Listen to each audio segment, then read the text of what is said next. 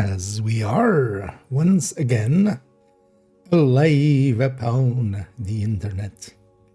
Let's make sure that we are in all ways. Oh, actually, we are not on the. I forgot everything. Thought I did this part already, but I forgot apparently, as the YouTube side of things was not set to public there. And actually, I wanted to change the title, but I totally forgot. Did I not? Yeah. I'm good at this streaming thing. I'm doing all the things correctly. Yeah. Yeah. Yeah. We'll leave it as is then. We'll take the afternoon ones. Yeah, let's get to recording right away, because I'm also kind of starting a little bit later than I wanted, but I had to kind of, as my bed was nice and warm. So I wanted an extra half hour in it.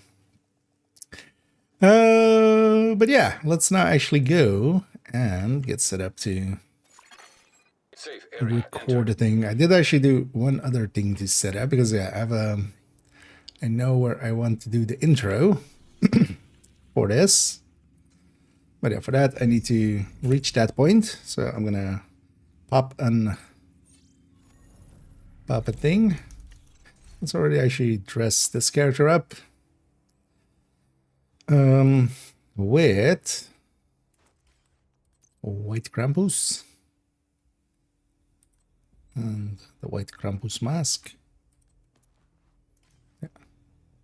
Well, I might go with something else, but as the mask at least. But yeah, we're gonna have Krampus, and I'm gonna load in the other account. But yeah, we first need. This area isn't accessible without a bounty in it, is it, right? Without side mission or without bounty.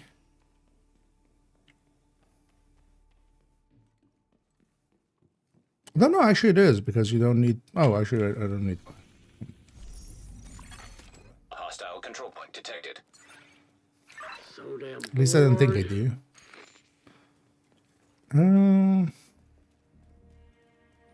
Yeah, that's where... Because yeah, you can go get the box just without the bounty, right?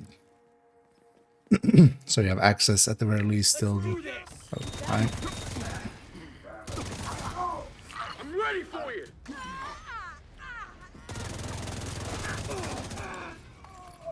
Surprise Krampus. I need a dab. I need a dag. I need a heart. And I hope everybody's enjoying their evening so far. I had a scrumptious meal. And I had a really good nap. I feel pretty good. And ready to build Showcase it up.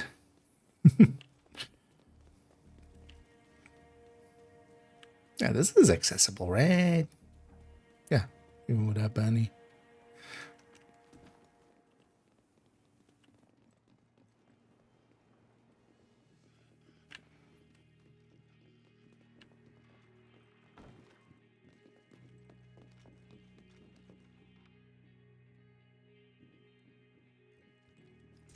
First things first, you're not festive enough, go away. I think. There we go.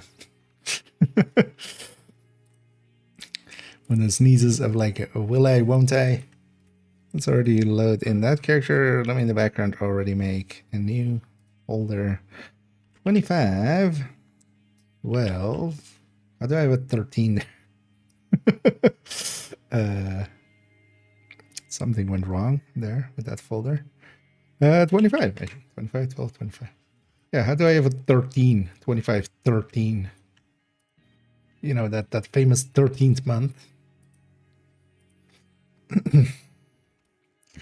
And yeah. TS build showcase.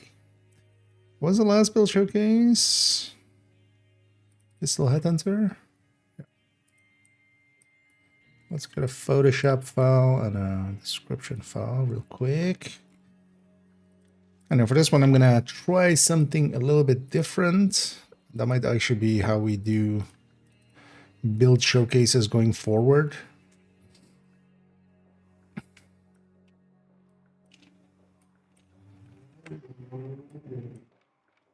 This one's the experiment one.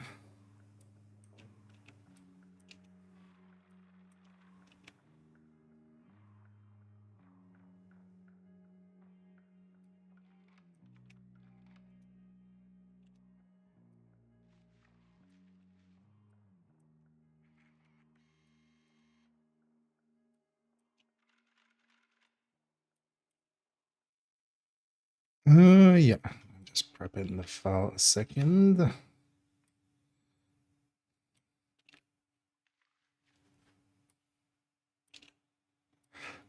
should just make an empty one of this.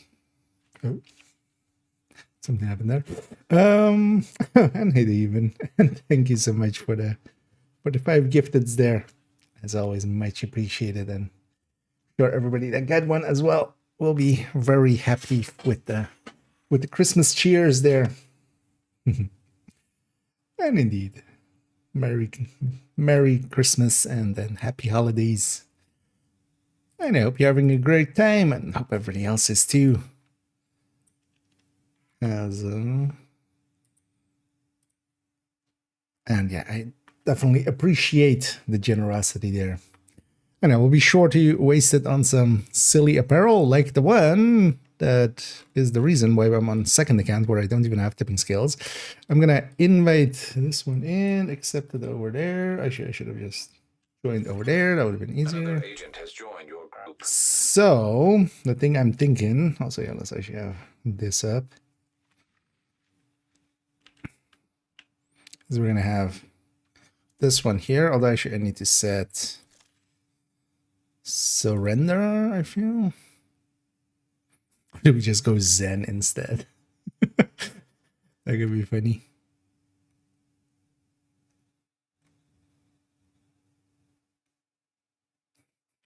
Or Bell. Bell could work. Could you stop doing whatever the fuck you're doing over there? It's very distracting, Mr. Krampus. This is infinite, right? Yeah.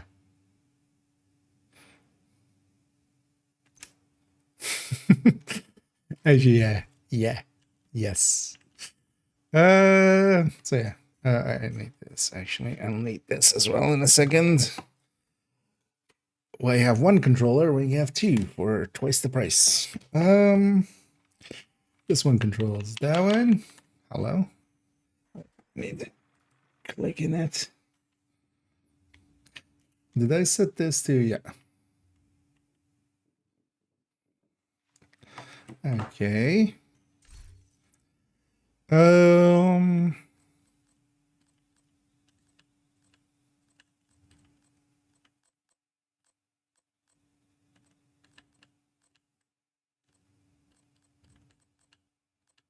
This will likely be somewhat white. Yeah. And then this we make.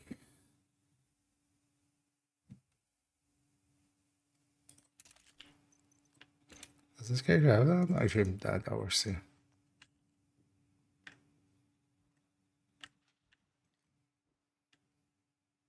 Oh, actually, that's not as white as it. Oh, actually, this might not be whitish. Yeah.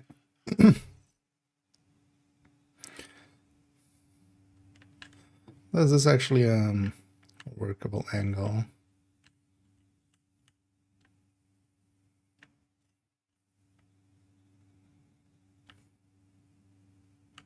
Yeah, kind of. So let's do some of that. A little bit of that. This one was it, right?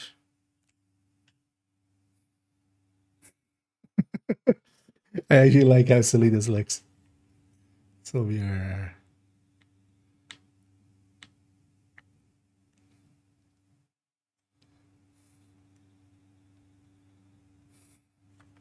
Also, Krampus, definitely BTSU.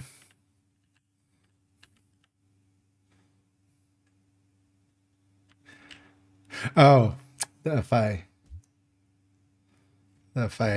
does that, of course. The green line.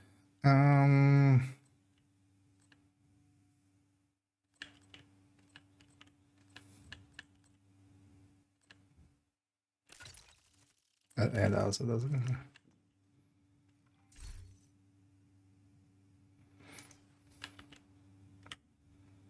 Actually, it's fine. We don't see the back on him anyway.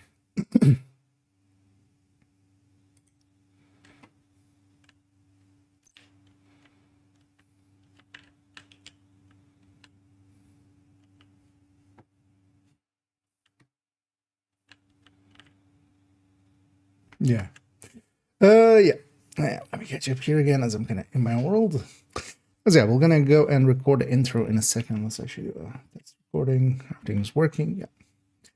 Let me catch up.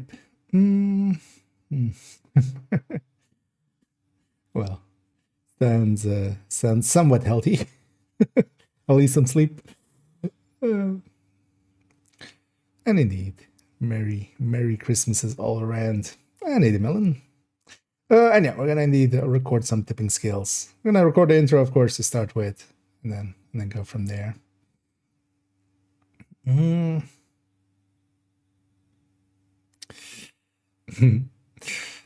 yeah, happy to have you along. And hey, the video, and hey, the grind. Let's so yeah, the idea is this, and then we start well without that on screen. So wait, let's put it in the right scene. Should I actually record this separately and just play it in the background, but I'm too lazy. Let's say we start on that and then just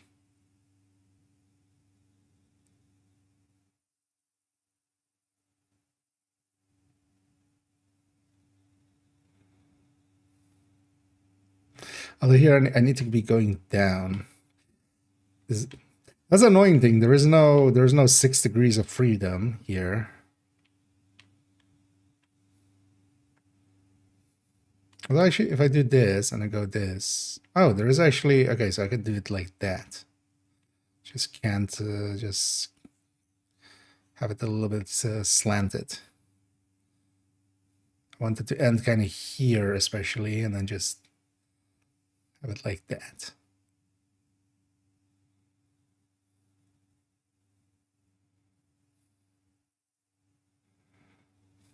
Yeah.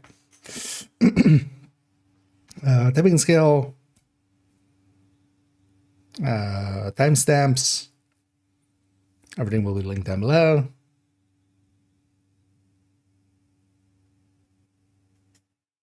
Yeah, let's give it a test run, and then likely I'll need a few takes. Partially because I'm doing the movement as well. Why is my goddammit game? Why is my patch incorrect? Oh, why is that character? It's not that. Yeah, it's this character's patch incorrect. No, that's the wrong problem. Why is that patch incorrect? What? How did this happen? No, not. How is this Summit Mastery? Why would I have Summit Mastery there? Where's my heart?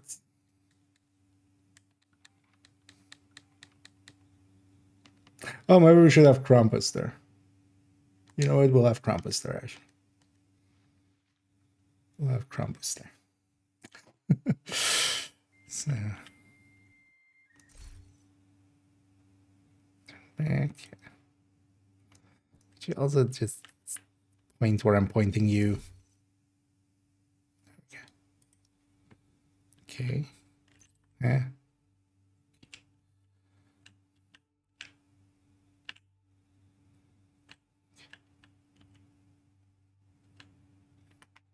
Yeah, let me get you one last time before we go into some intros. And in the cold phrase, indeed. Merry Christmas. Happy holidays. Oh, this is in the Krampus mission here. So let me make sure also our focus is as good as it can be.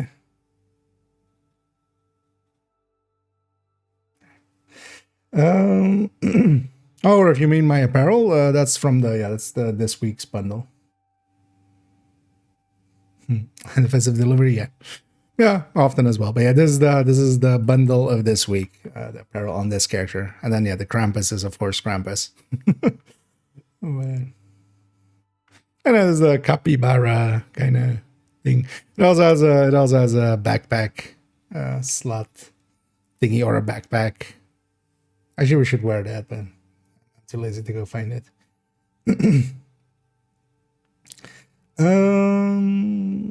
Yeah. I get it. Is it festive? It's not in this thing, is it? Actually, it'll come around again. Because I will be in the whatever. Because likely Valentine's, I don't think they're gonna do like a same thing like this for Valentine's. I don't think like a truly like fully special event. So they'll likely just release the special order. So you'll likely have this again. Yeah, let's do an attempt and then we go from there and we'll see where we land. So yeah. Today I want to give a build showcase on tipping skills, LMG sets, timestamps, everything's linked. Yeah, let's go get started.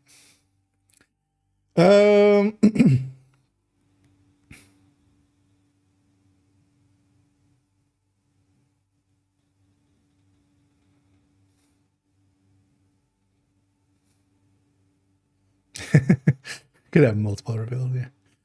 Let's do that. Yeah. I should pre-record the back, actually, I realize now. But let's try, let's see how it goes. It's not too hard, it's just an intro. What was my name again? Oh yeah. Always the joke.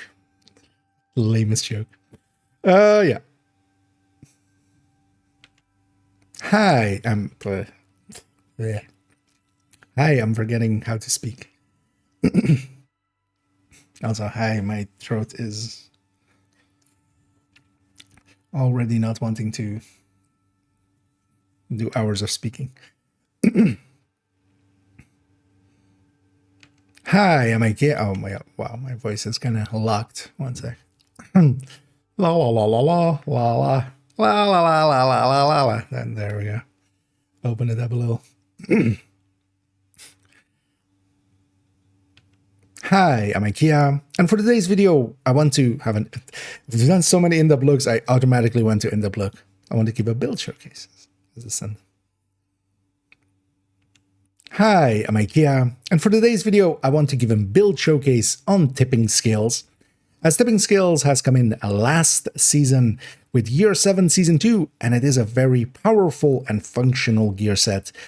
We left it for this season to come and do a build showcase on it, as of course we knew that some things were going to change when we saw the PTS and of course all of the gear that was coming with that.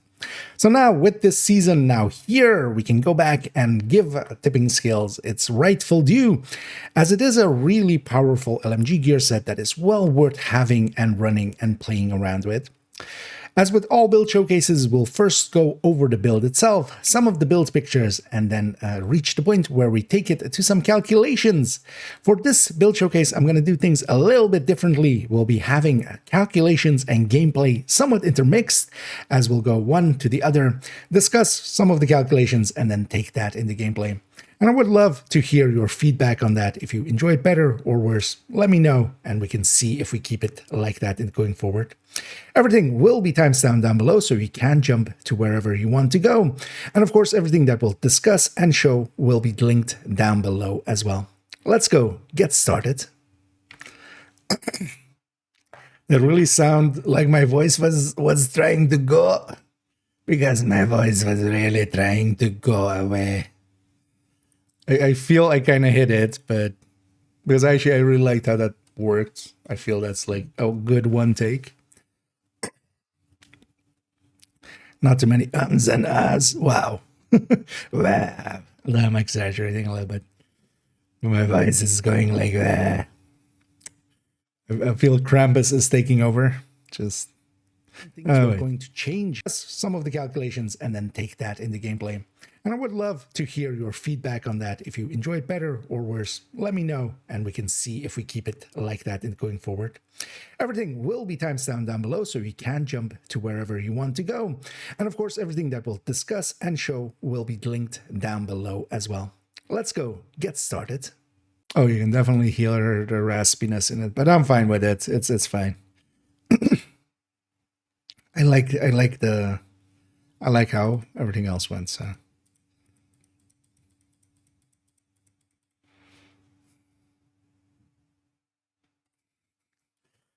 Oh, so it looks nice and silly. Yeah, now comes the annoying part. Because now, yeah, let's do that. So, wait, let me make sure I share that all the audio and stuff. Because for a second there. And for today's video, I want to... Shut up, me. That's the wrong one. Did I hear a crackle? Of course, we knew that was coming with that. Here, well worth having and running and playing around with. As with all build showcases, we'll first go over the build itself, some of the build pictures, and then reach the point where we take it to some calculations.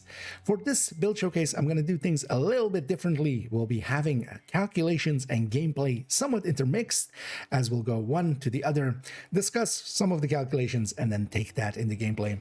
And I would love to hear your feedback on that if you... Yeah, you can really hear this raspiness on it, but it's fine. Yeah, so now comes the annoying part. I need to swap the account. Because, yeah, just for that, for the other accounts to be in aim mode. Okay, could you go away? Thank you. To be in aim mode like that, they need to be that account. So that means that I now need to swap accounts and have that account be back here. So, so the screen will go black. But yeah, it'll be back in a sec.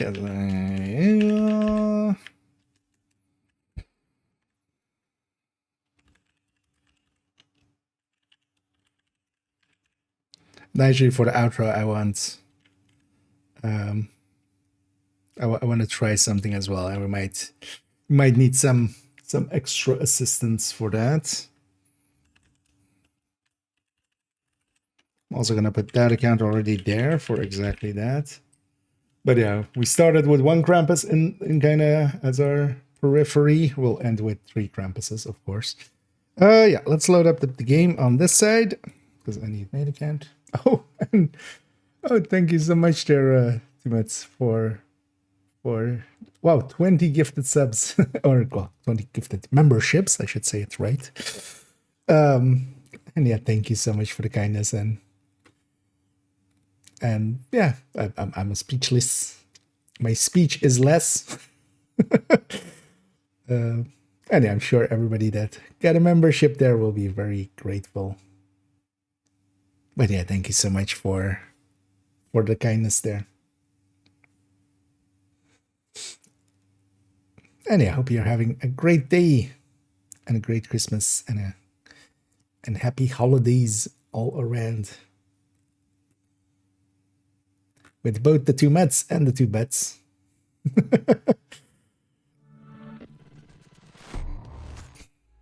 And yeah, thank you so much for the kindness there. And yeah, definitely much appreciated. And yeah, we'll be sure to buy more silly apparel, even more. I wonder if Resurgence has silly apparel. Maybe we can go to Resurgence just to buy silly apparel there as well. At some point, maybe we'll see. Oh, how should I spell break exactly? That's definitely that voice of. Oh, audio is broken. That's definitely that voice of like, just of a like, I'm a gear and it smokes everything, of course. Wait.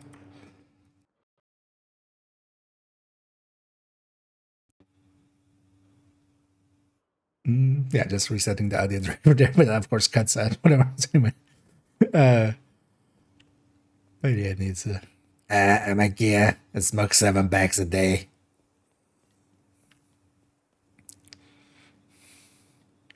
$70. And all of these guys are naughty. I do like the naughty skin. It's too bad it's wait, it's not for the MG5, right? It's just for the infantry MG5. So let's deal with these guys.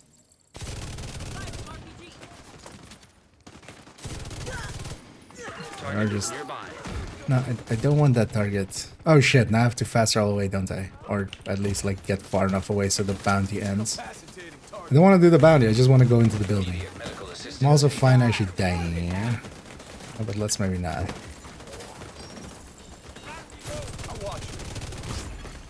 Agent down.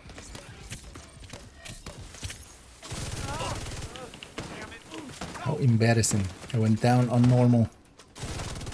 How will I ever live this down? I won't, I'll be dead. On normal.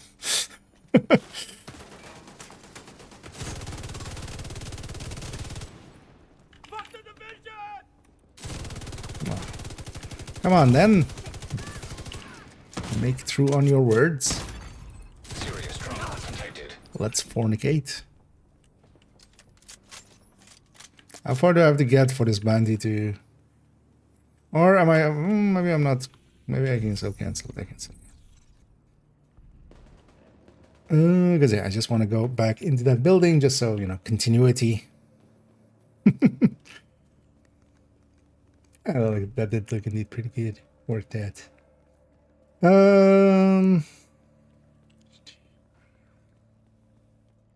Is the festive in the winter crates? I mean, it must be actually, right? It is like original Christmas item, I feel.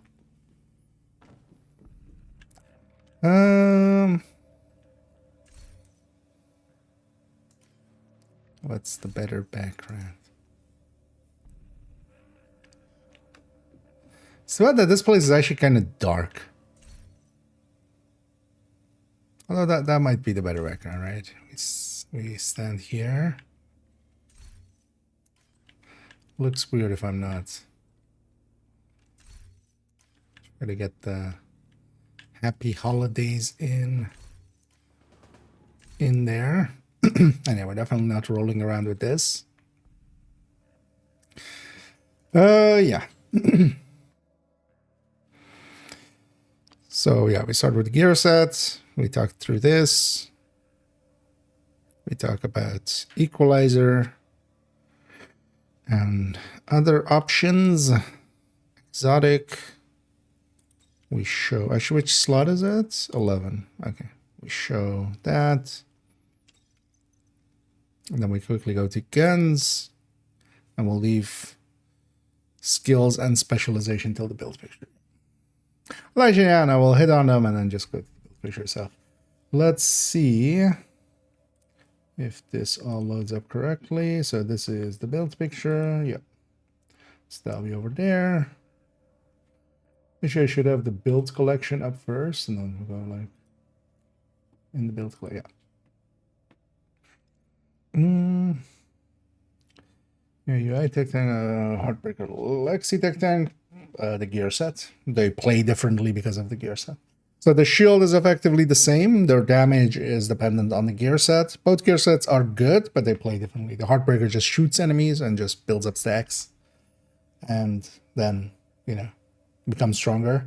The Umbra has to go in cover, but then can start at full damage and then loses damage as the fight goes on. And then you go into cover again to charge it up again. And But yeah, basically the tech tank style, you can stick it onto so many styles of build. So that's why like it is like that. And then we could have different gear sets and they do different things because they're different gear sets. Yeah, let's go here and let me make sure this works out. Yeah. I know. Let's discuss this. Oh, it actually works out as well that this like the side is black. Makes it a little easier to read the text here. Yeah. Let's go.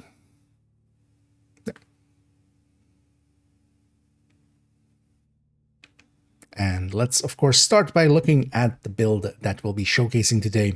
This is going to be the main kind of layout that we'll be going with, where we will be taking the backpack of tipping skills, avoiding the chest, mostly taking an exotic alongside of it, and then, of course, pairing it with LMGs as we are here. We'll be going into it with different exotics and such throughout the build showcase, but as the basic and also the build picture, it is laid out like this.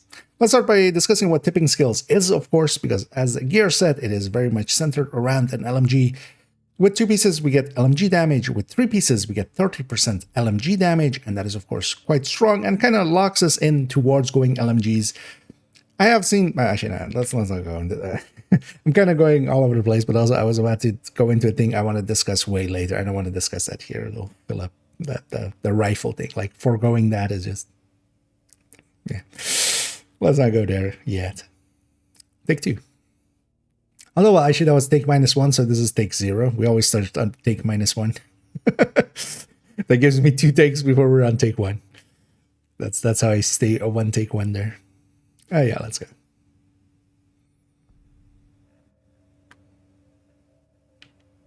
And let's, of course, start with the basic layout that we'll be taking for tipping skills throughout this build showcase. We are mostly going to be using the tipping skills backpack, avoiding the chest, taking an exotic alongside of it, and of course pairing it with LMGs, as tipping skills is definitely very much aligned towards LMGs. Here with the 2 pieces, we are getting 30% magazine size. With 3 pieces, we're getting 30% LMG damage. And the 4th piece of tipping skills brings us the throttle control, which is the main mechanic of tipping skills.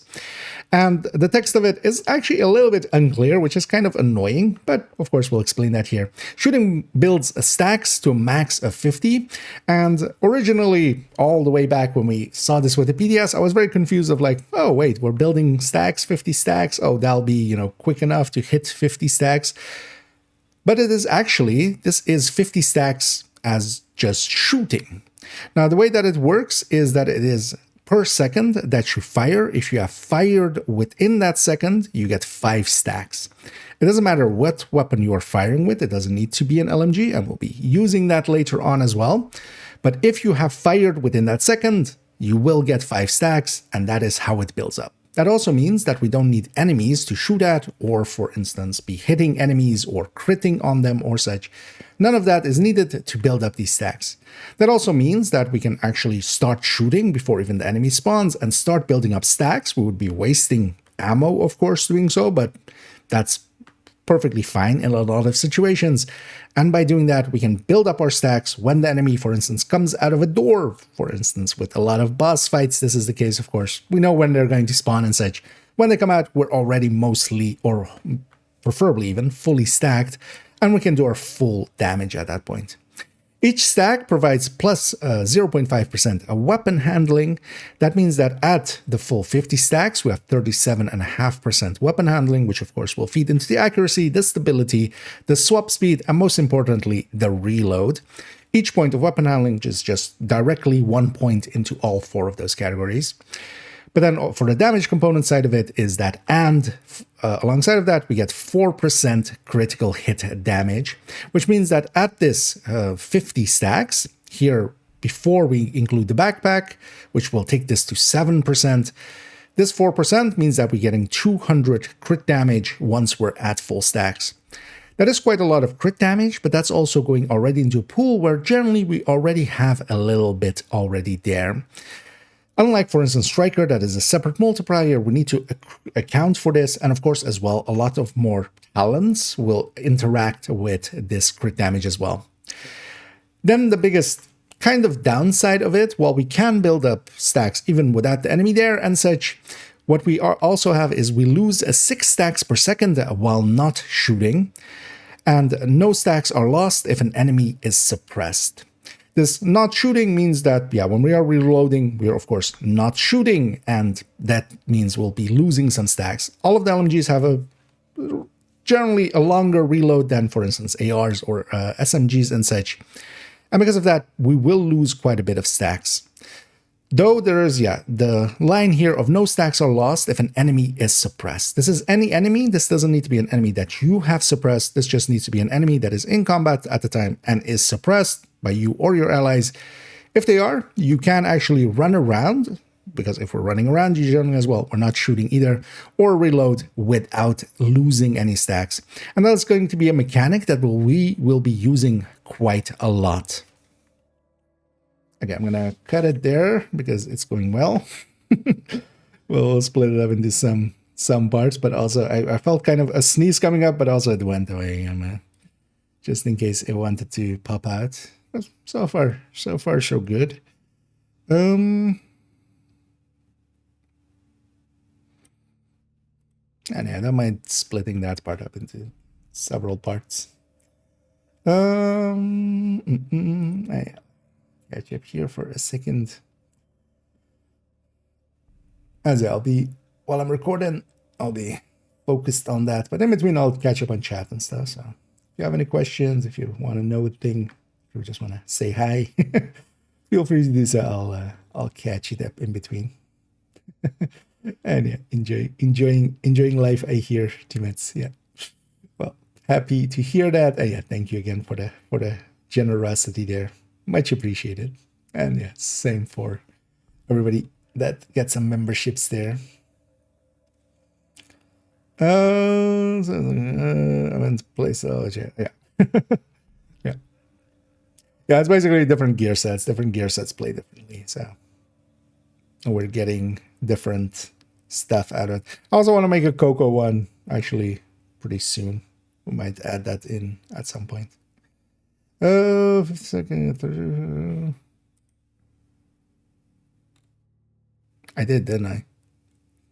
Wait, we get 25 actually, yeah. Wait, does ending change that? No. Yeah, it's not 0.75, is it? Did the chest change that? No. Oh, that's the chest. Fuck, you're right. Yeah, that's fine though. We'll re-record that little segment. It was fine, but also I fumbled a little bit. I was saying I was caught on the word of course on this one. Like I was going of course. I was catching myself. So let's of course redo that then. And yeah, you're right actually. That's a chest.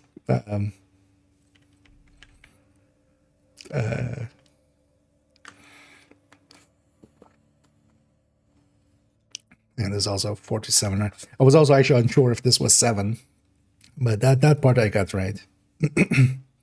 Yeah.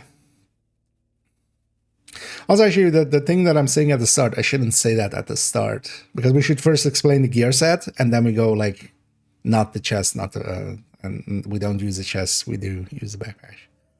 So that's good as well. We can take it. Yeah.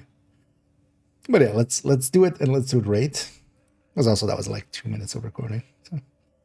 The best way to get expertise up, I've been trying to get it to 30.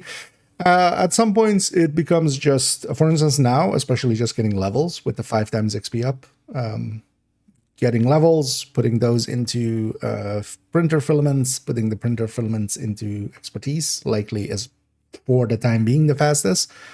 while doing so as well, just running stuff, honestly. Once you get kind of higher up in there, of course, starting out, donate everything. Make sure that everything that is easy to donate is donated up.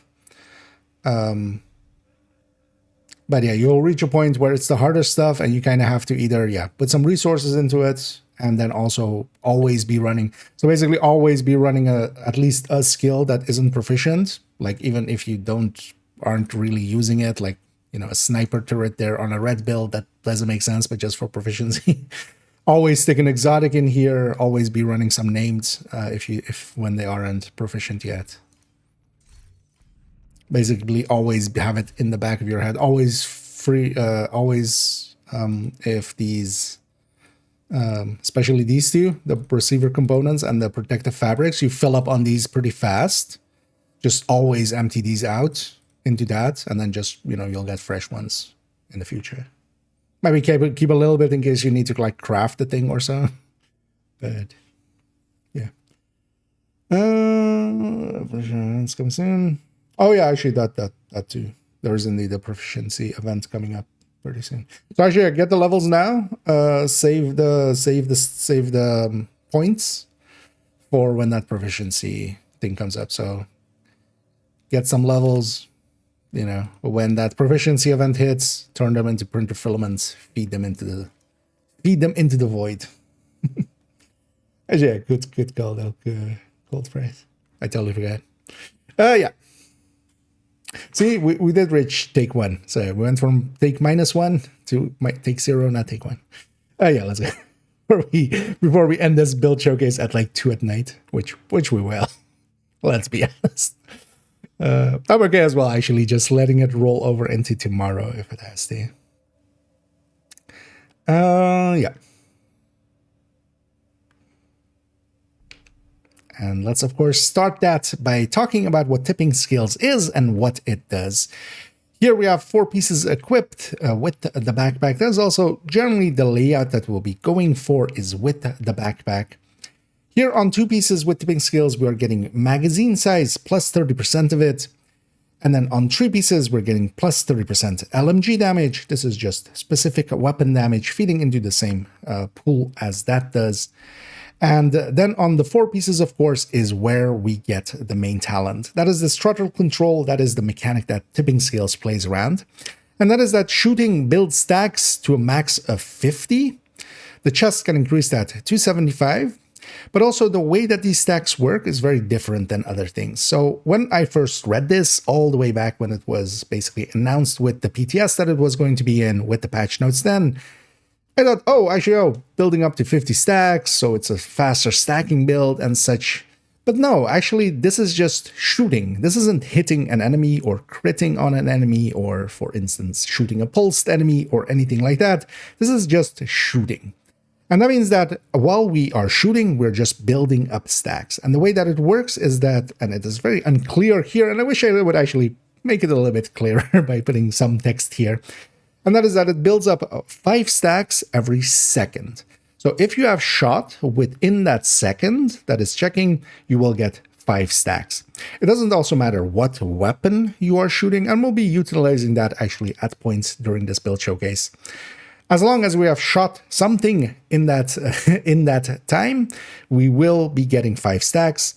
And that means that we can build up to this 50 in 10 seconds. And that is then its main mechanic. It takes a while to get stacked up. In shooting directly, for instance, at an enemy, Striker will be faster in stacking up. But this, of course, doesn't need an enemy. We can, for instance, be pre-firing at something. If we know that a boss is going to spawn or a raid boss is going to come out of a certain door or such at a certain time, we can actually pre-fire, be at full stacks or mostly fully stacked. And then when the enemy comes out, then they basically walk into us with mostly stacked or a fully stacked build. Now, of course, that is going to eat up a lot of ammo and such, but in a lot of places, that's perfectly fine. And then each of those stacks also will provide us with mainly 4% critical hit damage here for the 50. The backpack that we have on will take that to 7%. Here with the 4% at 50 stacks, that's of course 200 crit damage, making for quite a decent increase in crit damage. And then the backpack at even 350 for 7 times 50. We also get 0.5% weapon handling per stack, meaning that we're getting 25 weapon handling at full stacks here. The chest can of course take that to 75 stacks, and then what we get is 37.5. That weapon handling is pretty useful. Each point of weapon handling of course will feed into accuracy, stability, weapon swap speed, and then also reload speed. Especially that reload speed is quite handy, because when we are reloading, we're of course not shooting.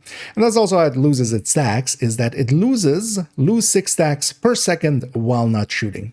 So it loses its stacks pretty quickly. Because of course, we're gaining at 5 per second, but we're losing at 6 per second. So we are actually going to lose all of our stacks in a little bit over 8 seconds if we stop shooting from full stacks. And that is the mechanic of it. It can stack up pretty consistently even without the enemy there, but then it also loses its stacks effectively the second the fighting ends. Also, one of the mechanics, and we'll be using that as well throughout this build showcase, and you should be using that as well, is that no stacks are lost if an enemy is suppressed. When an enemy is suppressed, we can run around or reload without any downsides of it, and we'll be maintaining our stacks and only building up if anything. So we'll be using that mechanic continuously. Okay, so now we did right. This time we're gonna cut there again. I'm kind of talking slow. We still had a few of courses for horses. Yeah, let me go back here for a second. Whoa.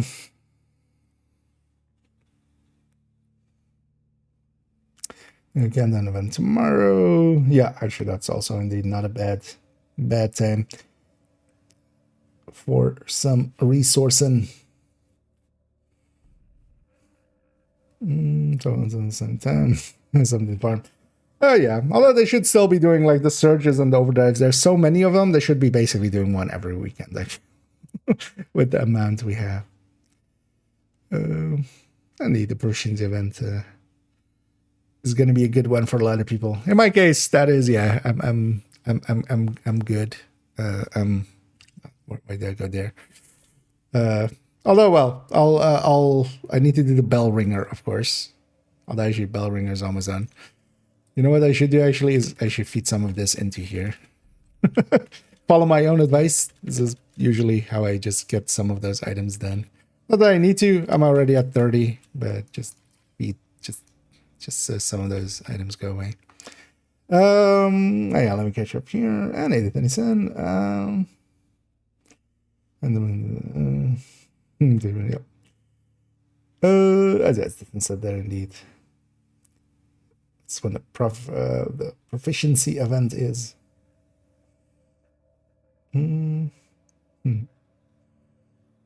would be perfect. No reloading. The thing is also less damage. Because yeah, we don't just because it doesn't reload doesn't mean that it's also perfect, because it's fine to reload sometimes because, well, for instance, we'll be using the suppression. License for the first thing. So the expertise is added. That's unnecessary. Yeah. And yeah, it's just, yeah, there's a lot of just feeding into it.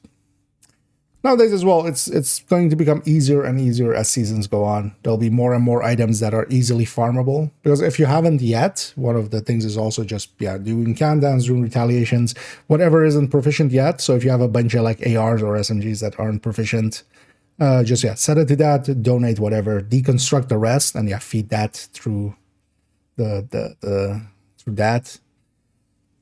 through resources into the system.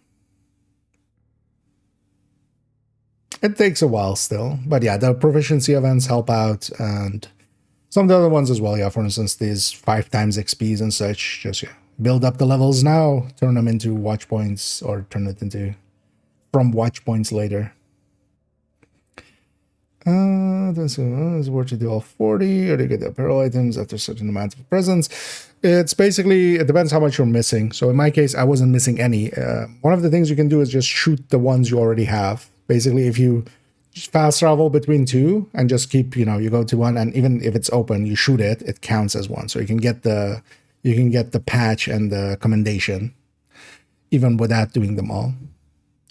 But there's also the maps is out there on Reddit and stuff.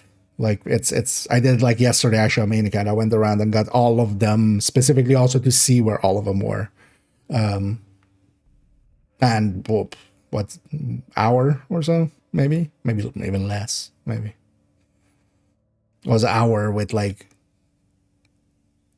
this, like sitting there talking to chat for like 15 minutes. Yeah. And yeah, it depends on how much legacy stuff you don't have, basically. So in my case, I was there for all of the other items, so I got nothing outside of the named items, which also, of course, actually that's also not too bad for proficiency. Just there are DZ items in that list, so you can get those to donate. And yes, yeah. Then it's worth going around and getting all of the spats. Yeah. Let's go back here and let's continue with the other pieces.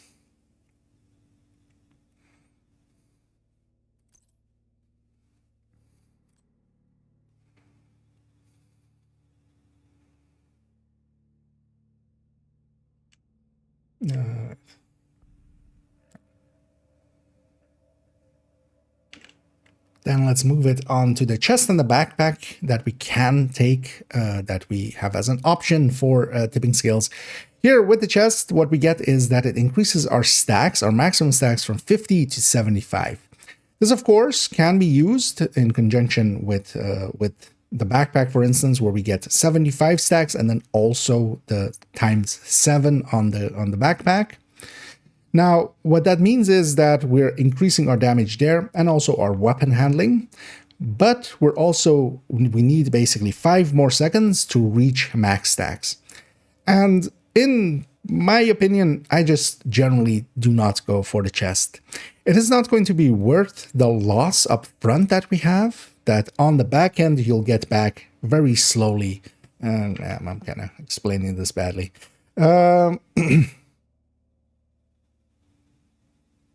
Let's take it from that.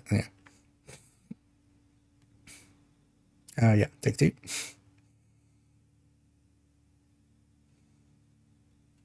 Now let's go to the chest and the backpack on tipping scales. Most of the time I will be using the backpack, but I'll be avoiding the chest. What the chest does is that it increases the maximum number of stacks from 50 to 75. So that can increase our bonuses, of course, especially with the backpack. We're now 75 stacks of 7 with the backpack, here 4 without the backpack. And that can, of course, increase our damage through that means. But what it also does is that it increases our max stacks, and that's our potential there. And for us to get to 75 stacks, now instead of firing continuously for 10 seconds or having fired within each second of 10 seconds, but continuously for 10 seconds in most cases, instead of that, we need to fire continuously for 15 seconds, 50% extra.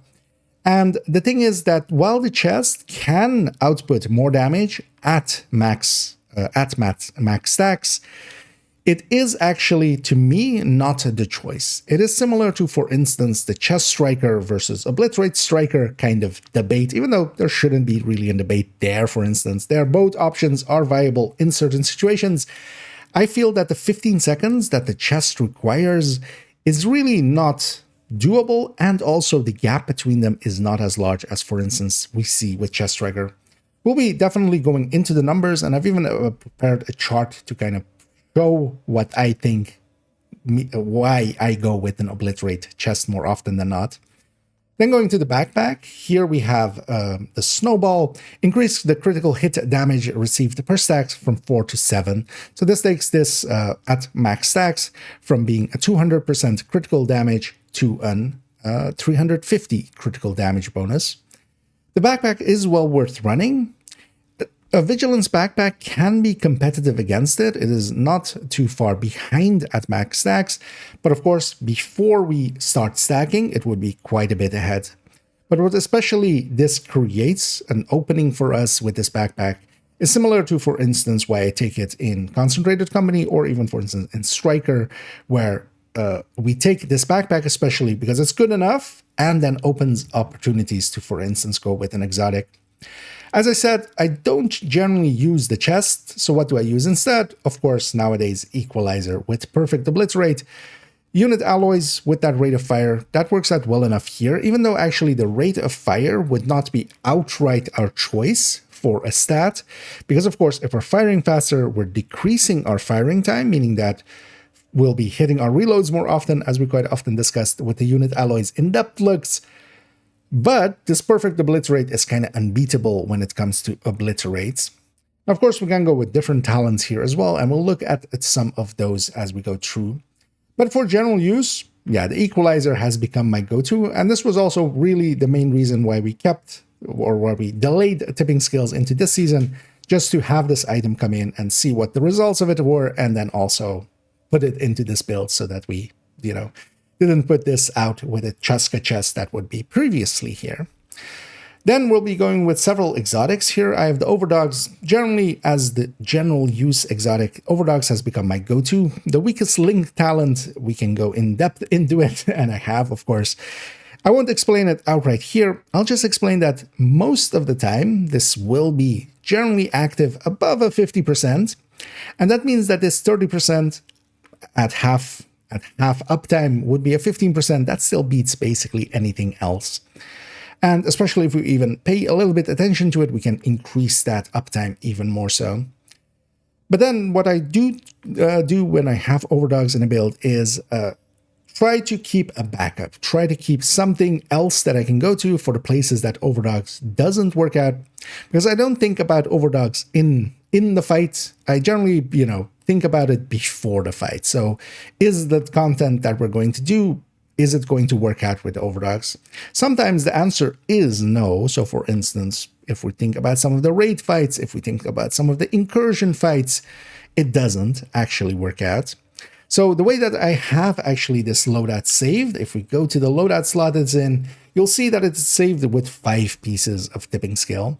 Now, of course, I would never run it this way, but a lot of my builds actually are saved in this way, as we see with the Striker as well. And this would be also my recommendation to you to make your save this way. This way, when I load it and it's set up as well with the stats in the right place, that I can either come in here and stick in that Overdogs, and then its stats are all correct, or I can come in here and stick in this Tinkerer. So that is my backup, especially here, is to go with the Tinkerer. Another option would also to be contractors and such. We'll look at several of those. And also, when I have the Tinkerer in, you can see that my weapons are actually set up in a way that they would work with Tinkerer already there as well. So that is generally a recommendation that I have for a lot of builds, but here with tipping skills and generally as well, when you have Overdogs in there, it is very nice to have a fallback options for the places it doesn't work out so well. Yeah, so we're cutting there.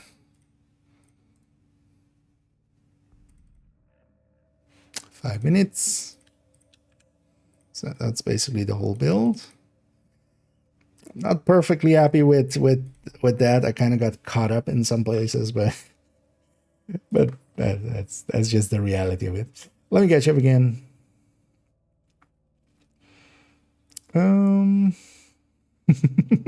Yeah, IKEA win. Well, it's always. Wait, do you think I'm real? I'm not real. I've been AI all along. Yeah. It's AI all the way down. So let me get up here. Where was I? Oh, the other one. It's very full now. Well, the pop-up still happens when you are full, but yeah, it's so easy to fill up on them as that's it. Okay. Although, yeah, my fallback is especially Tinkerer.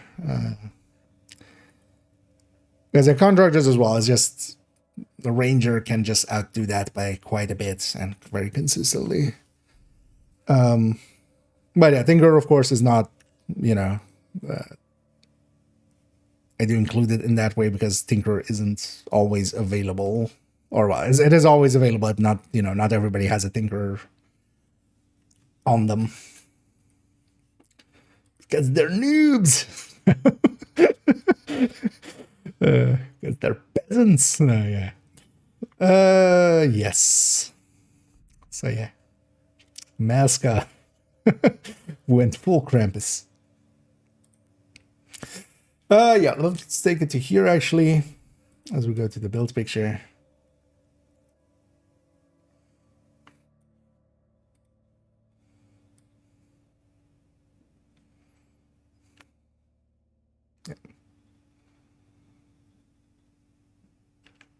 And let's from there take it to the build picture, having explained the gear set and some of our choices. Let's look at the build picture and further go into it. So in here we can see, yeah, all of it is, of course, crit chances and crit damages. We're throwing all of it together to try to reach actually where we're hitting is a 62 crit chance. We're wasting 2, but because we're actually feeding so much into crit, this is actually the preferred option. The other option we would have is if we take 2 crit damage mods on the weapon, we could land 58, but that's actually objectively a worse choice, turns out. So we are, we're taking 2 crit chance mods on the weapon together with, basically, it doesn't per se matter where the crit chances and the crit damages go. Now, of course, on the overdogs and, for instance, on the Tinker as well, we would be locked into them. One thing you can do is if you lay it out in the same way that I have here with the crit chance, crit damage, for instance, here the mask having a crit chance, crit damage, and then I have a crit chance Tinkerer mask. And of course, this glove, the underneath it would be basically just with crit damage, meaning that if we stick in the Tinker, actually, no, I'm curious. Is this a crit chance? Yes, this is crit damage. Yeah, I was right. But let's explain that better. But also, let me catch up one more time. I need a wrap.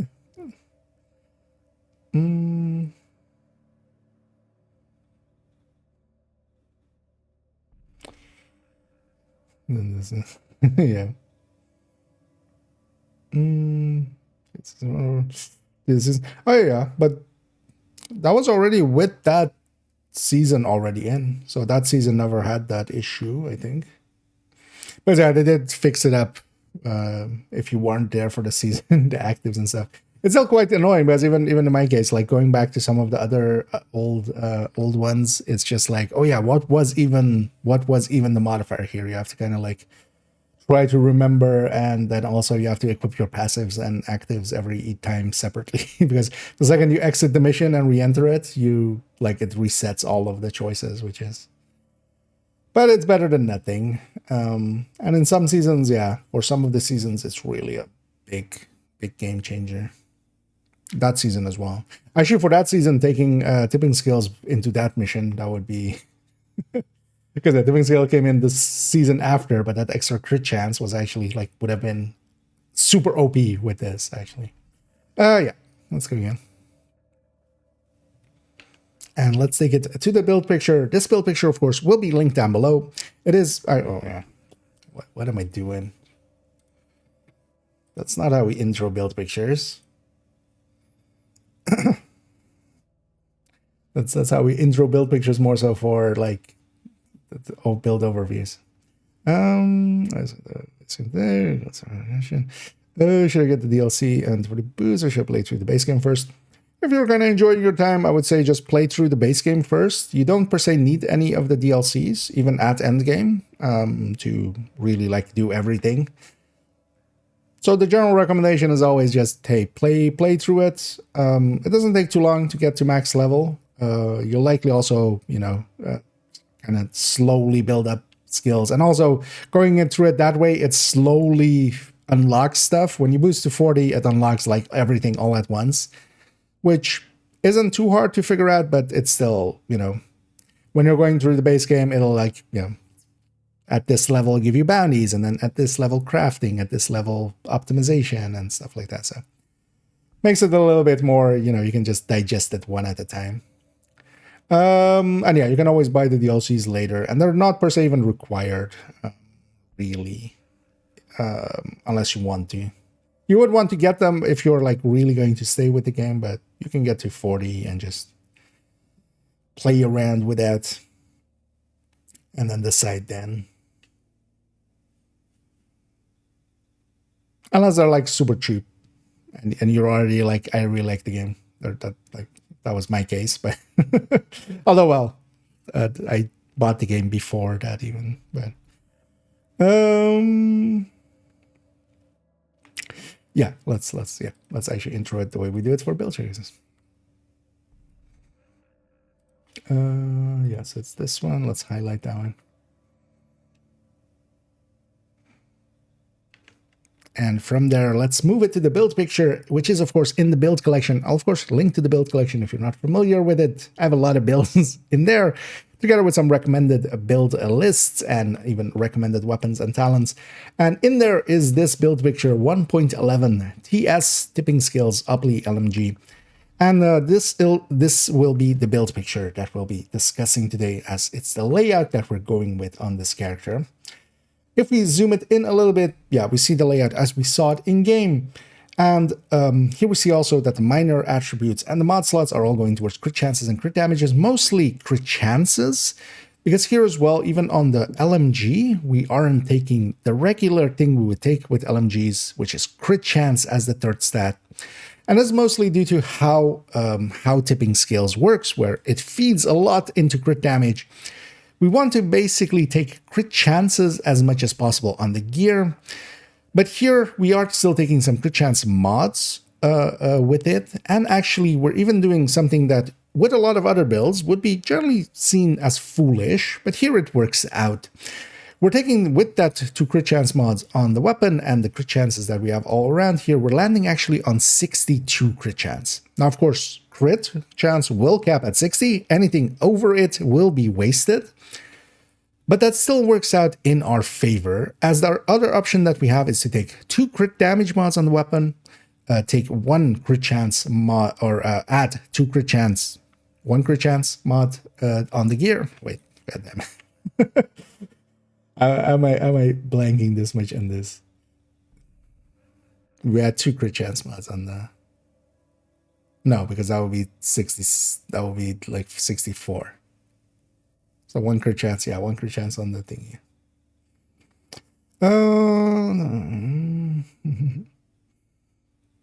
And yeah, indeed, the kindness of human there. Well, human veil. And yeah, I'm sure they're still around. And yeah, Merry Christmas there as well. Fat Panda Baby. I like the name.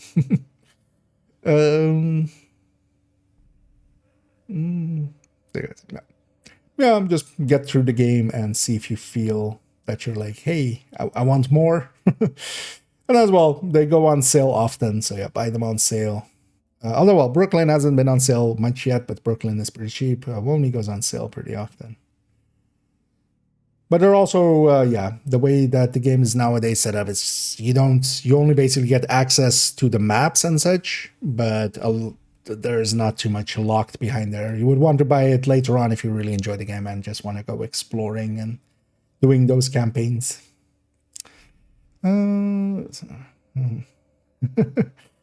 thank you so much as well, Nekamaya. I like that name as well, actually. Works well. And for those coming in, actually, if you're not familiar, I'm recording for YouTube. That's also why chat and stuff isn't on screen. But yeah, we're recording a build showcase. We're going to go through the build, and then we're going to go over some of the numbers, take into some gameplay. All of this will get stitched together as a separate video on its own on YouTube. And so, yeah, let's let's go here. So yeah, 1 crit chance. Also, I could have just skipped that and just hit the marks as. And yeah, we start here, and we start here. And let's take it to its build picture. And of course, for that, we take it to the build collection. you're not familiar with the build collection, it'll be linked down below, as well as it is a build collection of all my builds, and with a lot of build pictures in there, and also a recommended build list and even a recommended weapons and talents list. Of there, we're taking this build picture 1.11, as we'll pull that one up and zoom it in a little bit. And this is the build as it was on that character with overdogs as well. Here we see also the layout with the stats alongside of it. We are taking crit chances and crit damages. We're mostly trying to stack up on the crit chances on the gear and such. Because of the gear set, we're getting a ton of crit damage. We're making some choices that are not common when it comes to, for instance, here, the LMG. The LMG here, we're taking rate of fire, or DTA, or DTH, damage to armor, or damage to health, as our third stats. Normally, the recommended stat would be crit chance, and that would be the go-to for most LMGs on most other builds. Because we're feeding a lot into crit damage with the gear set, that doesn't actually work out. Here as well, we're making a different choice that generally would also be avoided, which is that with the layout that we have here and the 2 crit chance mods on this weapon, which only can take 2 crit chance mod, as this is the classic M60 with only 2 places for crit mods, and then of course its magazine slot. We're landing actually crit-wise on 62 crit chance, which is of course wasting 2, as crit caps at 60, so anything above that will be wasted effectively. But because we're pushing crit damage super high, it is actually our best option to do so. We are hitting that 62, capping at 60. Our other option would be to take 2 crit damage mods on the weapon, taking 1 more crit chance on the gear itself, which we do have a space for. We would land on 58, but actually we would lose quite a bit on our damage because we're pushing crit damage all the way up into the 400s. And because we're doing that, we want to actually be at crit cap. And it behooves us to waste a little bit of our stats to get that. Because yeah, we can either land 58 or with a 2 crit mod weapon, we can either land 58 or 62 effectively. And that's mostly due to swapping the mods on it.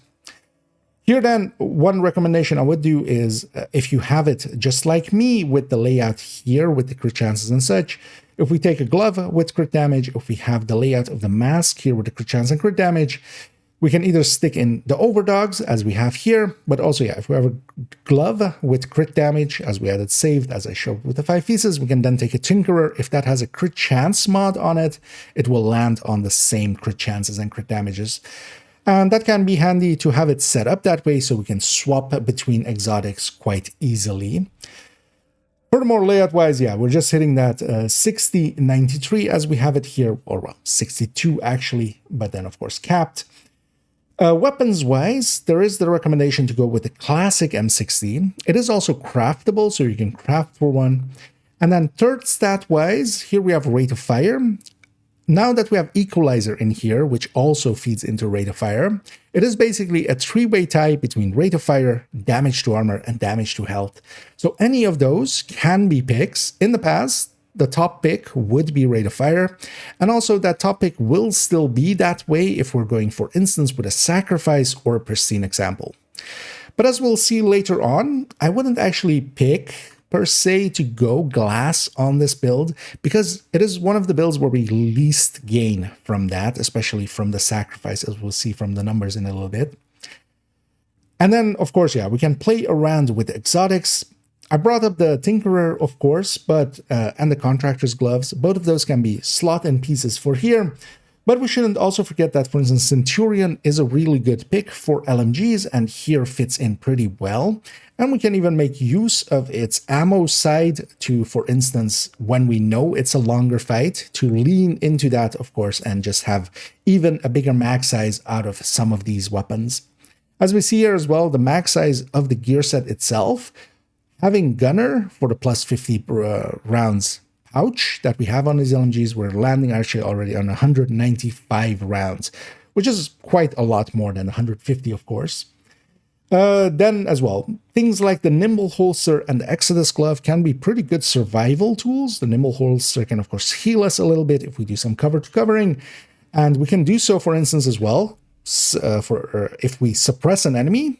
it locks our stacks effectively. We don't lose stacks in that time. We could do a cover to cover in that time, get some of our health and armor back, and of course in the meantime get maybe closer to the enemy and then start shooting again.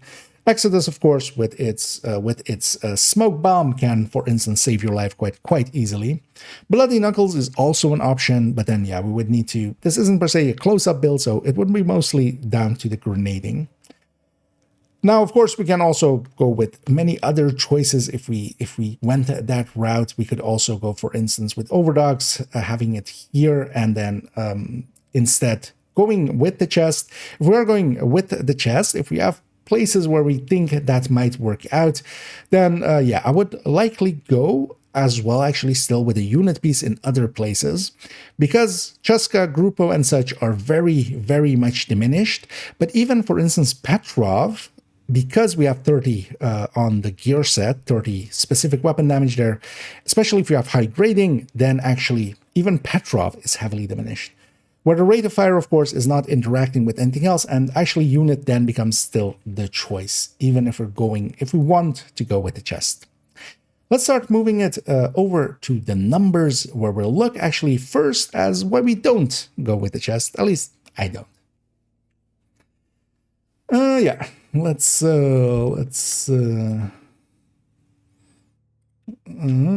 let's make sure. So this is into this. So this is nothing, right? Yeah, this is nothing. This is nothing.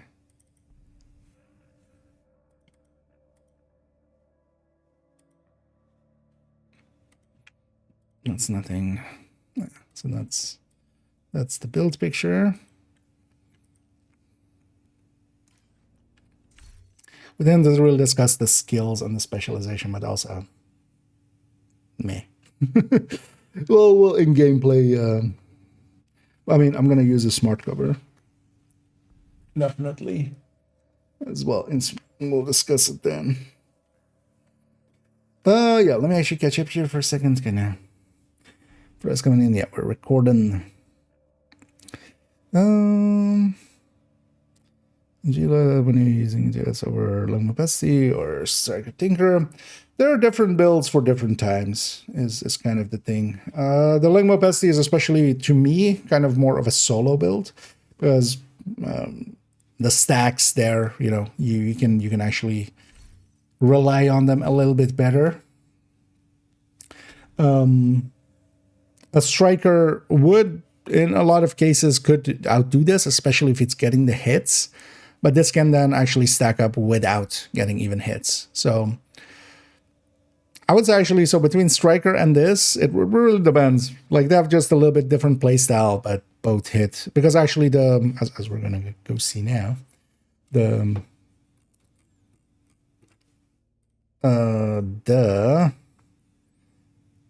an Striker is actually, yeah, kind of tipping skills and Striker are kind of head-to-head almost with Obliterate. Just Striker, of course, is its own beast and way ahead. But an Obliterate tipping skills versus an Obliterate Striker is actually pretty close at max stacks. But yeah, the tipping skills takes a little bit longer to get there. And it loses its stacks also so much faster. So that is a competent red build. So. And then, yeah, this has places where it can pre-fire and be ahead of the Striker before the enemy spawns. But yeah, so there's stuff like that. Yeah, so wait, we go here first. Yeah. Let's give the calculation intro.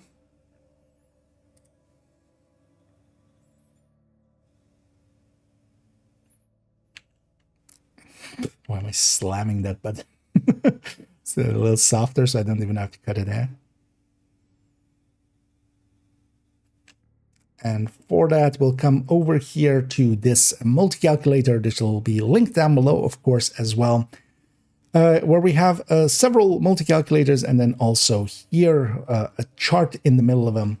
We'll be going through first looking at tipping scales with and without the chest and actually damage-wise what that means. And we'll even be putting it up against strikers, of course, as just kind of our measuring stick, an obliterate striker and a chest striker actually, to see where tipping scales can land. Then actually we'll be going into wait, let's not actually keep that actually in there actually, because I'm saying actually like every other word actually. Yeah, let's get that out of my system. I quite often have that where I have like a word and I just use that, like it becomes the word that I just put in between every sentence as I'm kind of like thinking like. Yeah. Like that one. Yeah. Also, it's a trio of. And for those calculations, we'll go to this spreadsheet that I've prepared. This will be linked down below as well, of course, with 3 multi-calculators here filled in as we'll go through them. And then also this one chart. Now, here we'll be first looking at tipping scales with and without the chest, and then also looking at it versus a striker, an obliterate striker, and also a chest striker to kind of see where it lands, as our measuring stick will be against that, of course. We'll be looking as well at actually what the stacking times will be for each build and what DPS level they will be on when we are looking between tipping scales with and without the chest, which I feel is the crux to kind of understand why overall I would definitely go without the chest and have a high-end piece there instead. And also why I believe that there's really no, unlike strikers, there's really no great situation to have the chest in there. Then we'll be looking at some of the weapons, especially looking at some of the better high-ends, and then also a lot of the exotics, as a lot of the exotics actually do fit in well here, mostly because also our talent picks for high-ends is a little bit more limited, as we are feeding a lot into crit damage already, and because of that, Killer, one of our main go-to talents, is actually basically meaningless here. We generally wouldn't pick it actually for these builds. Because of that, a lot of the exotics actually do make some sense. And then going to the exotics on the other end, which is going and looking at what the choices on the gear end mean for us and how much we can extract out of each of those pieces. I should explain that, yeah, these are multi-calculators of my design. There is actually empty ones that you can find as well through the links down below as well. And you can fill them in. There's a video on my channel explaining how to do so. Mostly input happens down here, which is of the build, and then also the weapon stats go in here. And it allows us to compare up to 10 rows of builds, which we have filled in. What it spits out especially is a damage per mag, a burst DPS, and a sustained DPS, which we can use especially with these percentages alongside of them to compare them on percentages against each other. It also spits out some checking numbers and the build's multiplier. And the way I have it set up here as well, we'll be looking at some of the talents and such as well. Most of these will be set to 20% headshot rate, 90% damage to targets out of cover rate, and 60% DTA rate, damage to armor rate. I am taking those metrics as just a general use case, because of course, if we're headshotting more, for instance, things like the sacrifice will overall gain more because they're feeding into that pool, of course. So I feel these are reasonable numbers to go by. So yeah, let's go get looking at this first one. Okay. 3 minutes is pretty long for an intro, but it's fine. We did a lot of explaining. Okay, so let me first actually look at this myself. So we're going to go through this. This is the sacrifice. This is unit. This is salvo. This is Cheska. That's striker. These are for the tinkerer. No, this is for the striker. Oh, this is for the striker. And then this is just striker.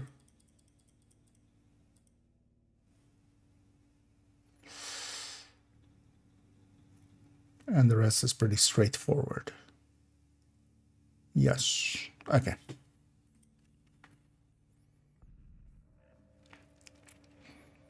Yeah.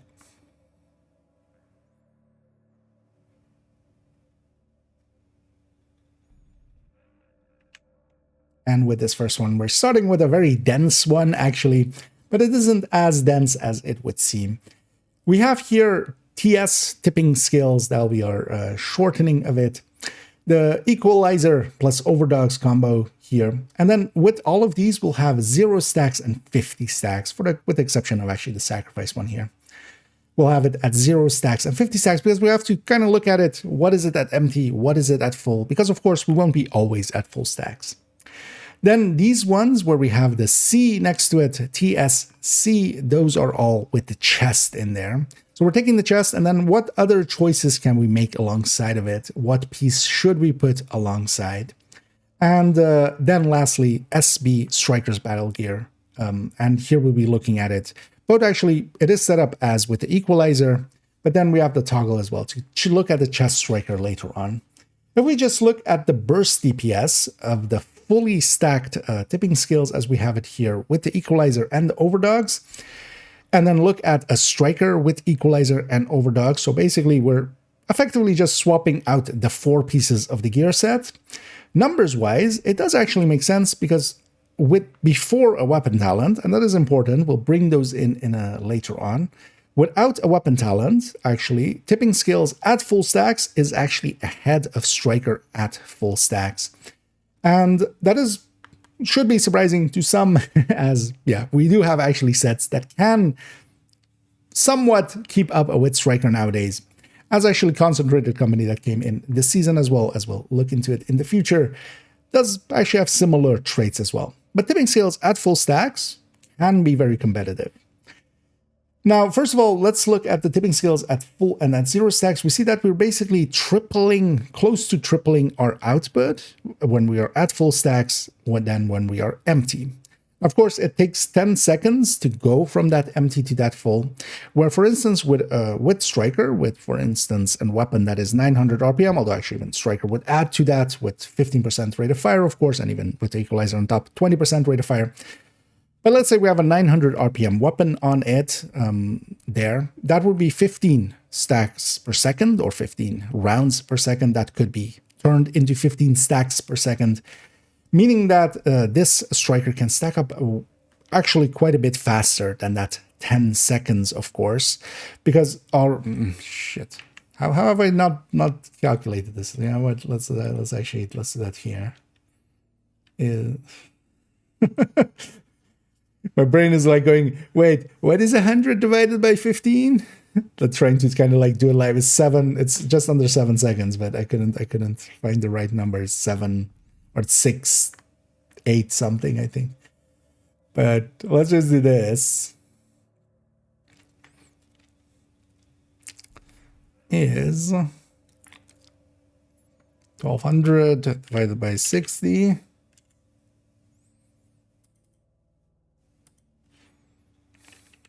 100 divided by, I want this to happen first, just in case it shouldn't matter, yeah.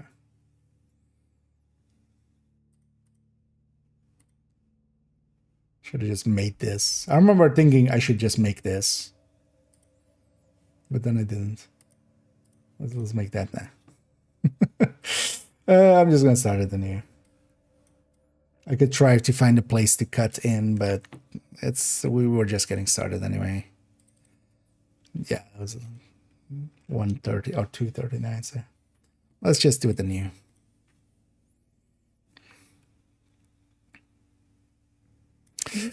Oh yeah. Wait.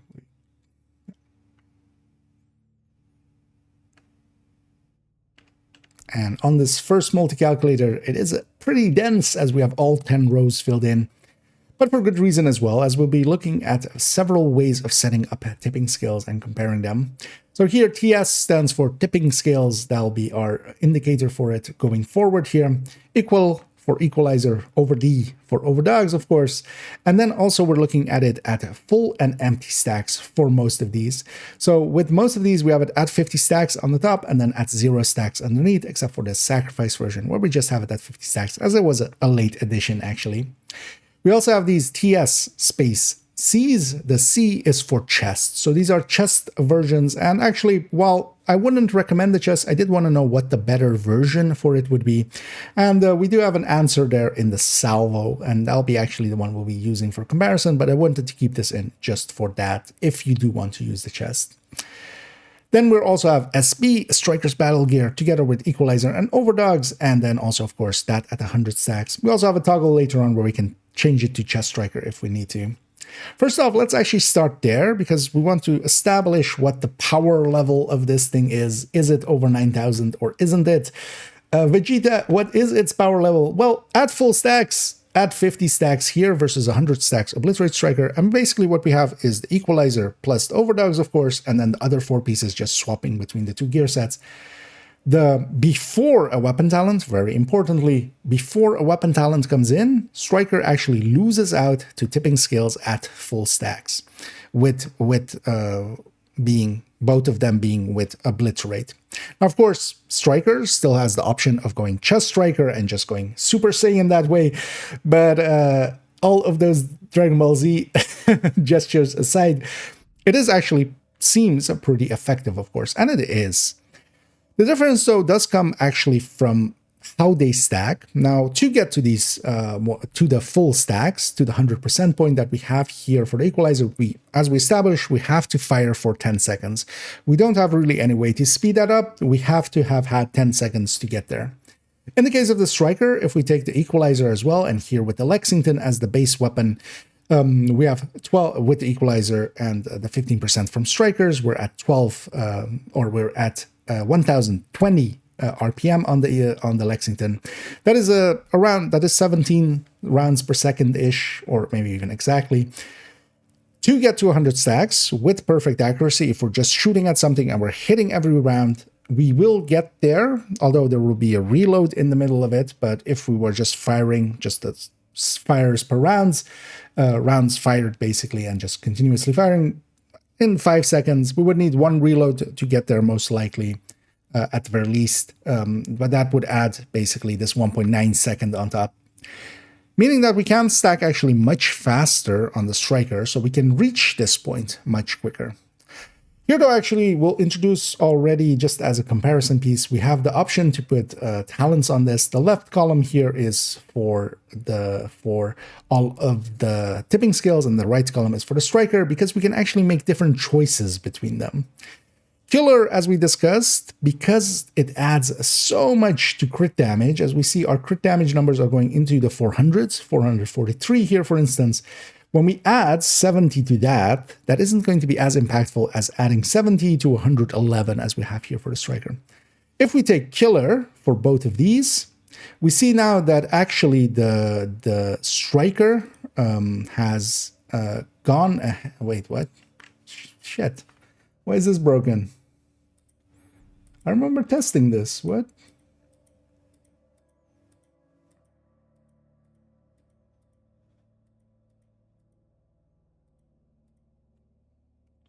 How did this happen?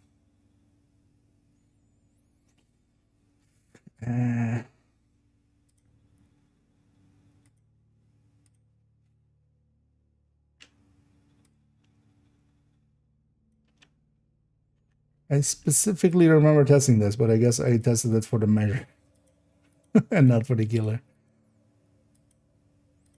I was gonna say, that doesn't seem right. Yeah. That's fine, though. That was kind of messy. So I'm okay with that. Take 3. Final take. In my defense, something was broken there, but I broke it, so it's a part of it. And it's a leak. It's still my fault, but just not present me. It was past me. It was that asshole. Oh yeah, let's get going.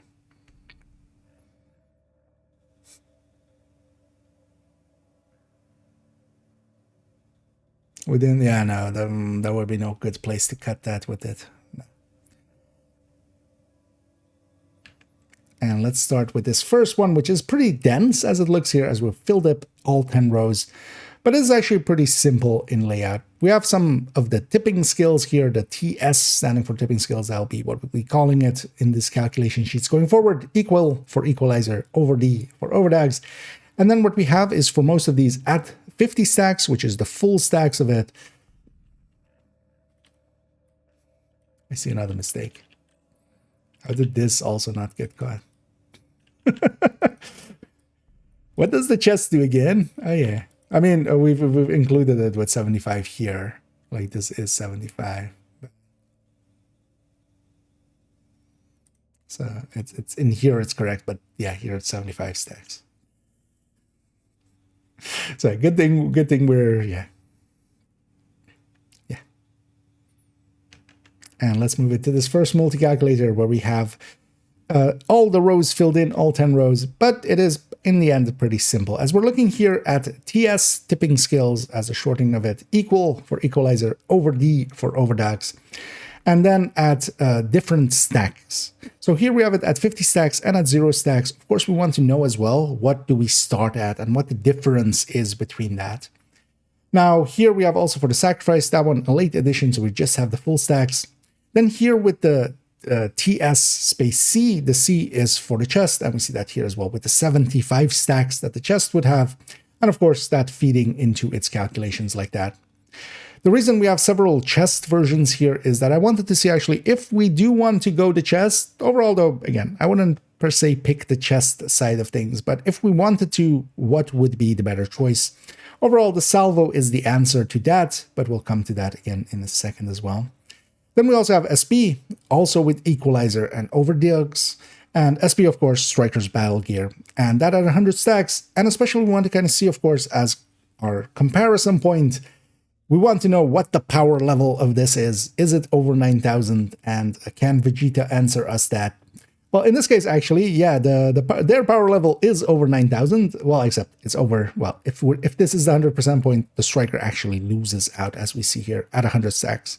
Now, of course, Striker still has the option of going Chest Striker and going, you know, Super Saiyan.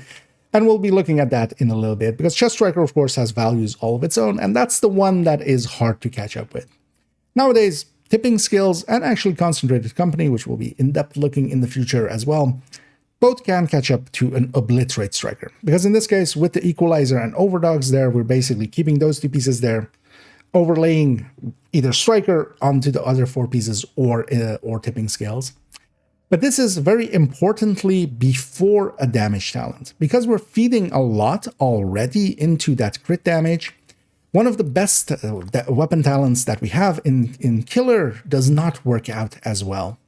Here we have 2 columns, one for the tipping skills to have their talents, and then here for the Striker as well to have its talents. Both of them just the talents as listed here. And that's mostly because on the Striker, we can actually go Killer, because there we're just at 111 crit damage. Adding 70 to that will still give us really good returns, and actually nowadays with the equalizer instead of the Cheska there, that even gives us actually a little bit better returns. But when we're feeding a lot into the crit, Killer is actually pretty small, and will not per se lose out to measured, but is not per se worth it over measured, because Killer still always has an activation rate. You need to get a kill, and then there's an activation rate. The activation rate here would be basically super high, because our crit is so much larger than our non-crit, and that is very important for how often you will trigger Killer. We would trigger Killer quite a lot, but we don't gain as much out of it. If we take Killer on both of those builds, Striker versus Equalizer, so basically we're feeding the weapon talent into it now as well, then the Striker pulls ahead. And that is actually the point where, of course, we kind of need to look at it, because unless we're both running Preservation or Fast Stance on that end, taking a damage talent, the option for the Striker to still take Killer for it makes it so that it is still actually, even for the Obliterate, a little bit ahead. Now, of course, in this case, actually, measured would be about the better choice overall, and mostly as we see here as well, it actually lands around the same number. One other factor that matters here, as we'll take those weapon talents away for a second, is that actually the firing time of the weapon here, of course, and the amount of stacks that we can get from that. Here at 12 or at 1020 RPM that we have with the Lexington, with the equalizer giving us its rate of fire, and then Striker giving its rate of fire, we're actually firing around 17 rounds per second. If we're firing continuously, so in this case, actually, we don't, of course, have that option. We don't have enough rounds to get to 100 stacks without a reload. But let's say here, instead of the Lexington that this is, if we were going, for instance, with the Mark 46 or M249, those would have the same RPM, of course. They would have the option of 150 round mag. In 5.88 seconds there, Striker could be at full stacks in perfect conditions, of course, landing all of its hits. It could reach that. Now, with the Lexington, it would need 2 reloads to get there effectively, of course, because it'll lose some stacks along the way as well. Excluding that, though, Striker can get to 100 stacks with just an AR quite quickly. And then, of course, it can ACS stack. We don't really have that option with tipping skills. With tipping skills, we have to fire 10 seconds. We don't have any way of shortening that. There's no way shortcuts around it in the way that, for instance, with Striker or Heartbreaker, we can go with an ACS to get more stacks more quickly. There is no way around those 10 seconds. Now, of course, for those 10 seconds, we don't need an enemy there. That's the benefit of it. But that's the thing here, and that's why I actually quite like the way that they've set up this this style of build, where, for instance, Heartbreaker and Striker are very similar in the way that they play out, just because of their stacking mechanic being the same. Here, there are some places where tipping skill will be preferential, and some places where Striker will be ahead. Now, looking at it as well, here just the tipping skill versus with the equalizer versus the sacrifice. With the sacrifice force perfect glass, when we're bringing that in, we are actually not gaining that much anymore here. One of the reasons is because normally, even at the 20% headshot rate that we're discussing all of these at, we are still gaining a little bit from that, from the sacrifice's Providence brand bonus of 13% headshot damage. Here, the headshot damage is, of course, additive to the pool of crit and headshot. Because of that, the headshot is also actually heavily diminished, meaning that that sacrifice actually at full stacks is not that far ahead. It is ahead, but not by much, mostly because that rate of fire actually with equalizer is a big boon here to tipping skills. Even though it makes us fire for shorter, it is a different multiplier that wasn't in tipping skills yet. We do have it on the weapon, so we had 5 there. We're adding now another 5. But it is beneficial to go that route instead of, for instance, the weapon damage that also already is pretty full in it, or the crit chance. And that makes it that the equalizer actually works out really well, especially because of its brand bonus in there. So that sacrifice isn't that far ahead, but then, of course, sacrifice from the first shot would be active. It wouldn't need several, well, in this case, basically around 50 shots to get to max stacks that we would need for equalizer to be at that 24, of course. We can also see here that at empty stacks, we're basically a third of our damage when we are empty, and then when we fill up, we're basically tripling our damage close to. That is important to know. It is as with most stacking builds, it is pretty weak when it's starting out, and then, yeah, once you get going, then is when it gets going. So it is beneficial for us to try to keep our stacks up if we can, and build up those stacks consistently. Then versus the chest, and then actually we'll mostly look at the salvo one, because we do have a unit one here, so just taking one piece of unit, just for its brand bonus with crit chance and crit damage. Then taking a salvo instead, of course, there we get a rate of fire, and then we basically have to give up one of the minor attributes. And then, of course, the old standby of Cheska. In the case of Cheska, it should be obvious that that one's likely going to lose out, and it does here with the metrics that we have here, because it's feeding into that crit chance, crit damage, and so is the gear set. We see actually that at 0 stacks, that Cheska is ahead versus the salvo that we have here. So at 0 stacks, that Cheska is better, but of course we're feeding into those crit damage stacks, and yeah, once that gets going, it very much will lean towards a salvo. That's also why the salvo would be the pick. But then with the chest, of course, we're stacking for 15 seconds now. And that's the big difference. This build will have this damage at 10 seconds. This chest variant of the tipping scales with the salvo and the overdogs will be at the 105%, well, close to almost 6% over, but at 15 seconds. So it takes much longer to get to that point. And we don't have a way of speeding that up the way we do with some of the other stacking builds that rely on hit. Here as well, the go-to talent actually for me mostly will be measured as just a general tool. Measured will not be heavily diminished the way that killer is. Now, of course, streamlined definitely also has something going for it where it's feeding into weapon damage, but also the gear set is feeding into weapon damage quite heavily here. The thing is especially that if we're taking Streamline, one of the other tools that we have is instead of taking that Streamline, I would much rather have Measured, because yeah, Streamline will be ahead of Measured by about 4-5%-ish. But it removes our ability to, for instance, yeah, have that Revive Hive or at least use it consistently. But also Smart Cover exists, and even a 0-tier Smart Cover will make up for that difference between them. And I'd much rather have that situationally. It wouldn't be as much uptime as Streamline, but it's definitely one of the picks there. That's why generally Measured and Ranger are actually my go-to talents for this build. Ranger especially as well, the LMGs do have a little bit more optimal range. For instance, in the case of the classic M60, that is 40 meters, and even the M249 series is 35 meters. So they are a little bit either on the long end of the ARs and even further beyond that for instance, the classic M60, which is my go-to weapon.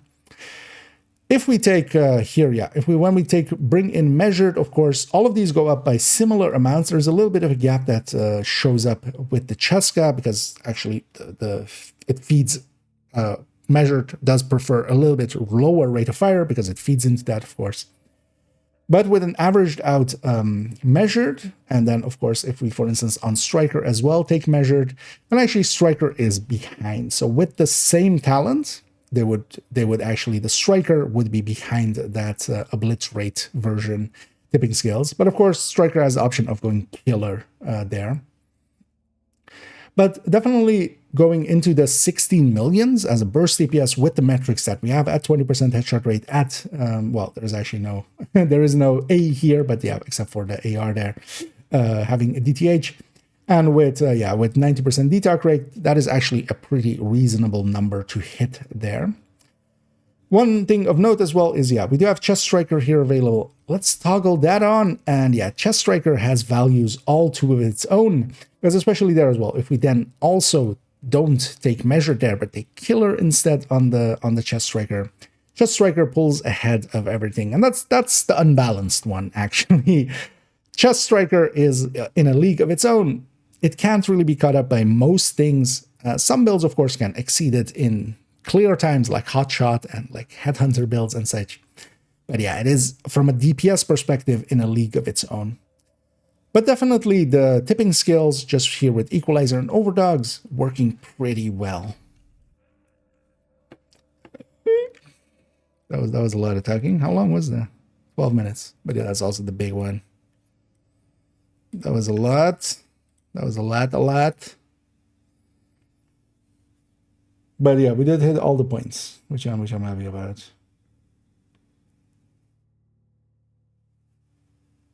Yeah. Didn't leave anything out, right? No. Yes.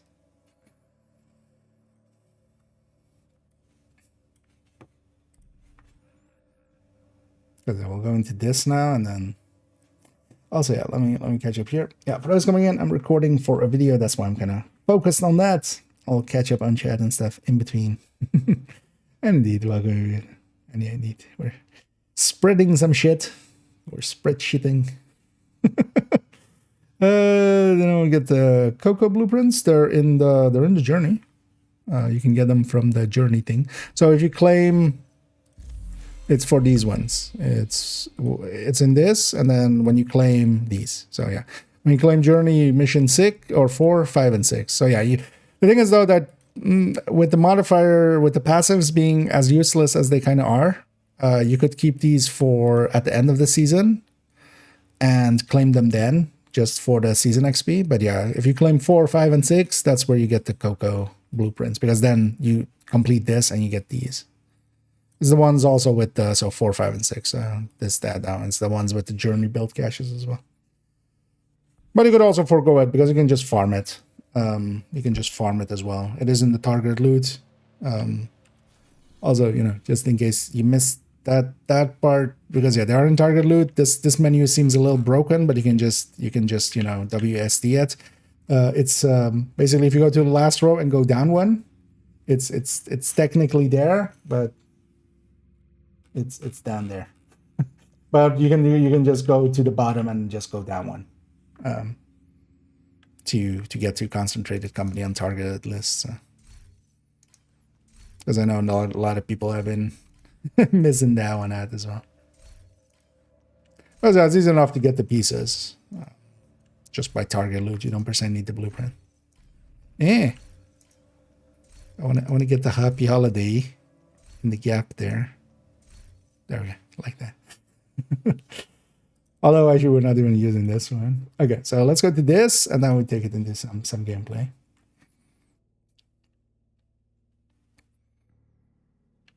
And after that big block out of the way, let's actually quickly discuss one thing before we take it into some gameplay here.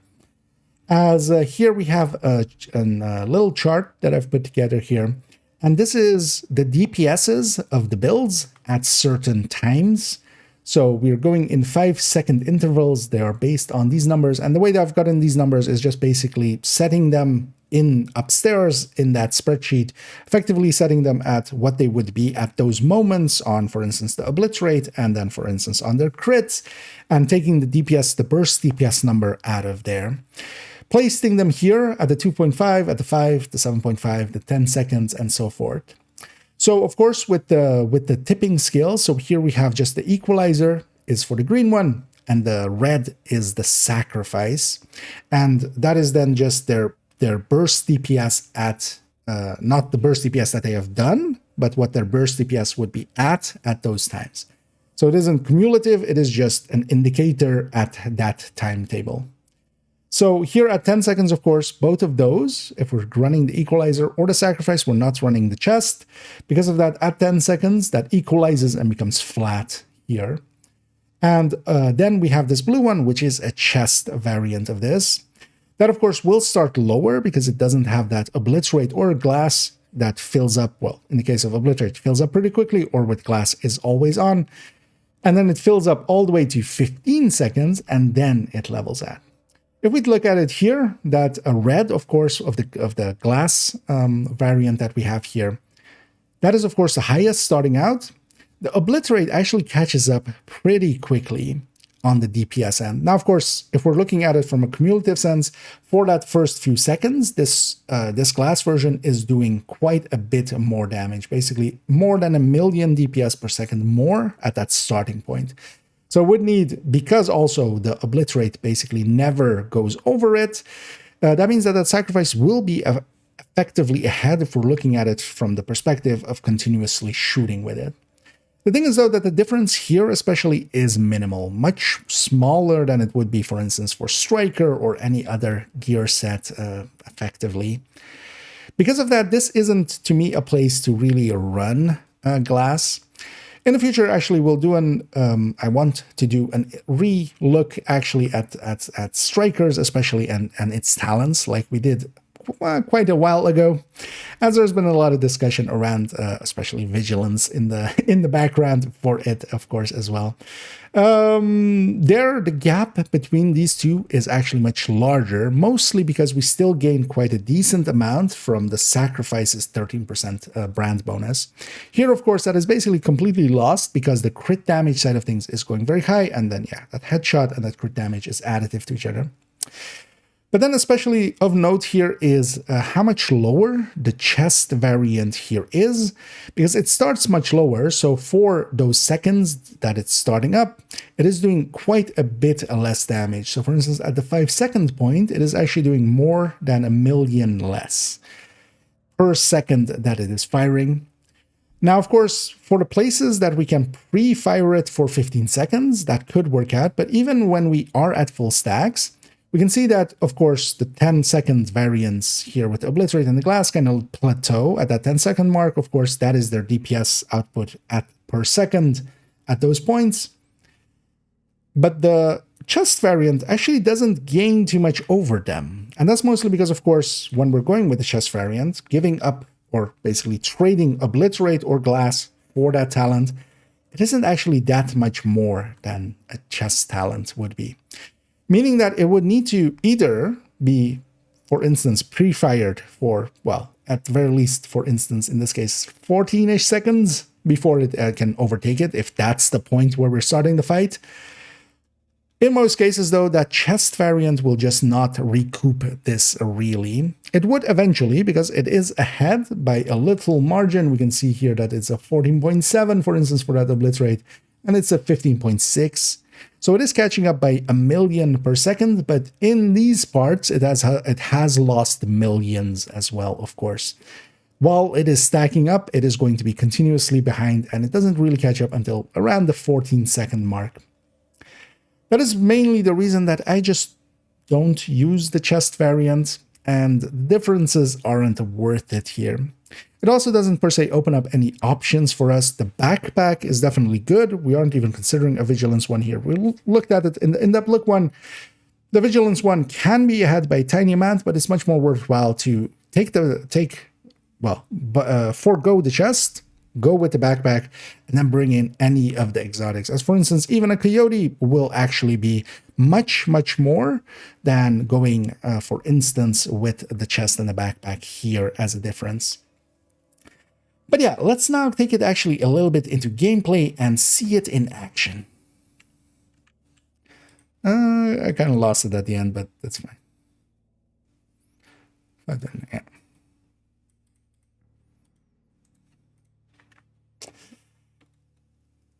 And yeah, the new style we're kind of doing.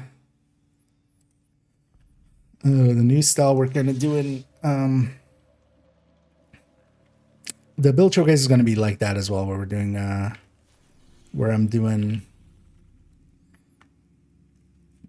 we'll do calculations, gameplay, instead of doing all the calculations in one go. And partially as well, we'll kind of preface it because, for instance, in this one, I'm going to just, use the build, kind of talk about it, show its outputs and stuff. And then in the second one, we're going to go with different weapons because that's the follow-up to the thingy there. And yeah, let me catch up here real quick. All right. Talked about the Cocoa ones, yeah. I need the favorites. I need Merry Christmas, Happy Holidays. And yeah, welcome in. As over here, we're recording for the tipping skills thing. I was planning on just random matchmaking, unless I want to do something else. But I think I'm just gonna random matchmake. And actually, later on. Wait, do I have this hyena agitation? Okay.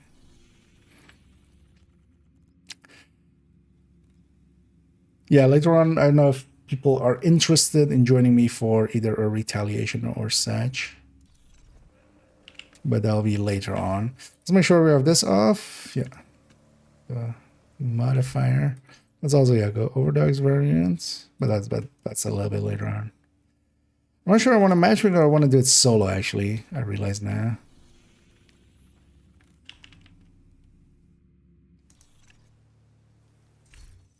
Yeah, let's just matchmake.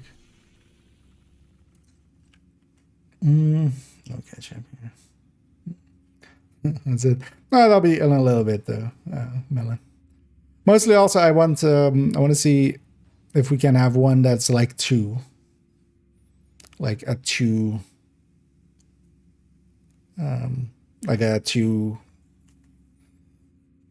What am I even saying? Two control point zone. But maybe for that, yeah, we'll make a coordinated team, right? Because mostly as well, we can't really. But yeah, we'll do the old school thing with build showcases of just random matchmaking. Invite to another agent's group. Receive. Oh, actually, wait. No. So first we need to intro it. Let's actually go and intro it. Apparently, I've forgotten how I do build showcases.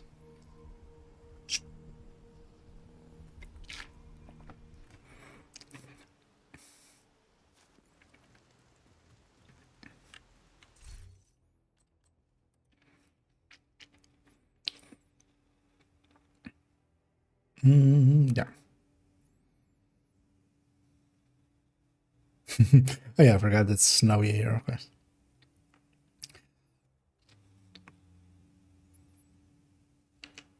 And we'll start with the gameplay taking, or well, let's not do it like that. And of course, for that, we'll take just the basic version that we kind of introduced with the overdogs and the equalizer. Here as well, I didn't really touch on it, but from a specialization standpoint, yeah, we're definitely taking Gunner. We want Gunner here, if nothing else, just for that extra large pouch that it gives us. The other benefits are very much there as well, but here, being dependent somewhat on the weapon and its firing time, having 15 more rounds here, that then also gets, you know, times 1.3 by the gear set, helps out quite a bit. So Gunner is the go-to. Skill-wise, of course, as well, this is a red build, at least the way we're going to be showing it here. You could definitely hybridize tipping skills. You could take a few blue cores, try to make it more survivable or such, but I like it in its full red. And to me, it's also effectively just one of those full red builds, full damage dealing builds, and I kind of like running it in that way. We're going to be taking a Revive Hive. A 1-up is never a bad idea. And here I'm taking the Pulse, but then skill-wise, of course, as we discussed a second ago, one of the big options we have as well is Smart Cover. Smart Cover is really strong. Pulse can reveal the enemies, but generally do think about your skill. Now, of course, shield isn't an option for this build. LMGs don't allow for them. But yeah, I find myself quite often running the pulse in general anyway. If you're not going with that, yeah, smart cover is definitely a pick. You would need Brooklyn for that, but most people will have gotten through that by this point. EMP sticky for if there were hounds around, otherwise a decoy or a foam chem can be really strong as well. So yeah, you have a few options there, and you should be using them, as especially that smart cover actually is a really good tool, especially because of its extra weapon handling as well, if nothing else. Let's do that again. I'm kind of just droning. It feels weird. Let's try it again.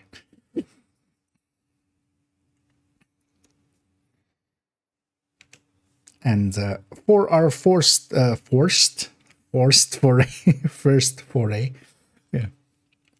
And for our first foray out with this build into some gameplay, we'll just take the basic version as we showed it there with Equalizer and Overdogs. And then we didn't discuss it much, but specialization-wise, yeah, we are going to go Gunner. It is here going to be used mostly for that 50 plus 50 round mag. Instead of the plus 35 that we basically would have, this is the upgraded version with Gunner. Gunner, of course, has many other benefits as well, so it isn't a bad choice at all. It is, of course, actually one of the most chosen specializations, but here we'll be sticking to Gunner most of it. This plus 50 rounds as well, those extra 15 rounds even feed into the plus 30% magazine size, so we get even more rounds out of that. Skill-wise as well, we didn't touch on it much. It is, to me, a red build fully, and because of that, a Revive Hive is definitely the way to go for it. We'll pair that here. I generally do run a Scanner Pulse. I like knowing what the enemies are, what they're doing, and the awareness that a Scanner Pulse can bring is actually, well, I quite often call it dev-approved wall hacks, and in a lot of games, you wouldn't have this. This being, of course, a PvE game mostly, yeah, it is allowed, but it is, to me, an invaluable tool. Otherwise, the other big pick is to go Precision Smart Cover. That extra weapon handling and extra damage to targets out of cover that it has for a limited time and with a long cooldown is definitely very strong, and that is my other go-to. But just being a red build, even though, for instance, here, yeah, with LMGs, we don't get to use shield, so we won't pick those at all or even consider them at all. The other options are to go either an EMP sticky, especially for EMPing some of the warhounds and mini tanks and such. A decoy is a very handy tool to just make enemies not shoot at you for a little bit. And then, of course, an foam chem launcher can make it so that even if you suppress enemies, but you didn't per se intend to, you can pop them out of cover for your allies and you to shoot. Those are my go-tos, especially here. And yeah, we'll be pairing that here, then also running the Overdogs. As we discussed a little bit, if you want to know in depth or exactly how the talent works on Overdogs, it isn't that hard. I do have a video on it. I'll just actually mostly direct you there. But I'll just point out that most of the time, I'm not per se thinking about this in the fight of like, which enemy will be bonused or not. If we do, we can maybe eke out a little bit more. The important part to know is, especially in this tier 3, this any other enemy, not very descriptive, but that is, for instance, rushers, assaults, grenadiers, and snipers. 4 very common archetypes, and because of that, the uptime on this is pretty high. Also, when we're down to the last enemy alive, it will be active against them because they'll be one of these tiers. So the last enemy alive will always be bonused. And then also, yeah, if we kind of try to go for the grenadiers and the assaults and the rushers and the snipers first, that will help out a little bit. But in general play, I don't really consider it in that way. What I'll do is I'll think about it in the way of like, oh, we're going to, for instance, in Legendary Roosevelt, at the boss fight room, fight some marauders. Oh, that's not going to work out. So I'll swap to the Tinkerer or a different piece. If instead we go with DUA Legendary and that boss fight, oh, it's the boss is going to be the last enemy alive, it is going to be active against them, I'll stick with the Overdogs. I generally decide before the fight if I'm going to keep it, not per se in the fight, thinking about what I'm shooting per se. Anyway, we didn't talk about weapon talents, but actually that's good. We'll discuss that when we go to the weapon part.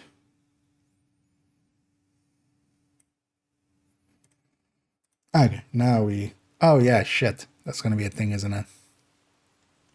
That doesn't matter. Modifier. I don't have control over modifier, of course.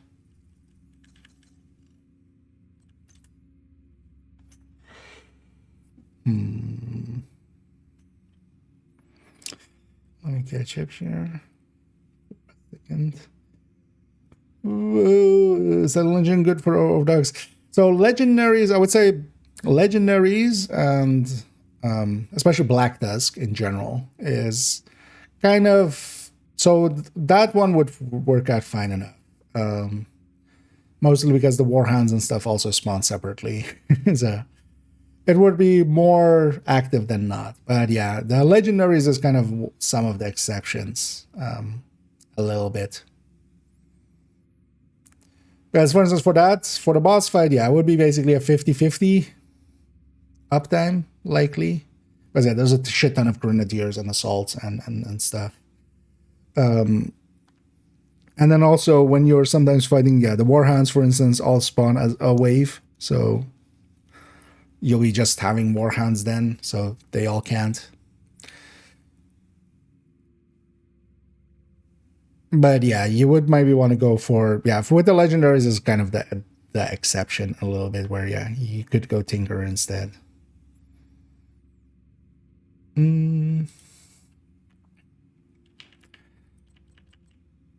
Yeah, let's... it's fine. You have received an invite to another agent's group. Yeah.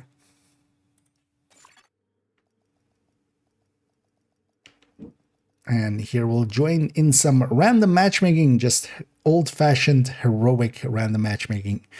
As we'll take it into bank headquarters. I did already look at which weapon it was, or which mission it was. One thing we'll have on here is actually the modifier, but that's fine for here. If I'm random matchmaking, I don't have too much control over that. That doesn't add too much to our damage, and of course this season isn't completely OP as with some seasons. Then we'll start with the gameplay here of just coming in and starting and shooting. We are doing invaded bank. Oh, we're doing invaded bank. That's not gonna happen with randoms. Because they're gonna do the bug is still here, isn't it?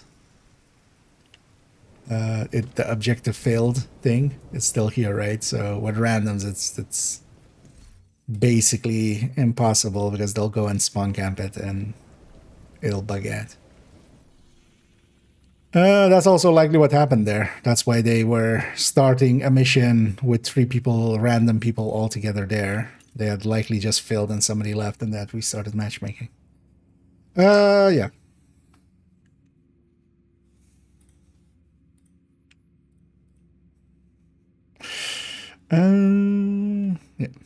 Let's see what we get now.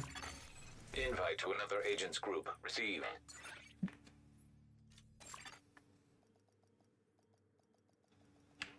And here we'll be jumping into some random matchmaking to start it off with. Just for some missions, we've matchmaked for a heroic mission here. It is Jefferson Trade Center. Actually, it was one of the Jeffersons. I did a peek before before we went in. Here, yeah, at the start of it, we'll join in. Tipping skills, gameplay-wise, we want to be shooting, of course, to build up our stacks. On the buff bar, we see our stack bar, and yeah, it fills up pretty fast, for instance, in comparison to some things. But yeah, of course, we lose as well quite a lot the second we stop shooting. Now, of course, there's something to be said, for instance, going with a weapon that never has to reload, for instance, the Bullet King. We'll look at some of the weapons later on, but also we should consider that the damage that we do is, of course, a little bit higher, with, for instance, a high-end here with measured on it. Now, that is also my go-to talent for this build, is measured, not invaded, actually. It's the normal variant. We have the modifiers on here, of course, when we're just random matchmaking. Not too much control over there, but for this season, the season that we're in, they aren't very powerful, so they don't make too much of a difference. One thing we see there, though, is, yeah, I do build up stacks decently well, but for instance here, the second I stop firing to kind of move forward, or for instance to go and loot this crate, by the time I've looted this crate, we have mostly lost our stacks. One thing we could be doing is just, for instance, just tap firing, and likely for the boss fight, I might be doing that here and there. But yeah, we could, for instance, also be firing our pistol to charge it up. That has been one of my go-tos as well. Just, you know, we charge it up a little bit like that, and then we start shooting. You can also use the cooler. That has been one of the go-tos for a lot of people, because the cooler is at least automatic, or for instance, the Tempest, so you don't have to click as much, and then both of those have infinite ammo behind them. Constitution Hall is under attack. And yeah, we have agitated some hyenas there. Unlikely we'll go to a retaliation actually after this. But yeah, this builds up not too fast, but loses its stacks quite fast. Unless an enemy is suppressed, we'll lose our stacks quite quickly. That does mean that, yeah, it is very much one of those builds that does prefer a little bit longer fights. It does prefer, for instance, actually in Legendary, it can work out, except that, yeah, as we saw, Legendary, the play domain of chest strikers can still do a little bit more. But for instance, here on Heroic, there is nothing wrong with this, and can hit hard enough, even at 0 stacks, to, yeah, kind of deal some damage. If nothing else, it is still a full red build. And as it gets going into its stacks, it can actually do a decent potential.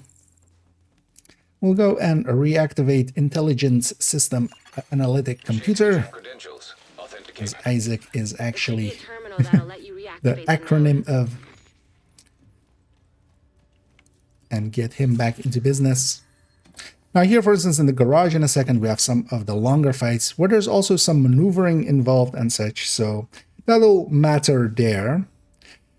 So one thing we could do actually is, for instance, yeah, take if we're not taking an exotic, taking a Tempest here just to shoot that, and yeah, we do build stacks whatever we are firing. That does also actually include our specialization weapon. So the gunner, the mini gun we have there is actually a usable tool here as well. I'll take all the loot because it is Christmas, must loot. What else are we there here for? Hello? I'm gonna use my pulse, know where the enemies are, and that's generally, yeah, knowledge is power, guard it well, as some say.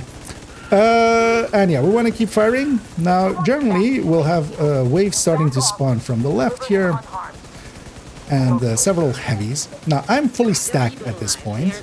I want to, even if I don't really have a target, I want to kind of tap fire like that. In our reload, we'll of course lose some stacks, but hopefully not all of ours. One of the things also that can be annoying and kind of confusing sometimes for your allies, but yeah, they'll get used to it, is that, for instance here, I'm going to wait for them to kill over there because they're forgetting that several more waves spawn here, or they never knew at all. But yeah, several more waves spawn back here, so I'm gonna hold the back. And try to make it so that they don't go and, yeah, kind of make their backsides hurt. An agent needs assistance. As we see, even with the reloads in there, I'll make those stacks up pretty quickly. And once we do, we're in a decent place.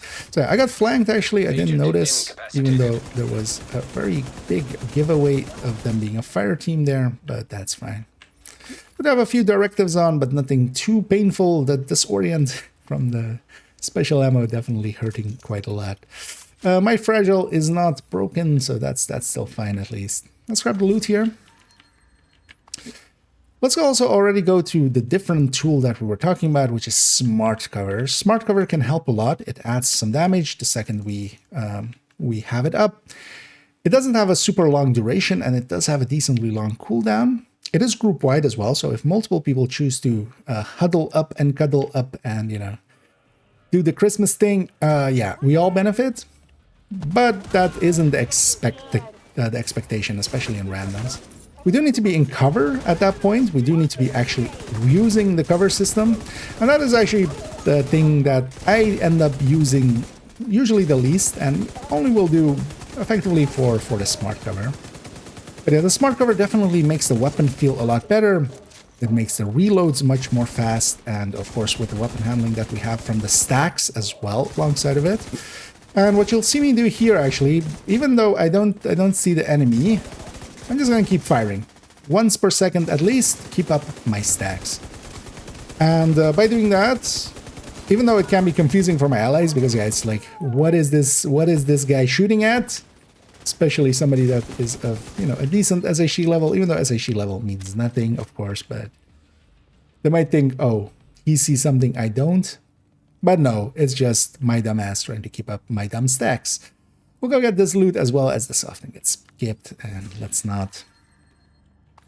And let's, of course, definitely go save Espinosa. Nothing bad will happen to him, I promise. Do I promise? Why do I promise such things? Yeah. He had a bad day. Didn't have to die here. And yeah, Smart Cover up again. I got pre-fire there actually, and yeah, had some stacks up, but not per se needed. Here, the spawns are somewhat fixed, except for the back ones, although it is always back on one of the sides, of course. And yeah, by just kind of tap firing like that, having fired some shots within that second, we do actually keep up our stacks pretty well. Of course, as well with the gunner, we also get ourselves the reload. Every 3 reloads is quite a lot faster, and that helps out, of course, here as well. We do care about our reloads.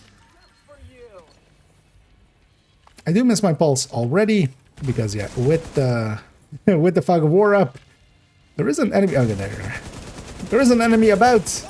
Where is about? Yeah, that is the question. Yeah, so there. Go after her. And that's also going to be the reason why here I'm going to go back to my pulse. Actually, I'm going to go to decoy, actually. I'm going to do a thing here. So for this boss fight, there's actually a really good strategy. We haven't actually showed that off, I feel, in gameplay ever.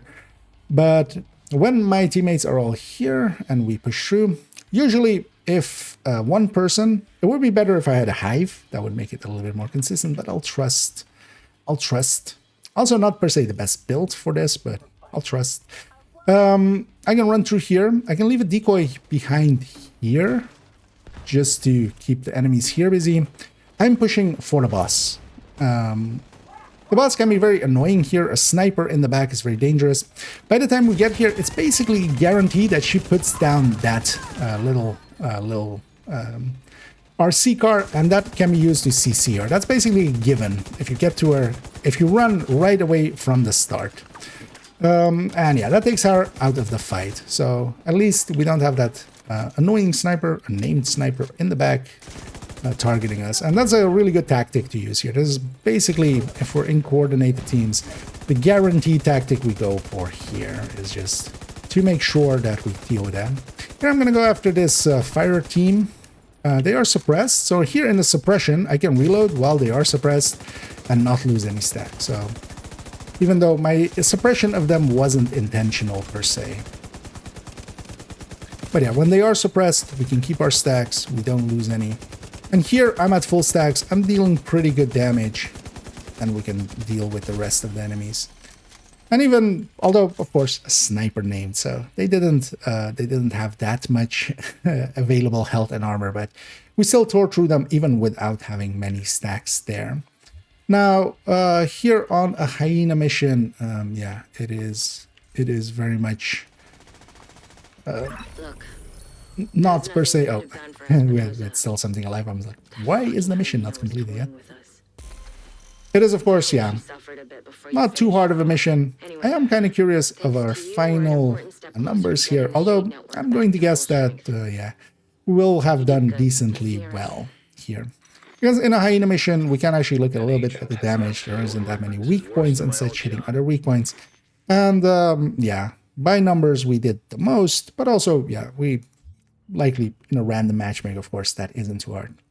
But we saw the power of this, and also, for instance, the uptime on overdogs likely there was pretty good. The boss as well, when we were shooting at them, a sniper. So yeah, it was active against them. And yeah, a powerful build, and especially one that can do some serious damage. Yeah, let's move it on to a different variant and look first at the calculations of the weapons. I did not join up for this. Oh, I'm just too curious. Yeah, that was okay. Not the worst. I'll leave him to the. I'll have faith. You Yeah, they didn't do much indeed that one. But the other, there was one other guy that was doing decent damage. Also, as well, it's just a heroic DC mission. Been on watch forever. Yeah, let's go back to bias.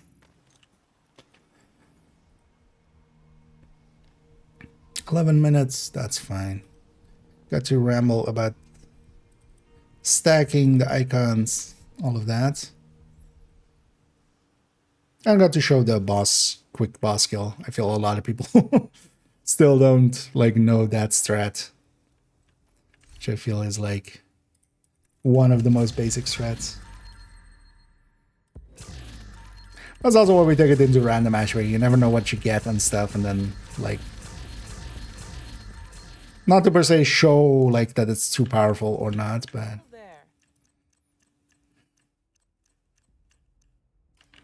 at least it's not cherry picked, I feel. Also, actually, it's yeah, the other guy is this one. Yeah, they kind of kept up. I don't know what they were running, but oh, yeah.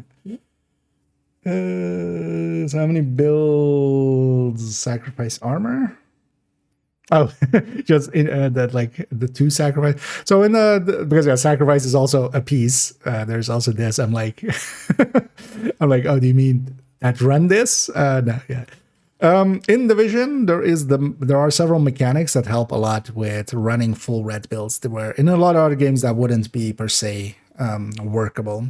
So we have the Revive Hive. We have this can revive you once per cooldown. Basically, if you get downed, your character drops it, so it picks you back up. There's that mechanic. Then also there's the health gate. So every 30 seconds, if we get hit enough that we would basically get downed, there's a health gate there. That gate will basically stop damage for a second or two. So you basically get invincibility then for 2 seconds, and then it falls away for 30 seconds. That means that unless we're really taking a lot of damage, if we're kind of careful, we can use that every 30 seconds to prevent us going down. And then yeah, when we go down, we have the Revive Hive. After Revive Hive, we have Health Gate again, and then we die. So you get to make a lot of mistakes. And then especially in group settings, it's also the thing with especially group settings. So solo, I do run stuff that, has a little bit more tankiness, for instance, or some Memento especially as well. Really powerful solo. But in group settings, you can basically hide and let your teammates clean up. in the worst case. Like if you get pinned down by several enemies and you really can't peek, your hive is on cooldown, you already got your health gate hit, just I'm out for 30 seconds. Like, you guys deal with this. I'll be back when my health gets back. Because I might as well not go down, because when I go down, I'm also then, at that point, I'm a hindrance to the team, because now one person has to give up their damage to come revive me most of the time. So, and that's the difference with a lot of other games where you would get to the end of your health and you would just die. And then, you would just be dead. So now you would have to just be picked up by somebody else. Here we have revive hives, we have the health gate. All of those mechanics make it so that it's actually not too hard to run red builds. Oh yeah. So I don't know if somebody has. Wait, what is my retaliation? I don't know if somebody first of all has a 2-zone retaliation preferably, but also yeah, if anybody's up for doing a retaliation with me, I would love some company. Let's do as well. I want to include retaliation in the mix.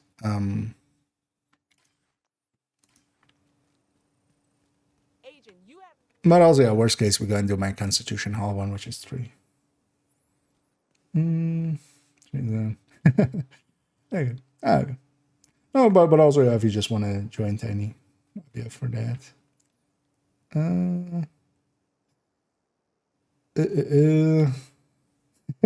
We have too many. So yeah, well, let's take. I'll take it on the first come first serve kind of basis here, because yeah, Another agent is Doug and the Melon was earlier on as well. But then maybe because we're gonna then after this also do maybe Krampus, and then I'll take you Moontree and Phaedrus then. Everybody okay with that? An agent is no longer in your group. Okay, yeah. Another agent has joined your group. So we'll take Tiny, Melon, and Doug. Or maybe Doug, if you're okay with it, maybe we take Phaedrus now. Or we take, wait, somebody said specifically retaliation. Oh, Moontree. Yeah, Moontree. Or yeah, we'll take Moontree if you're up for it. And then we'll take Phaedrus and Doug in a minute for...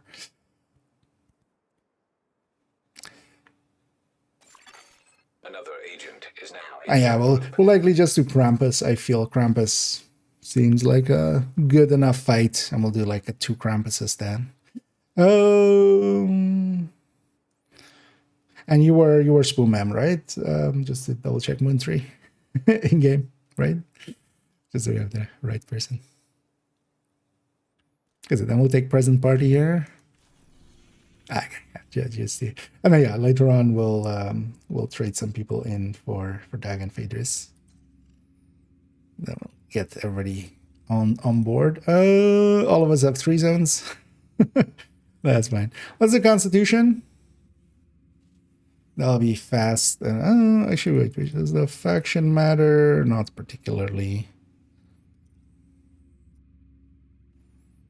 Is any of these particularly faster? I think Constitution is likely the best, because also this has like the long runs here. So likely Constitution. Yeah, what's the Constitution? Oh, I'm on normal. And if you guys are okay with it as well, we'll go without the modifier. No, take whatever you, or well, yeah, if Morse or Morse if multiple are running, but yeah, run whatever you want to run, basically. I have OD indeed already. Yeah, maybe stick to that. Yeah, let's make it heroic, because let's not make that mistake. Let me actually set my targeted as well for a second.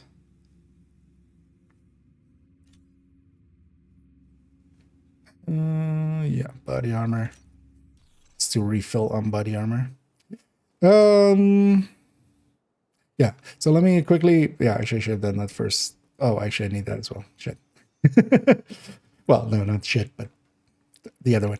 Let me take, yeah, sorry guys, but I'll take a quick like 2 minute, or well, not 2 minutes, but like a minute bio break real quick. If you guys need to do anything, do that. Then I'm gonna record a very quick intro, and then we go. Sorry, I should have maybe done that first, actually. But yeah, I'll be right back because I really need to pee, actually. I realize. I'll be right back.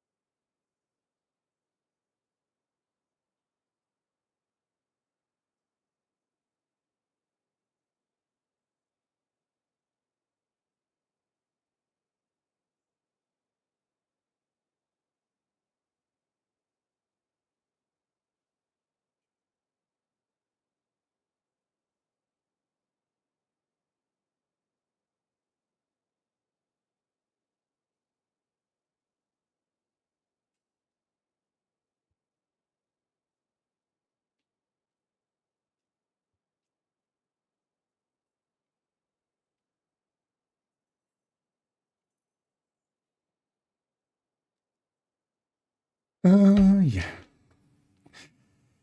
Oh. Yeah, back we are. Actually, I realized one other thing. But then if you guys need to do something else, because actually I'll be like 5 minutes because I need to. We're doing it a little differently than I'm used to. That's why I'm kind of discombobulated. But I need to actually do this spreadsheet quite first, real quick, because this is what we're kind of basing our choices on here.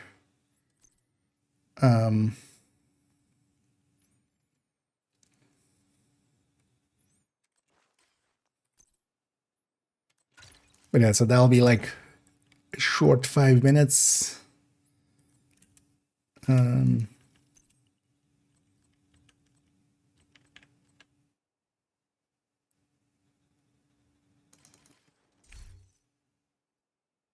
So yeah, if you guys are either good waiting or if you need to just, yeah, you can leave group and then join back up in a second if you want to go do some activities in the meantime.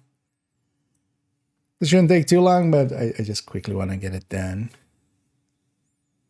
Because yeah, totally forgot about this. Because I need to discuss about this was also I can do it record it after because I'm gonna forget what I want to say in here.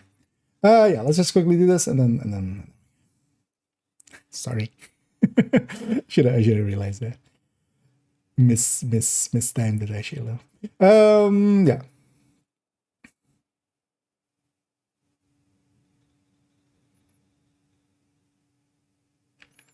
As here, we'll quickly take it to the discussion, actually, why we pick the weapons that we do. Very briefly, is as we looked very in depth into it already in the in-depth look of tipping skills. I lost the gear setting. Let's try it. And for that, we'll come to the second multi-calculator in that same spreadsheet. Here we are going after what weapon choices we make. Now, as you saw me run there, I was running a classic M60. That is my go-to weapon for this. The classic M60 beats out the M60 E6 and E4 nowadays pretty consistently, even with that extra mod, especially here where that mod can't really get us something extra. In the in-depth look, we already went over the build and with weapon choices we want to go with it. And very much the conclusion there was of the high ends was the classic M60. In the recent unit alloys video as well, we kind of reaffirmed those choices as we saw that, for instance, while we can get a better crit chance actually out of the classic or instead of the classic M60 going with the M60 E4 or E6, their bases being so much lower actually made it so that the classic M60 still wins out against them. So that's the go-to M60 still, and also my pick. The main reason is this, the firing time. So here we have the firing time here as well with equalizer and the rate of fire third stat as we have it. And that firing time is here 17 seconds with the classic M60. That gives us more than enough time to get to the full stacks and then also plenty of time at full stacks as well. From a damage perspective, the M60 from a burst DPS perspective is actually behind some of the other weapon choices that we can go with. For instance, an M249, which has the same mag size, but has a much faster firing rate. An MG5, which is a little bit slower on the firing rate, but yeah, a much smaller mag size as well. Then we also have the GR9, which of course can have a very large mag size, but yeah, doesn't have the damage, especially to kind of go with it. We see that, yeah, the M249 can actually perform a little bit better on the burst, but it loses out too much on the sustain, and also from a firing time perspective, just doesn't work out as well as the classic M60. The MG5, well, on the burst is the overall one of the better picks in the MG category, while the RPK is the burst king. The MG5 is my general top pick for general use. It is, for instance, the MG that I would use on strikers, for instance. But the firing time is just wouldn't even get to full stacks, so we'd have to reload once, losing a bunch of stacks before we even get to full stacks. The GR9, well, it has a very long firing time, as we see here. Here we're also taking it with a rate of fire magazine. I would recommend that in general as well if you want to go the GR9 at all, because if we take that extra magazine, if we put the plus 50 pouch there, I have the toggle for that actually here, just one random toggle out in the back.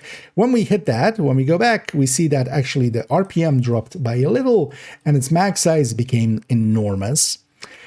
In this case, though, we're dropping off so much burst DPS that even on the sustained DPS end, it actually does not keep up with the classic M60. And dropping this amount of burst just to get, well, another 7 seconds on the firing time, which is nice, but that burst is way too low.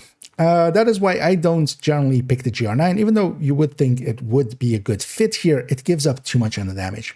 If we take it back to at least being the rate of fire mag, we can see that it's a little bit closer, but it still is not there. I would rather have that M60, and also in a lot of situations, we wouldn't even be able to fire for that long anyway. Same actually for the M60. And yeah, in the end, even with those extra rounds there, the GR9, for instance, its damage is so much lower that even on the damage per mag, it actually doesn't work out for it in its favor. Actually, the M60 has more damage in its mag. Then we see a bunch of exotics, and that's actually the ones that are more interesting here. Because, first of all, we don't have, for instance, Killer really being a powerful tool here, and our go-tos being mostly measured. The damage talent that we can pick effectively is a little bit lower. In a lot of other builds, we would compare the exotics quite often also against Killer and such, and there they, of course, do not stand a chance. Here we trigger Killer or put Killer on the high ends, and this, of course, puts talent only on the high ends. We see that while with Killer active, basically all of them moved up by around the same amount. We see that, yeah, it does surpass, none of the exotics effectively surpass it, even with Killer on here. And the difference between that and measured is actually that measured is a little tiny bit higher here. With measured on the high-end weapons, we can see that none of the exotics really keeps up on the burst, with the sole exception being the Pahan. The Pahan can actually do pretty well. It is an RPK with an extra 15 weapon damage. Now, of course, the downsides of it is you do need to get a bunch of kills. In a group setting, that's going to work less well. Solo, actually, Pahan has been one of my go-tos. You also see that, especially if we're just looking at it with a measured weapon here, yeah, that Bullet King is quite a bit far behind on the burst. It does, of course, because it has no reload, does really well on the sustain, because its burst is its sustain, effectively. So there is a case to be made that way, but yeah, the amount that we give up on the burst then is a little bit too much. The blue screen is a really good pick as well, because also this is, of course, with that rate of fire mod that it has, that is effectively its talent. But then on top of that, also it has its effectiveness through its talent as well, where we can disorient and disrupt enemies. And the blue screen has been definitely one of my picks. We do give up a decent amount on burst. It does keep up on sustain end, of course, because it is a really good weapon. Handling-wise as well, it is really good. And much better as well than the Bullet King, and I would generally pick that, as that has also a really large mag and a large firing time. The thing is also with the Pahan, for instance, as well, and the Bullet King, and of course the blue screen here as well, all three have enough firing time that they make sense.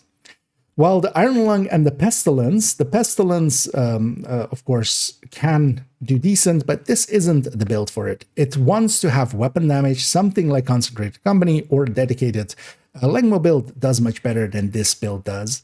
This feeds into crit, but also, much more importantly, this doesn't have the firing time at all.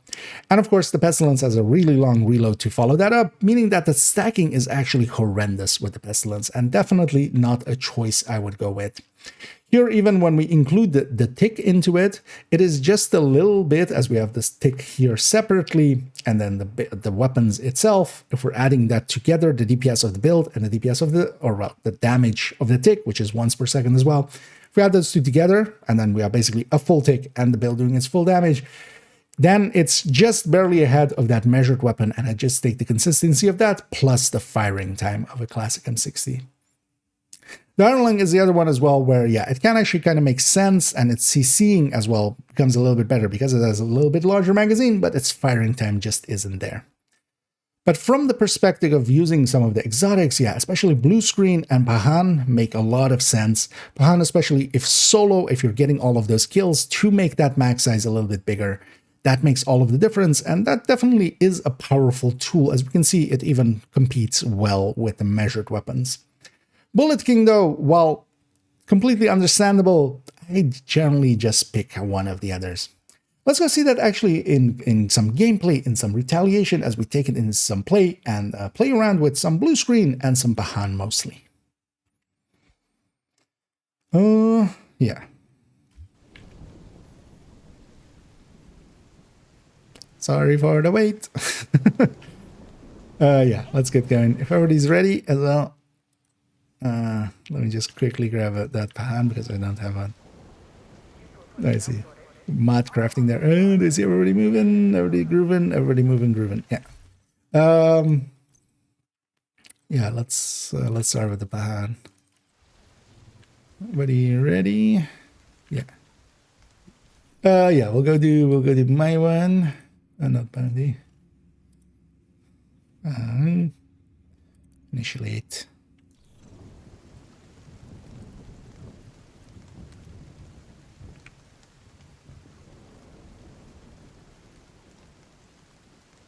Oh, is that already? Yeah.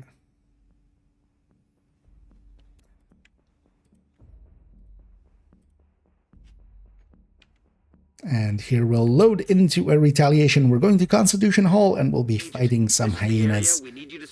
I've grabbed a ragtag team of agents here. Let's go from the south. We'll start on the south and work our way in a circle, in a clockwise circle here. So yeah, we're somewhat coordinating, as we do have, for instance, an OD in the team, and then also actually several people running Concentrated Company.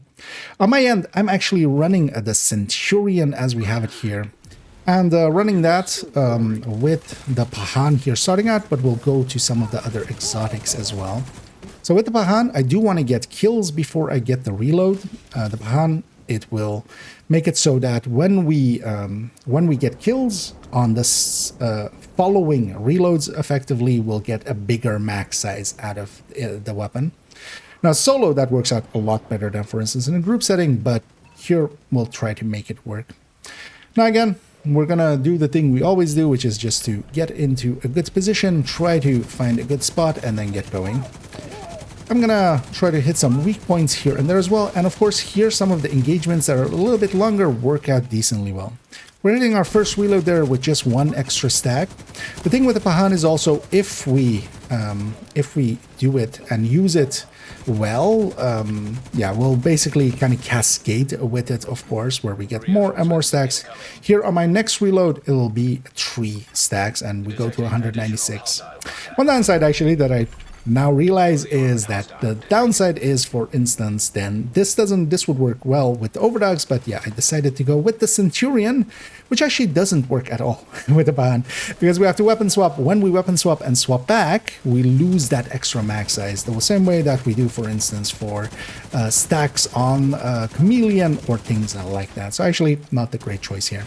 But the Pahan by itself, actually a decent enough weapon. Now with the Centurion, of course, we do want a weapon swap. So actually, I'm going to very surreptitiously swap to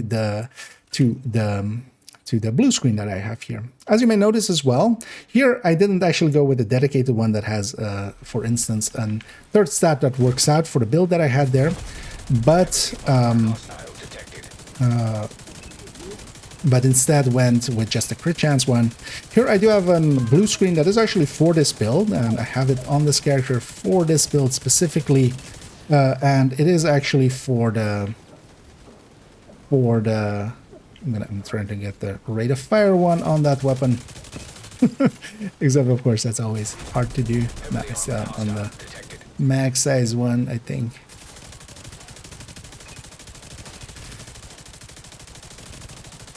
But also, yeah, trying to a little bit concentrate on not dying and shooting all the enemies.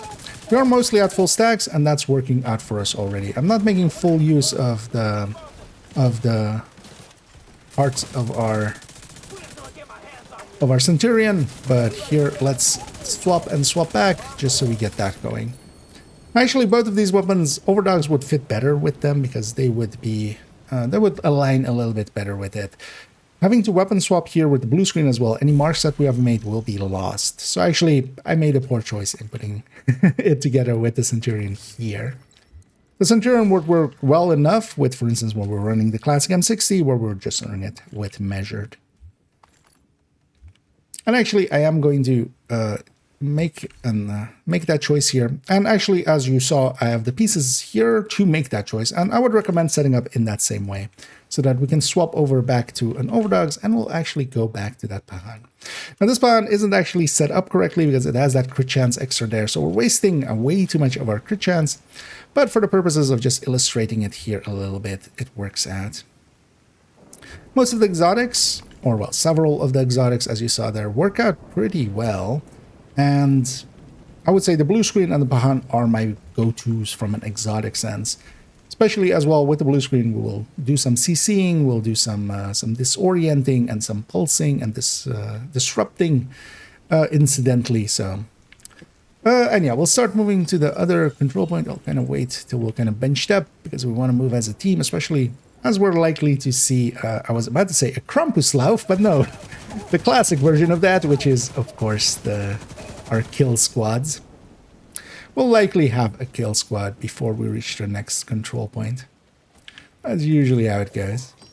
Pulse is very useful here as well, of course, but yeah, other skills would be too. Here, for instance, especially with some teammates, smart cover would work wonders as well.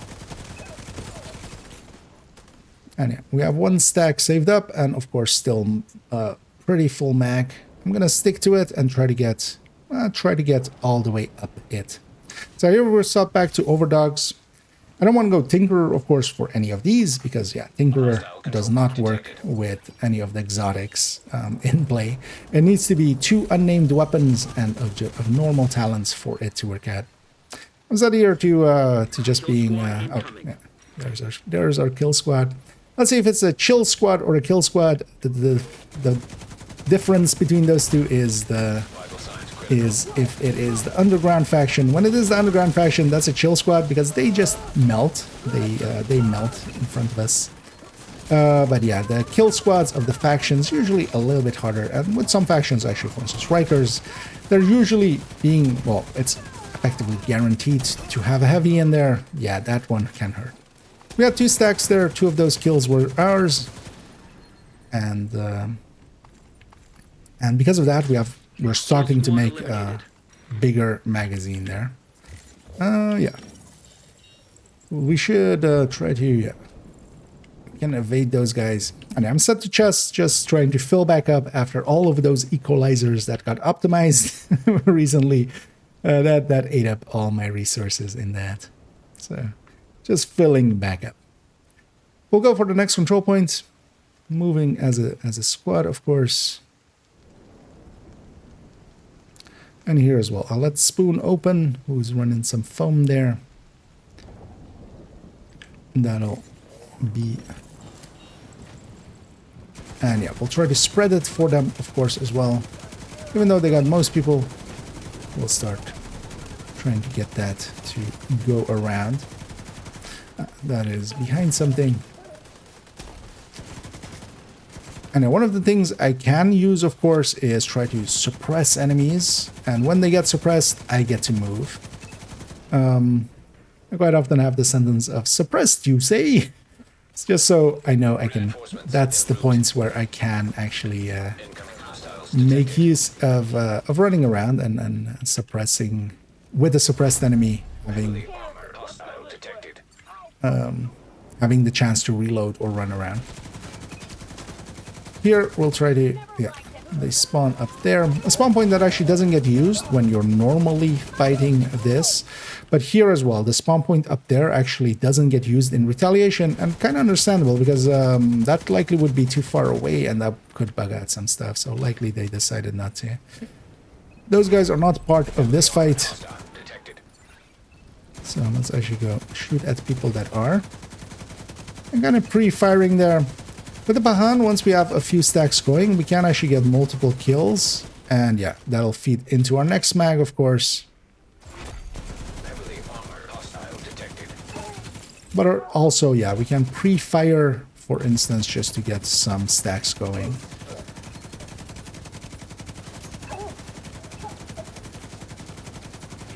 But for instance, the Bahan, I would say solo works out a little bit better and where you're getting all of the kills. But even in a group setting, mostly because as well, yeah, we don't have access to those somewhat higher talents of killer and such that we normally would go with quite often. This being very competitive against measured works out. So we saw the Bahan a little bit there, but also not even in its full power because, yeah, I would need one that wasn't crit chance, but I didn't have one already. We'll go actually here to a blue screen that, actually a blue screen with crit chance for the way that we're set up now. We could actually set it up indifferently so we can go with that DTA one. But here, because we are running it up against a true crit chance weapon, true crit chance mod weapon, we want this one. But we could forgo actually a little bit on the build and set it up differently to match the blue screen a little bit better, because the blue screen does not have any base crit chance effectively. It has no crit chance mods that fit into that. Yeah, let's start moving to the last control point here. Make sure to get all your loot, because there'll likely be some up there and stuff. The rain helping here quite a lot. Something that a lot of people don't understand is that when it is raining and such, the enemy actually becomes, especially heavy rain like this, the enemy becomes a lot more passive, for instance. And that can be handy for us, knowing that they're going to be a little bit more passive, and also their effectiveness at range becomes less. Means that, yeah, we can close the distance a little bit more easily and such. We'll likely see another kill squad going to that last control point, but yeah, let's run it on then. And here we have some longer engagements, some shorter engagements, especially here, for instance, Concentrated Company, I find works a little bit better, for instance, for retaliations, especially for these kind of fights, because here, these engagements against 3-man wave with the 4 of us, they're not going to last for 10 seconds. They're going to be long over before we even reach there. Let's go actually for this key chest, mostly because I just want to show something that I didn't know until very recently, which is that you can hop up. Let's kill those. So they're mostly stacked as well. We'll reload the weapon. You can actually jump up from here, which I did not know. That makes opening this chest as well much easier, and then opening the door, because yeah, when you open that door, it always actually makes it quite hard to open that crate. But just to show that as a small detour, and I'm happy my compatriots were fine with that. Here as well, now we do have the modifier off. That's also why I wanted to be in a coordinated team. So yeah, we can have those off. So we don't have the bonuses from that. We don't also have the downsides from that, for instance, with the enemies that are a little bit more resistant, although they changed those resistances to be a little bit less, of course. Now, for instance, on the assault here, actually, I won't have, it won't be long enough, honestly, for the 10 seconds, most likely, because the standing wave, of course, on a retaliation assault is just one wave. And once they're taken care of, they are taken care of. Oh, that's I did not notice that those guys were over there. And that's mostly because I'm a little bit blind. Just a little bit. Let's start moving over there. And yeah, at this point, I'm fully stacked. Also, an overcharge happened there. I'm going to pulse. Of course, the pulse will be overcharged at that point. That gives us another 10% to its damage, and that helps out quite a lot there. Or well, 15% on as a debuff on the enemy, so everybody's damage is going up there. Incoming. We have an OD in the team as well. That makes it so that we don't have to care about ammo as much. We're generating ammo as we go. And yeah, that helps quite a lot here too. I always like having an OD in the team with it. And that is just so we can get yeah, the ammo there. So here I've gotten more than 50 hits, most likely. I'm actually going to use my pulse, and that pulse and disoriented all of those enemies because that's what the blue screen does.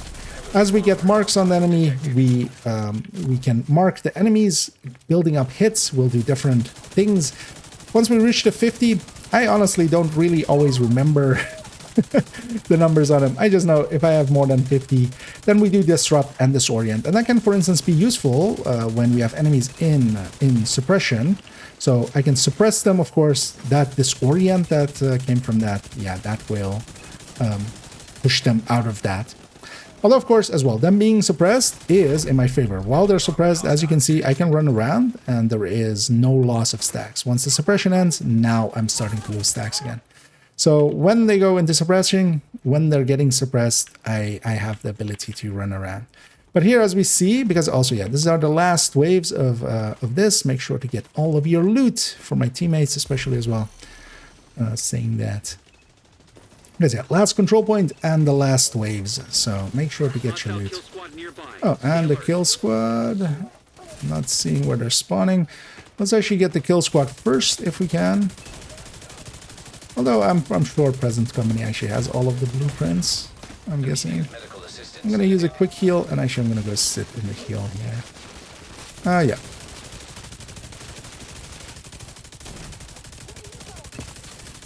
Just continuous fire, a suppression. That already opens up my ability to reload. I'm going to reload there. Keeping full stacks because of the suppression. And yeah, we'll use the hive, that's what it's for. We are in overcharge. I should pulse again to apply an overcharge pulse. And that was actually the thing that killed me over there, which was, in fact, the sniper turret. Kill squad down. Okay, we still have some enemies there.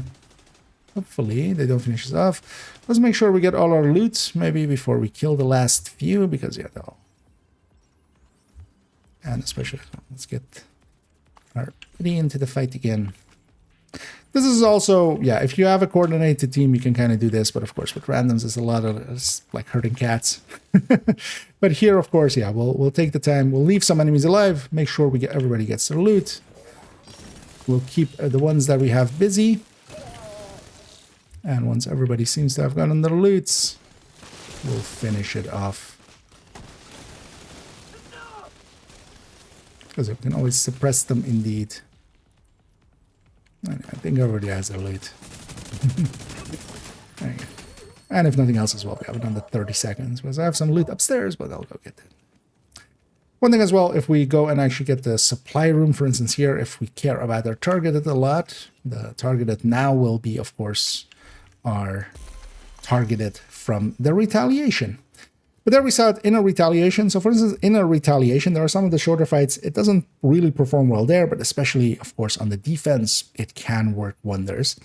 And yeah, there we defended our territory. Annoyingly as well, they messed up the timer again because it was working for a little bit, but they broke it again. So we won't know our exact time. Although, of course, again, you look in the YouTube video and see how long it took us. But for a thing like this, especially, yeah, some of those exotics as well as we saw there at Bahan and the blue screen work really well here. The Bullet King can be made to work as well, but it is a little bit too weak. I'm fine with the other weapons. They have big enough mags anyway. But yeah, let's take it out to one last multi-calculator and then some final gameplay. There we go. And yeah. Yeah. But yeah, thanks guys, and thanks for the quick run there. I'm gonna drop group because I'm gonna record some things first, and then we'll get together again.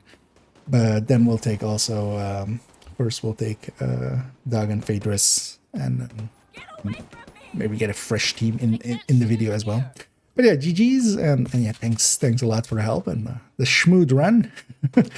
So, but I'll leave you to it as I'm gonna go get set up for that. First record that and stuff, and then I'll.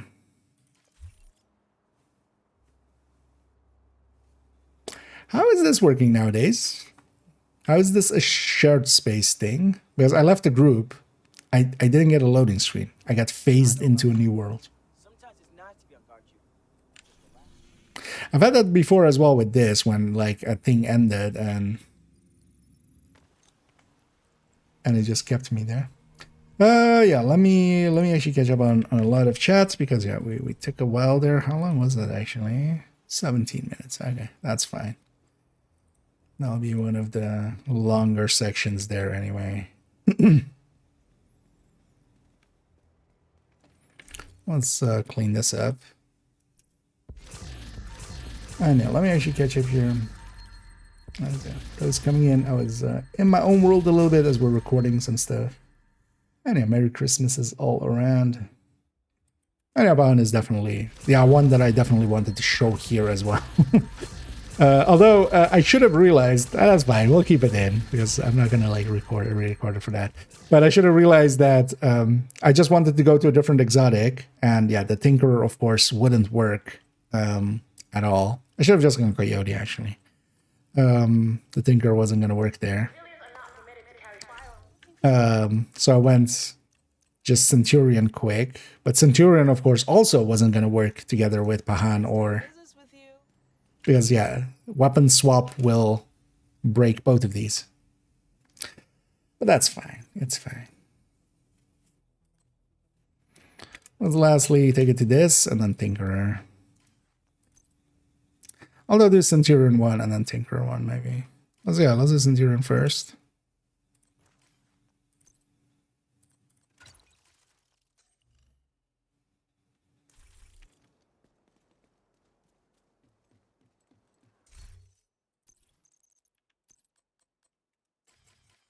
Also, that should be golden.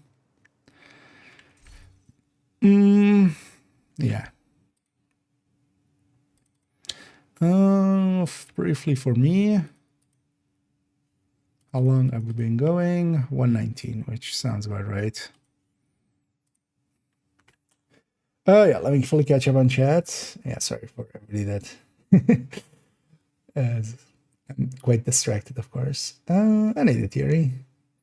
It's the best way to get winter keys.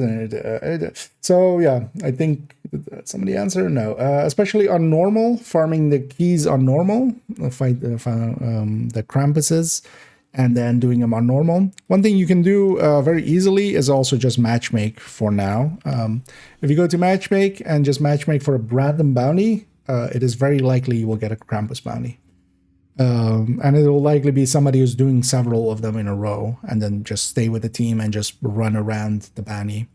But especially the bounty drops the most keys, so farming up some bounties and then going and doing the bounties works pretty well. Difficulty doesn't matter, so doing it on normal can be a good fast way if you're like farming for it, but also just matchmake for bounties is the other option. Yeah.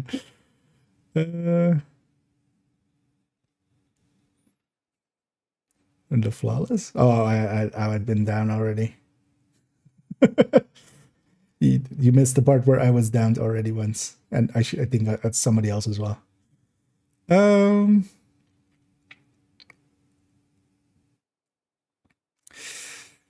Mr. Gia, that's nice. Would you recommend in your recommended list? My striker build is the point where I can start working on second build. The easiest one to put together is the Heartbreaker. From that perspective, the Heartbreaker or the Striker are the preferred one. I would say try out the Heartbreaker first. It has also a little bit different playstyle, so it's not super different from Striker, but it's a little bit different playstyle from the Striker. Because the Striker Tech Tank is just like a chunky Striker, effectively, so... But yeah, the Heartbreaker one. So if you're in the build collection, especially that 5.15 one, although the 4.4 or 5.15, yeah, the 4.14 is also a Heartbreaker Tech Tank. That one might be a little bit easier to put together now with getting Salvo for free from the season track, but the other one's not too hard either. But especially the Heartbreaker and the Striker one are the go-to ones.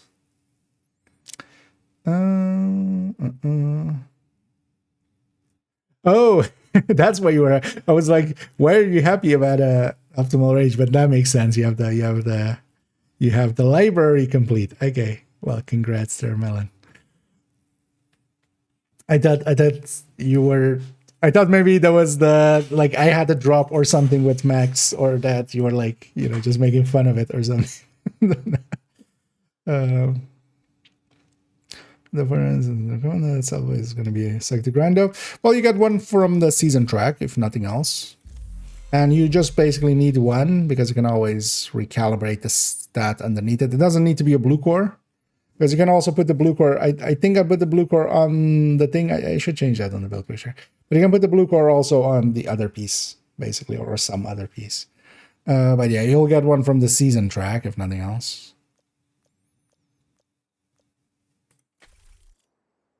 Okay. Then yeah.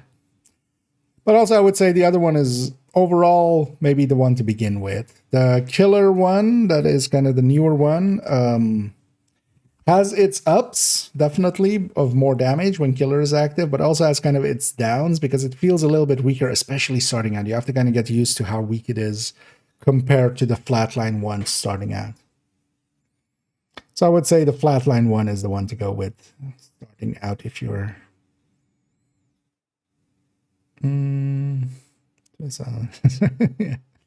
Well, but now you have the range.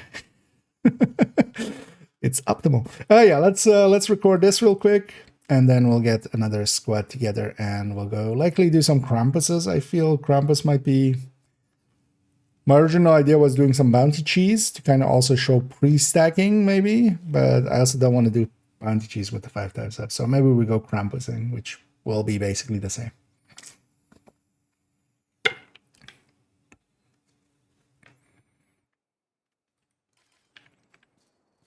Also, let me take one weapon.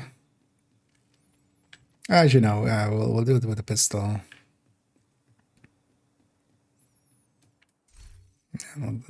Let's first do the calculation. Yeah.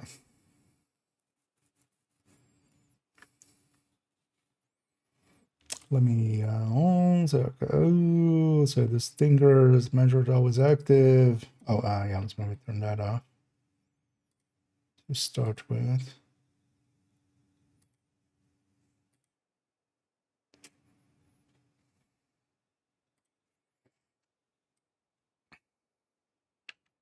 As we'll come to the final multi-calculator here on that spreadsheet. And this one goes into the gear. So yeah, we kind of saw on the weapon end and the exotic weapons end the choices there. Here, mostly to show the differences between the exotics. We'll start here with the overdogs, and with the overdogs basically always active. Then coyotes, then we have a tinkerer here with measured, always active at the very least. Because of course, the thing that tinkerer gets is effectively it brings in a weapon talent and makes it a gear talent. That's in practice what the results of it will be. We also have Exodus and Nimble just for having them in there as a non-talent, non-damage related talent. They of course have their benefits, and Nimble can be very nice and so can Exodus. But they of course do not add to the damage. So we can kind of see what the baseline of that is, and that would also actually be the number if the overdogs is inactive. Then also what we have is a Centurion. The Centurion has two sides of course. On the one end, we get weapon damage and rate of fire. On the other end, we get some mag size and we get some reload. Now, starting off here with the overdogs, we have it at 100% uptime. That is, of course, not a reality for the overdogs. But the thing is, even if we take this to be, for instance, 50% uptime, we see that now it is still, from a consistency perspective, higher than most of our other picks. So for instance, that this measured variant, so if we had the Tinkerer plus measured and then an utility talent, let's say preservation or such, so not a damage talent, because all of these as well, at the current time, do not have a damage talent there.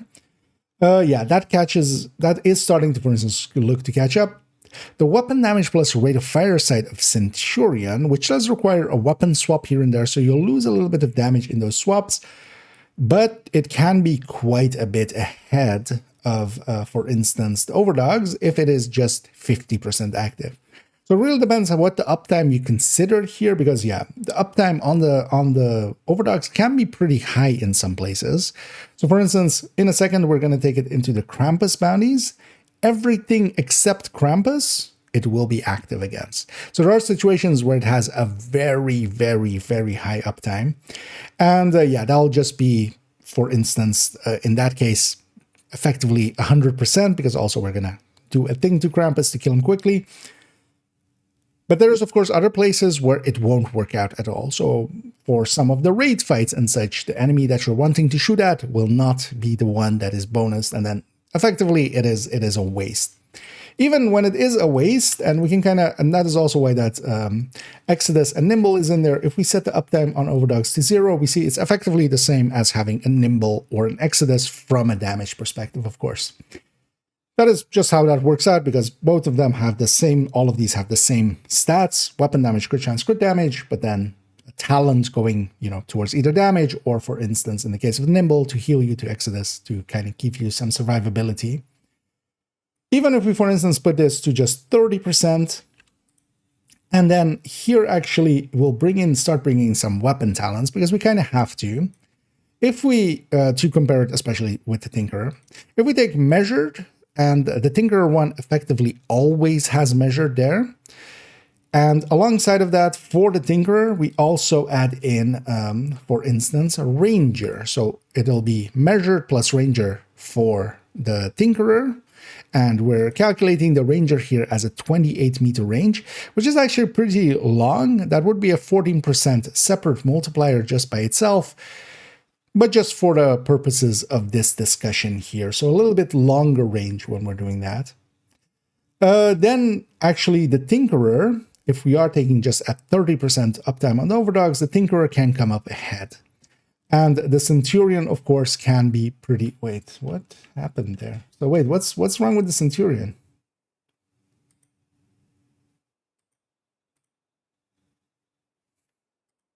How is this...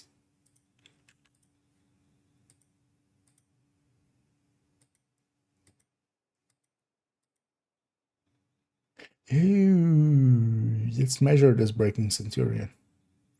Shit. Yeah, I'll do that. The rate of fire calculation needs to be in here as well. So what is the rate of fire calculation?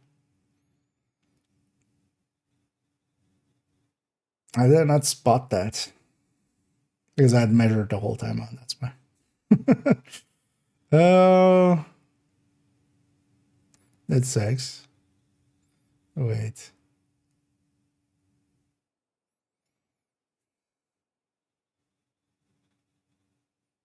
So wait, how much is it that?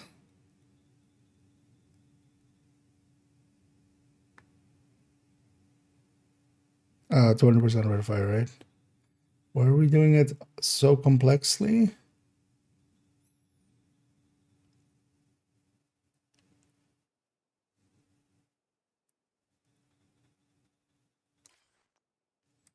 Mm-hmm.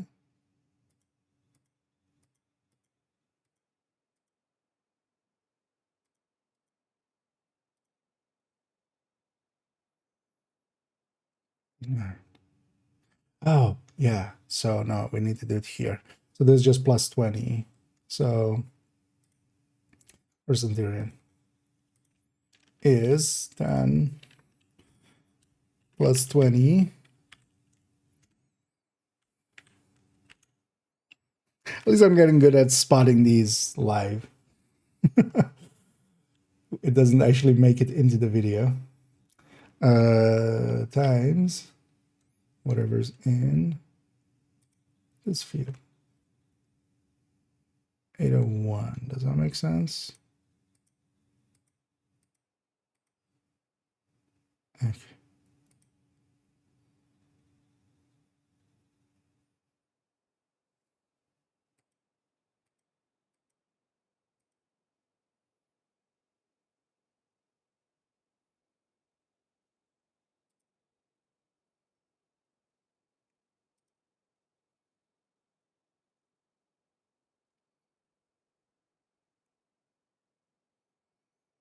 Yeah.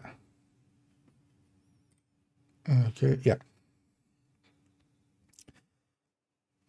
Yeah. Let's go. Let's redo that. We're kind of in the last leg of it as well. Could try to edit it in, but let's just do it anew because also, yeah, that error will be there the whole time otherwise.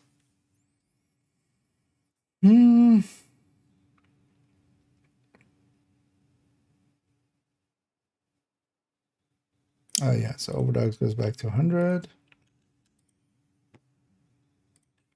Let's go. And we'll come here to the last multi-calculator where we're especially looking at exotic gear. Of course, looked at the weapons up there, and here we'll look at what the choices can be that we can put in here. We have overdogs here as the first one, and then actually at a full 100% uptime on it, just as a 30% in the calculation. But that's of course not how it will actually work out in a lot of places. In some places, though, it can have a really high uptime, as actually we'll be going into the Krampus the bounties in a second. And in the Krampus bounties, for the gameplay section, everything will be bonused with the exception of Krampus, who's a tank. Everybody else is either Rusher, Assault, or Grenadier. They'll be always active. So they're actually the waves before will actually have really high uptime as long as we haven't aggroed anything outside of that area. Then we have the Coyote here at 15 to 25 and 0 to 15. And then actually we're setting up the crit a little bit differently to be beneficial to go with that 15 to 25 as being the optimal for it. We also have Tinkerer, and with Tinkerer, that one has here currently already everything has measured on. The left column is for all of the builds, and then the right column is for all of the builds, excluding that Tinkerer. And then the Tinkerer, yeah, always has its measured on, just for purposes of this calculation sheet. It's a little bit easier to do it this way. It always has measured on, and then you can bring in a second talent alongside of it, and that'll be its column. Here, it only has measured, while everything has measured. So it is effectively as if we have measured, and its second talent is, let's say, something like Preservation, which can still, of course, be very powerful. It can give us some decent healing, that together with Gunner's healing, and maybe even, for instance, taking an Obliterate Palisade, and suddenly you have, well, 30 to 40% armor on kill effectively per kill. If you get it with a headshot, 30% with a body shot, 40% with a headshot. That can be very strong, of course, as well. The Palisade would also cost us a little bit. We're not including that here. Here we have also the Exodus and the Nimble, and the Exodus and the Nimble are here included for two reasons. First of all, of course, Exodus and Nimble are pretty decent, but their talents don't add anything to the damage.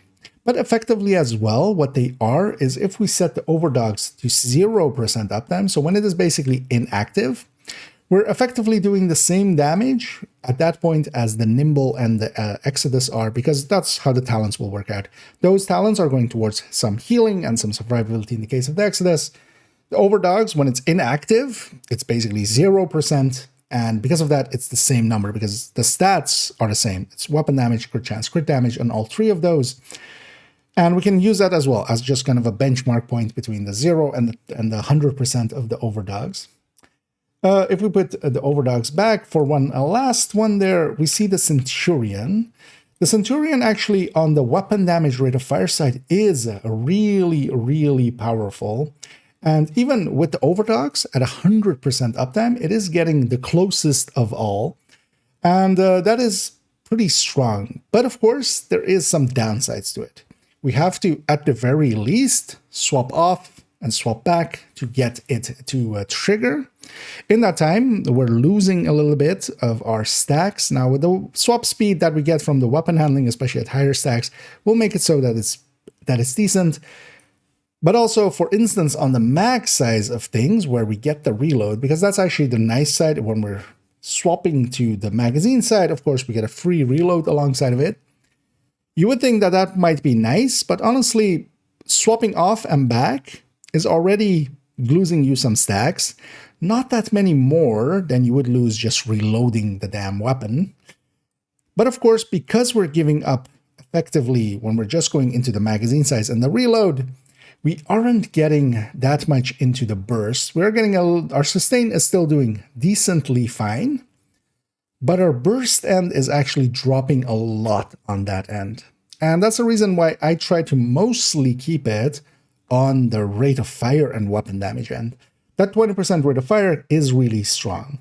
Here, putting the overdogs actually at like 50%, so half uptime, we see that it is still quite a bit ahead of most things, where here now the Centurion has pulled ahead. But that Centurion, of course, requires some action and some kind of micromanaging. You will need to swap off, swap back, trigger the talent. And if you don't, then it is, of course, basically even worse than the Exodus and the Nimble, because it has one weapon handling stat. So you lose a little bit of crit, meaning that it's even below the Exodus if it is completely inactive or you've basically exceeded its duration. So you have to watch out for that. If you're using the Nimble, if you're using the Centurion's holster, especially that weapon damage rate of fire side is the side I would try to go for. But of course, also that rate of fire will eat into our rate of fire, or in our firing time a little bit. It isn't too meaningful here because it takes it down to around 14 seconds against that 15 or 17 seconds that we normally would have. With the classic M60, it is still well doable. It is definitely a choice, but you have to have the uptime there. I've seen people run this and basically forget to swap and just do it once before a fight and then basically run out. If you're playing it like that, yeah, you're not getting the uptime on it either. And the reason why we go with overdogs is, not much can compete on it, even if it is, half up. Even if we take this to, let's say, 33%, a third uptime. Now, still, most of the things are not reaching it, especially things like Coyote and such, which used to be our go-tos. Even in the optimal range of it, it is reaching closer, but it isn't there yet. That's why the overdogs gets picked as much as it does. One thing we can do at this point, though, is bring in a second talent for the Tinkerer, especially compared to overdogs with the Tinkerer. Because here we just have measured for it, but all of these builds have measured on, so that second talent isn't included here yet with the Tinkerer. Let's actually add in Ranger, which is here set as a 28-meter Ranger, which will get us a 14% separate multiplier into the mix. Now, 28 meters is pretty long, but just because we have 40 meters of optimal range available for us, we should set up, if we're running this a little bit further than we normally would, with the accuracy that we get from the weapon handling and such, we should still be fine. When we toggle this on, we see actually that around this point is where, for instance, the Tinkerer plus measured and Ranger together at that 20 meters does actually exceed the overdogs. But the overdogs is here a third active, of course. If we set it back to 100%, or when basically it is active, we're still dropping way behind. But that Tinkerer is quite a bit ahead of, for instance, the Coyote here as well. Now, of course, there is another big talent. We've discussed Measured, we've discussed Killer, we've discussed Ranger and Streamline. But Frenzy. Frenzy is a tool on to its own. It is one of the biggest talents that we can have. It is, of course, a little bit annoying to get going because you have to unload a full magazine. Here also a much larger magazine. For instance, with a weapon that we're unloading in 17 seconds, it can take a while to get to that point. But there are some ways around it sometimes. Now, especially with seasons when there is ammo hoarders, there is some trickery where you can do there, which we don't have here in this season because it's Pistolero. But you can start to reload, swap off of the weapon. When you're reloading a weapon with ammo hoarders, it drops the entire magazine. If you don't complete the reload, of course, it's now empty. If you swap back and do the full reload, it was a reload from empty. So there are ways, for instance, to trigger that. Not per se in this season. And in this season, it can be painful to actually reach the point of that. But that can work out, for instance, with when we're going with the Tinkerer, because if we take, for instance, with the Tinkerer, the Frenzy as the second, what we can have is that measured up, we're a little bit behind when we don't have, while we don't have Frenzy active. We'll eventually reach Frenzy, and when we hit Frenzy, yeah, that Tinkerer, of course, when we're taking Frenzy alongside of it, is a lot ahead. But of course, nothing is stopping any of these other builds from having Frenzy there, and that's the real way we should kind of look at it, is having them have Frenzy and then the Tinkerer having Measured plus Frenzy. Now, in the case of Frenzy, once it comes in, it feeds a lot into the rate of fire, it feeds a lot into the weapon damage, that is the stats that it goes into. And we see actually that, yeah, some builds are pulling up a little bit more ahead than others because it's also competing with the Centurion's rate of fire and its weapon damage, feeding into the same stats that it is. Actually, the Centurion falls a little bit behind when that happens. Now, not by a lot, of course, because also once Frenzy's up, stuff is going to just melt. We are eating into our firing time quite a bit, and we're actually, we're now, of course, going to be landing quite a lot shorter on that firing time, but that's still fine. We're still over the 10 seconds. This is, Frenzy definitely is one of the go-tos, and for me, definitely with Tinkerer is the place where I use it the most. Because with Tinkerer, we can have Measured as kind of our baseline talent. We are giving up a little bit of damage, but then when Frenzy comes in, then the party starts. And that's been my two go-tos especially. So with we do go Overdogs for general play. If the Overdogs I feel won't work out, I generally go with the Tinkerer for myself.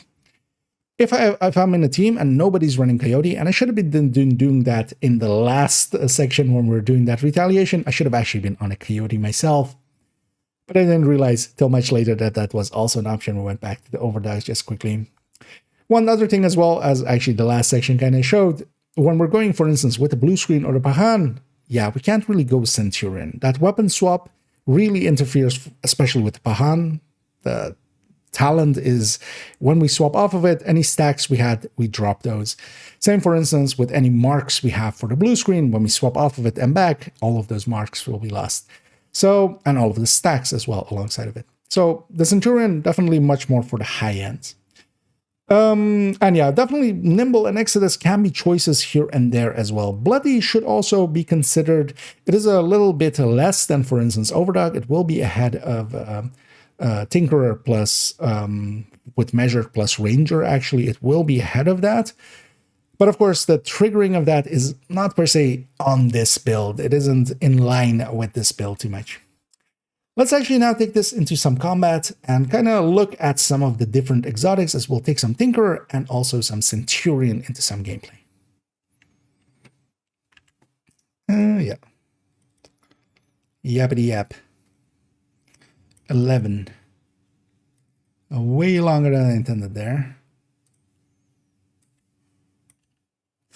Yeah. Let's already start getting set up. If people are interested in, although especially a Dog and Phaedrus, I'll give you guys, if you guys are still around, first dip,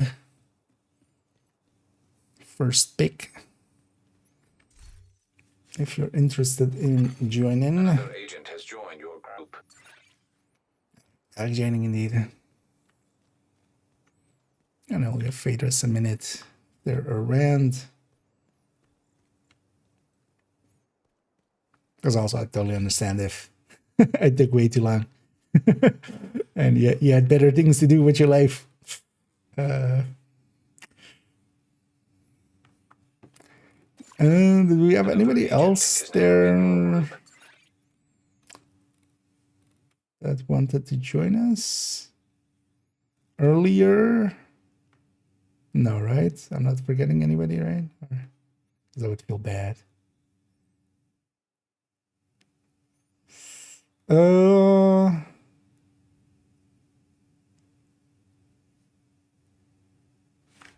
Wait, who was with us here? Actually, I'm too much stuff in my brain.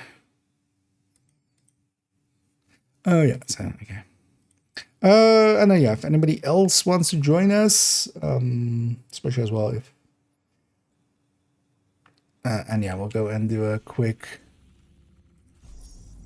Krampusnacht. We'll likely do 2. We'll just cycle around twice. But yeah, if anybody wants to join us for one of those, and also yeah, of course, to be in the recording and stuff. Do we have one crossbow? One thing I could do is I could take it as well, but somebody else, especially just to also like show or discuss it when it happens. Oh, there you go for now. Yeah, let's jump onto that because the Krampus left already as well.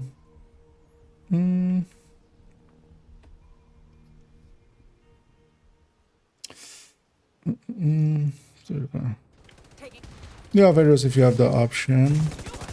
But also, yeah, want the Krampus loot here. Sorry, just weakened for now. Ooh.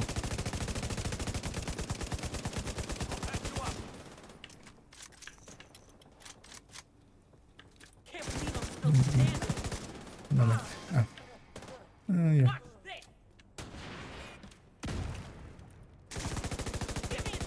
Be suppressed. Yeah.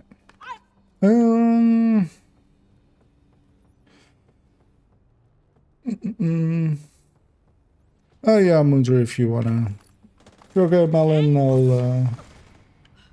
we'll take Moon, who was first. Just go with first come, first serve.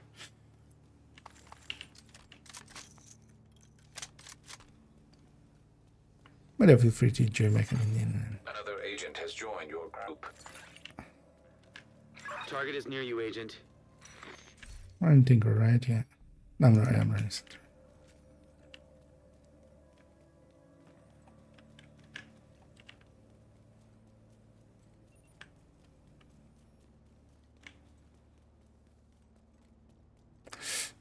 One thing we should do is actually clear out the public. Or will it? Actually, if we're going through here, don't that get aggro then?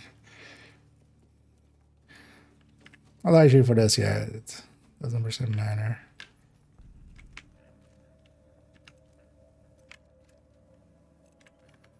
Oh yeah, if you give me 1 second to, yeah, I'll get started here. And here we'll take actually the Centurion with these weapons into a Krampus. And this is of course a long engagement where this kind of works out well. Now of course, a Chest Striker works out really well here as are a lot of enemies to stack up on.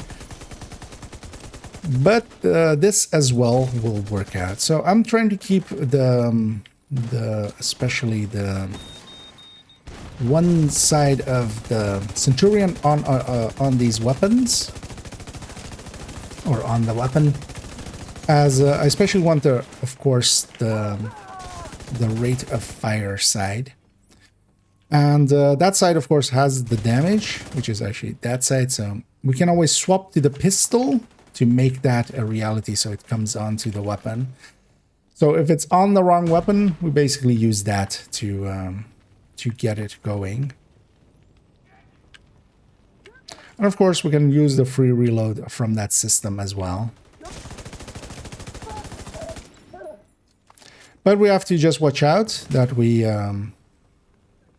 use it, that we actually trigger it, because that of course is always the thing that will hurt us the most. Now I want this like this, and then another swap, and this gives me the rate of fire. It's always a little bit awkward. I do feel if I run it for a little bit, I'll get good at it. Basically, that's the. If I run it for several hours, maybe a day or two, then I get used to it. to which one is which one. Yeah, running around a little bit, paying way too much attention to trying to keep the buff up and not per se actually making damage happen. That is to me always the thing with the Centurion. I definitely understand. Yeah, if I ran it more, maybe I would have a much better time with it. But I found myself kind of struggling with the item a little bit. Now, in this case, actually, as we discussed, and we'll run that last, is, yeah, we can run Overdogs. And actually, in these fights, Overdogs for this bounty, it's going to be very much the go-to. Let's try to not all die. I'm gonna go over there and try to prevent this guy from actually overrunning us.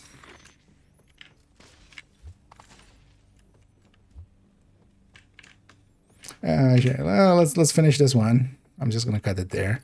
Let's finish this one and then we'll cycle back in. Because also, like, I kind of lost the start of it. Also, I needed to cycle that correctly, and I didn't. Because now my brain doesn't want to do it now. There we go.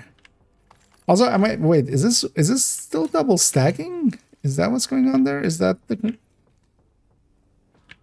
Huh, maybe it was. But yeah, let's finish this one and then we'll go in again. I have a few. So.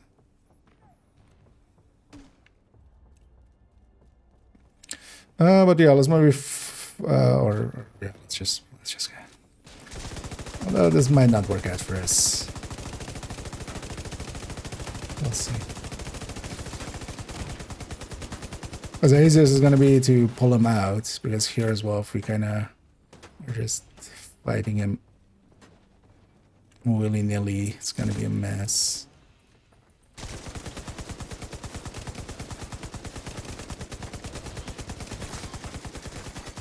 Agent down.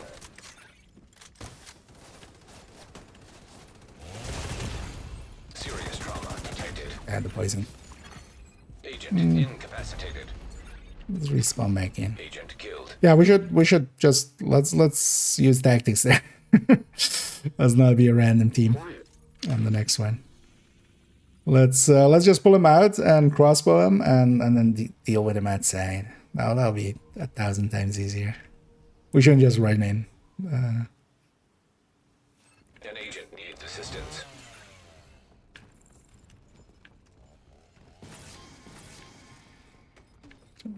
Get you back up.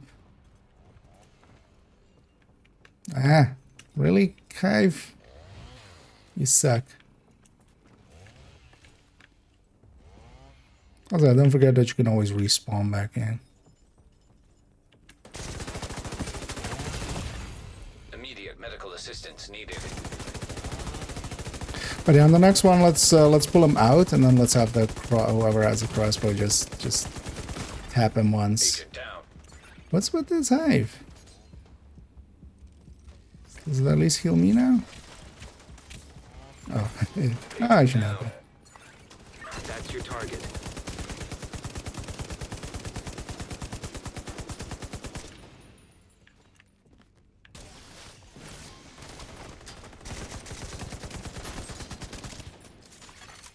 An agent needs assistance.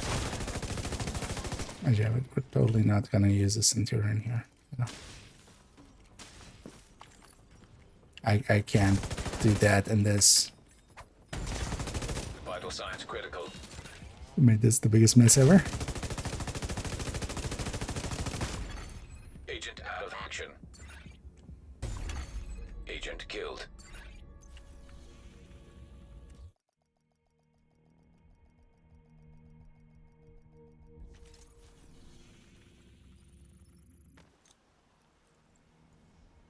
It's fine. But then the next one, let's drag him out and let's deal with him outside. Agent down.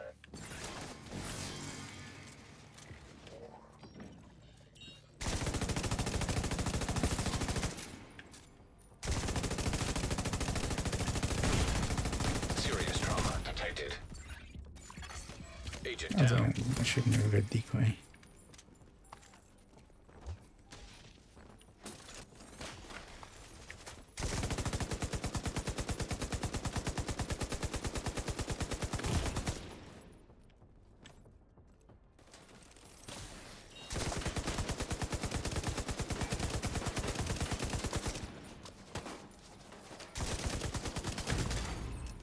signs critical. I'm so used to the damage on the striker here.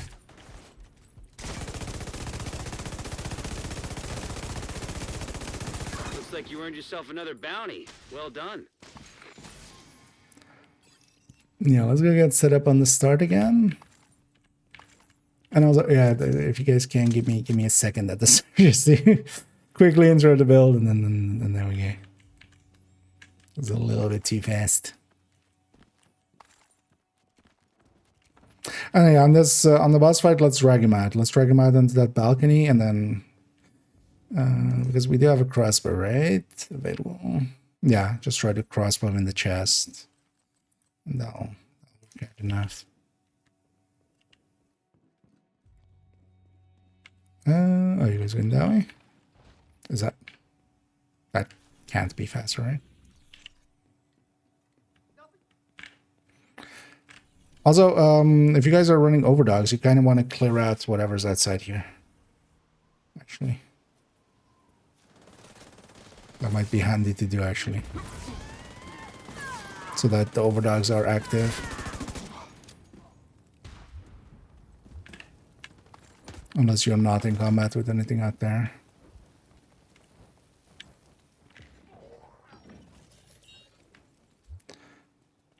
But also we need to be further out still even, right? Or is there a place here where we can start a bounty? Let's clear these out. What's that? If nothing else, I'm in combat now with them. Yeah, it's fine.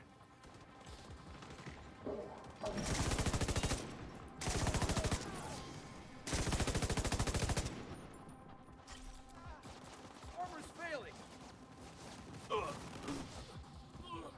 I can bring him back. Fucking Centurion. That should do it. His work. You don't scare me. How is that? Serious trauma detected. It's gonna respawn here. Agent incapacitated. Agent vital signs 0. Is this because sometimes the pistol just doesn't count, or is it? I haven't tried it with the thingy. Is thingy bugging it out? The quick step? Because it just keeps putting like, yeah, so that if I go here and I go here, that should be that one. Now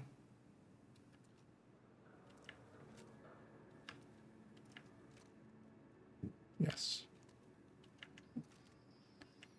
Why does the max size stay? Wasn't this fixed? It's fine.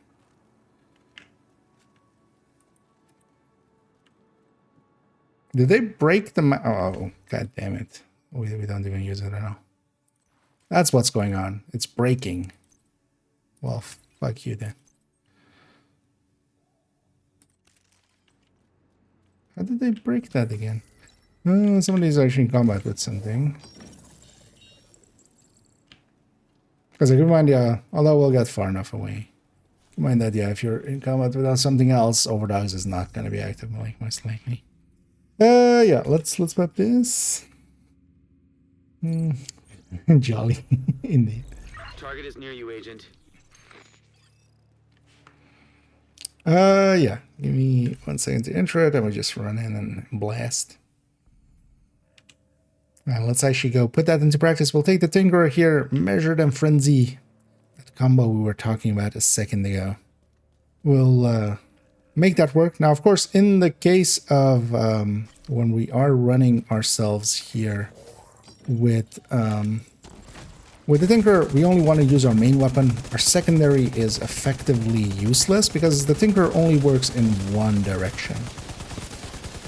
Now, while I won't have too much damage on until the Frenzy comes in, and the Frenzy, of course, takes a while to come in, It'll be fine after, because of this, of course, where we do get Frenzy, we do get the bonuses, and once we get going on Frenzy, it is unmatchable.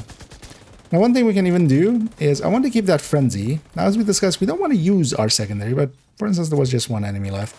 I can use it. I do, of course, forgo effectively the bonuses from the Tinkerer and such, but I can still do enough damage to kill a purple, and I'm saving that main weapon at empty, at its Frenzy, for the next room. So if we have to, we can do tricks like that. Now, we have already aggroed the next room. Now, one of the things you can use as well is a cooler. Now, the thing is, actually, I prefer mostly using my pistol, as the cooler actually isn't suppressed, even though you would think it is. It's shooting water. How can that make that much noise? Turns out it will aggro stuff. The pistol, though, yeah, with its suppressed pistol, it won't. Now, in this case, we have already aggroed them, but as you can see, I can kind of like fire like this, and I'm already building up stacks. Now, of course, we had the reload there, but yeah, we start from nothing, and we just need one shot every second, and we can build up stacks. And yeah, I'm not per se gonna build up to full, but I'm gonna hit that, have a few stacks go into Frenzy. Of course, Frenzy will make it so that I unload quite a bit faster as well. The revive heal will cost us a little bit, but... And the dangerous targets here are especially the rushers, and we go into our next Frenzy. And while we're in this state, of course, yeah, we're doing a ton of damage.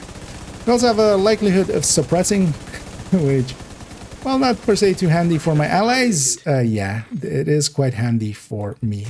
I'm actually gonna empty it all the way out, swap off of it again, have it ready on empty for the next fight. We're gonna pull out the Krampus here in a second, and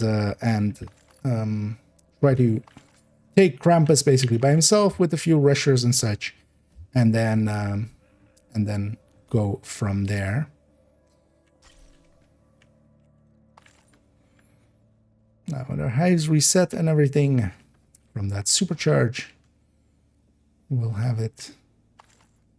And because Krampus is a heavy, he of course will, yeah, he takes heavy damage from a crossbow. Let's pulse him. And if you go and shoot him in his dumb backside, Idris, then that'll drag him out. And let's hold out here and just fight him out here. So let's not go into the room to fight him. That's it. We just basically drag him out. I did that a little bit too early there on the frenzy. That's why I'm just gonna start firing, pre-firing effectively. Here especially, yeah. If we can get a crossbow to the chest, that will weaken him heavily. And I can just backtrack. Second frenzy. Target neutralized. Good work. And here with frenzy, with full stacks, we're doing pretty good. I'm gonna just sputter fire. Just keeping some stacks going. And yeah, let's push into the room. Into the next frenzy. While I'm losing a few stacks on the reload there, I'm still doing fine. And we can kind of roll from one frenzy into the next, of course. Tempton for 9 works a little bit better, actually, I would say overall, for when it comes to the frenzy part of it. Because from a firing time perspective, that works out a little bit faster, and yeah, it does unload just for the first time a little bit faster. That would be the one place where, yeah, I would forgo going the classic M60 actually and go with, for instance, a different weapon. And then there's another reset on the hives, and also an overcharged, but I'll use that hive right away. Just to keep shooting. Safe, Agent. Yeah, there we go. Let's go get our loot, and actually we'll set up for another run. And on that one, yeah, we'll take it actually with the Centurion. Actually, yeah, let's try to do the Centurion. I'll just make sure I don't bug it out.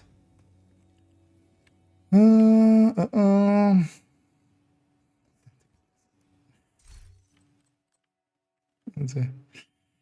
And have a good dinner there, Funky. And yeah. Merry Christmas. Merry Santa Puns.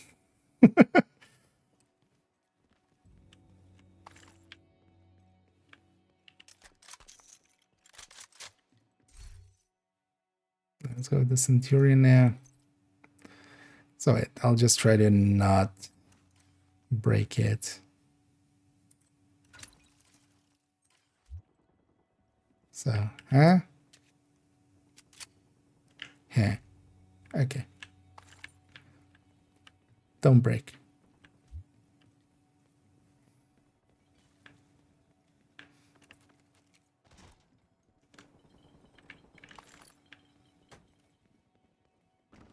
I'll leave that lid up there.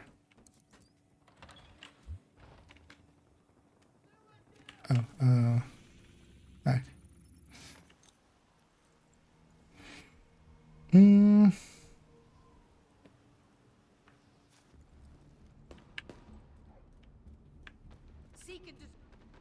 Ah. Compasses.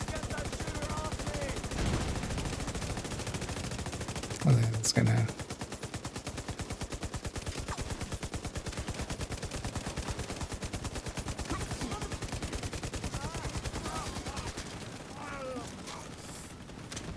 I'll append the solo section to it. I think afterwards. More of you to kill! Immediate medical assistance needed. Agent down.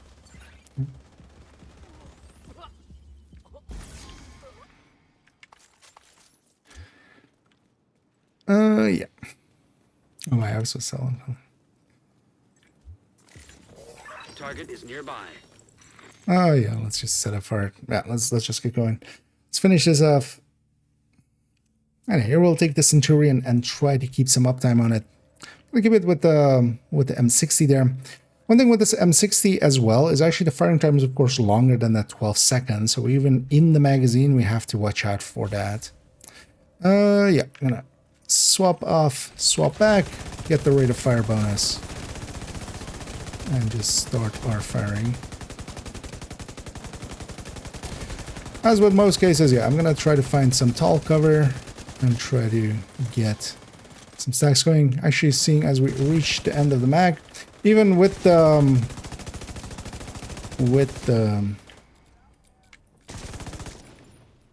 that's still break. Why is it?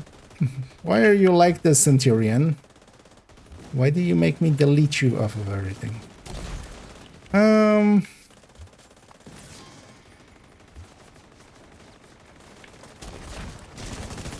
Yeah, there's a reason we didn't. So wait, Centurion's just fully breaking again then, because I had rate of fire and the max size there. The fuck's wrong with it? Stop breaking stuff that was working before.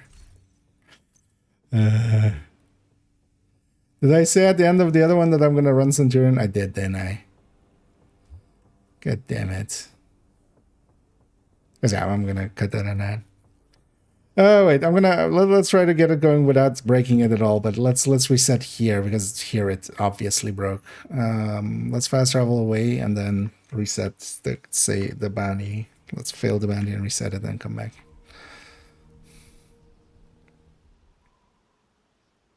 I'd rather be guarding than fighting. Hostiles guarding location nearby.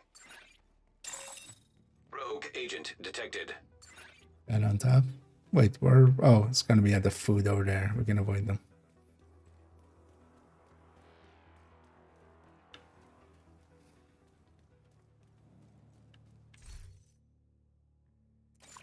I'd rather be guarding than fighting. Okay, so go fully away. Okay, so that's that weapon. That's that weapon. Okay. Now then. Centurion. Pistol. Main talent. Second talent. Yeah, why can't you be like that all the time?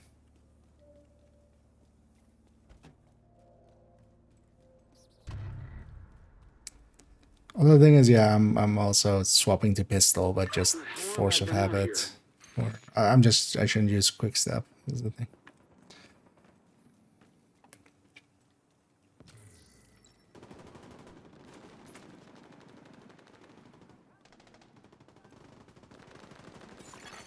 Hostage health is critical. So we're gonna avoid these. Watch out, the bounty isn't active yet.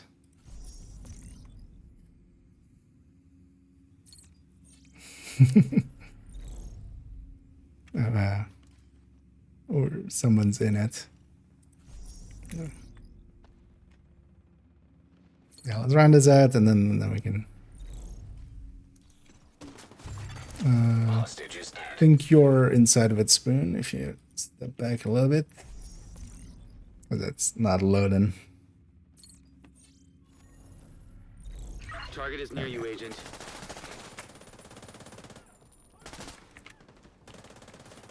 Yeah, let's just go for the bounty. Although, well, we need to clear this out. You guys are ordering overdose, right? Or doesn't matter for you. Yeah. And let's actually take that Centurion into some combat here. We had some Hostage is dead. minor issues with it because sometimes, apparently, I wasn't aware of this, that the Centurion can break again. For the longest of time, that was the case. It was nice for a while that it didn't, but now it does it again.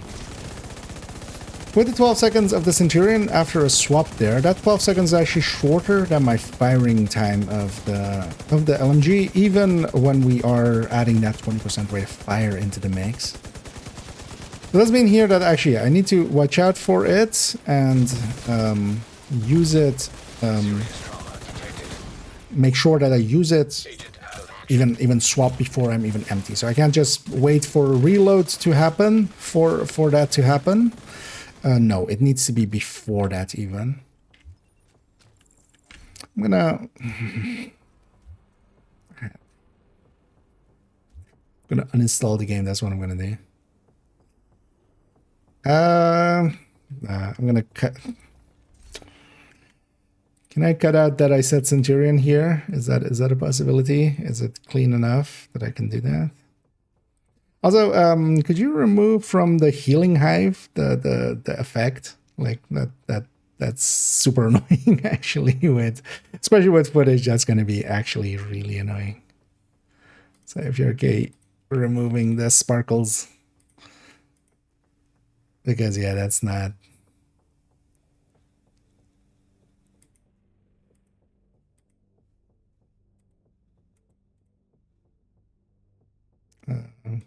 So don't mind the alien, but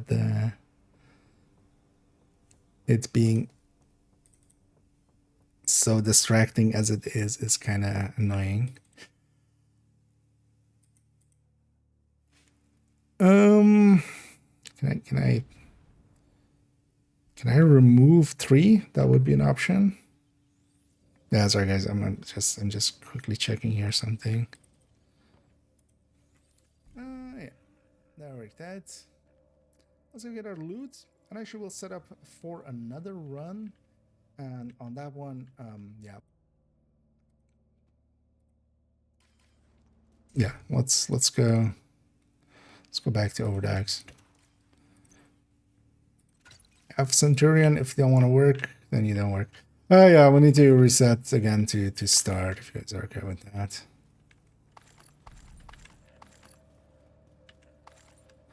So we need to fast travel away again. Or is it... Well, I think it's faster. Or just get far enough away. I don't know how far you need to get off of this bounty to get outside of it, but yeah, just to despawn it.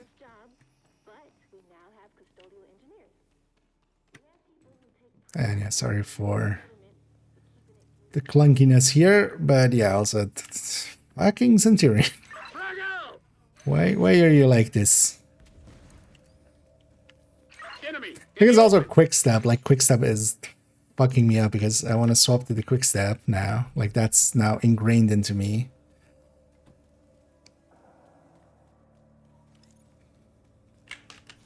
Did that? No. Oh. Agent down. Maybe it's best to just respawn onto me or something, Spoon. I'm not sure. Hope I'm far enough, actually. How long have I been out here?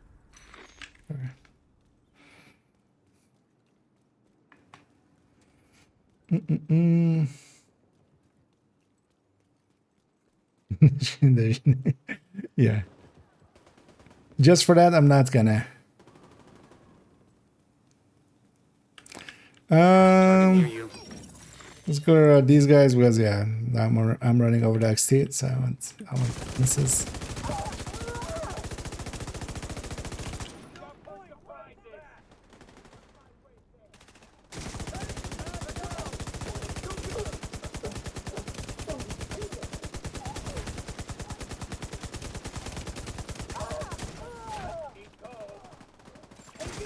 Hostile control point nearby.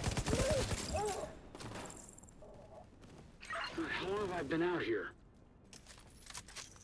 There we go. Okay, so we give up on the Centurion. I'm not gonna try to make it work. We'll just do another overdog section here. And for this one, we'll just take overdogs as we discussed with this bounty, at least once we have eliminated this Krampus left, because we should. Most of the enemies within this bounty will be active effectively all the time. There is all of the enemies, they're all going to be tier 3 with the exception of Krampus. So we just have to deal with Krampus, but also we do have to deal with enemies outside. So we have actually cleared out some activity here outside here just to have those enemies despawn, because of course overdogs is any enemy that is in combat with us. Now in this case it wouldn't per se matter because all of these are tier 3, but yeah, it can for instance get in the way of some other things, especially if you want to do for instance Krampus last, but that's not what we're going to do. We're going to pull them out again. And yeah, let's go get set up here. And of course, in a place like this, where there's a very high uptime on overdogs, it really makes it shine. This would be maybe even the poster child for the overdogs, effectively. And yeah, here doing pretty good damage. When I am at full stacks, we do actually tear through enemies. Or even for a little bit of my reload, the enemy was suppressed, so we actually didn't lose all the stacks we would normally lose with a reload. But of course, here, while looting up and stuff, yeah, I'm gonna lose all my stacks. That's a given. Let's move on up here. One thing we can do as well is, so I'm throwing the overdogs. This weapon we can also use. Of course, I can actually pre-fire, for instance, with this weapon and unload. Here, I wouldn't want to do it because I'll just aggro everything. I'll just deal with getting some stacks out here. And we'll go for the assaults first. I'm gonna pull back a little bit. And yeah, well, especially the rushers are the very dangerous parts here. So yeah, we are gonna try to get them first. Now for this fight, yeah, strikers, chest strikers works out overall the best because yeah, you can get those stacks going. But that's definitely not a poor choice. And yeah, as we saw from its numbers, it can output more than enough to be worthwhile here. Here again, as well, we don't have the modifier on because the modifier can add a decent amount of damage if we just have the passives on, of course. Here as well, all of these enemies are named, so none of them will actually have hostile modifiers. The way that they are set up for this season, that means that you don't get hostile modifiers on named, so we would have no downsides and only really upsides, so just 30% more weapon damage. But just to kind of show it here with that. Most of the time here, I am running a graded weapon. This classic M60 I have tied to this build is very much an graded weapon. Yeah, let's try to pull them out again. An agent needs assistance. Especially Krampus, if we can just drag him outside here, which he does quite often. He can be crossbowed and he can be very quickly eliminated. I'm actually gonna try to not spread that foam too early because it would spread to Krampus inside.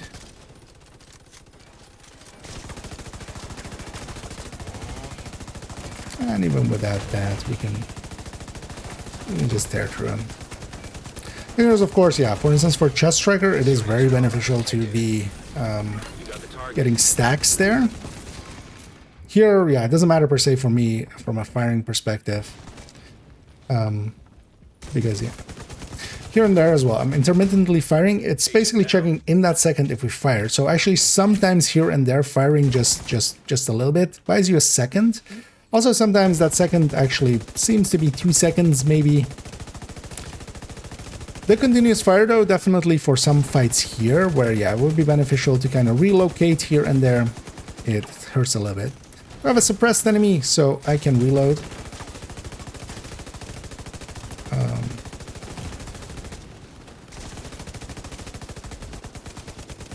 And then start shooting again. Suppressed enemy again. I'm going to actually reload in that time. And while they are suppressed, I'm free to move. And I'm just going to relocate to a point where I can actually hit them. We have... our back is a little bit exposed. And yeah, we should go and deal with this. It is a bounty, so actually, yeah, when we die, it is possible to respawn and come back in. Should watch out, especially if the, like, for the completion here, because if they weren't back for it then, but they were just barely, you don't get the completion. So sometimes it is handy to just state, but they are not so much. But here we saw kind of the firepower of it on a part that actually, yeah, can hurt a little bit. These fights with lesser teams can be painful. Especially on 4-man scaling, because there's a lot of armor and health on display. Now, for these fights as well, yeah, we could even consider going DTA, because there is inordinately large amounts of armor. Also, actually, well, against Krampus himself, actually, what I should have done is gone with this DTH weapon, but the Ranger talent on it wouldn't have worked out. But I could have swapped this, for instance, with Tinkerer to my main stack and then have that be, you know, have it Ranger plus measured and then have the health damage come in. Because, of course, on him, it will be health. But there we saw it plenty in action. Let's go to the conclusion. Well, we'll round this one. Oh, yeah, there we go. Yeah. I'm gonna go and do a conclusion there, but yeah, thanks guys for the help there. As definitely appreciated. An agent has left. I'm just, yeah. Actually, because I'm gonna conclude it here. So if you guys indeed can You are no longer in a group. vacate, but yeah, thank you guys for the help there.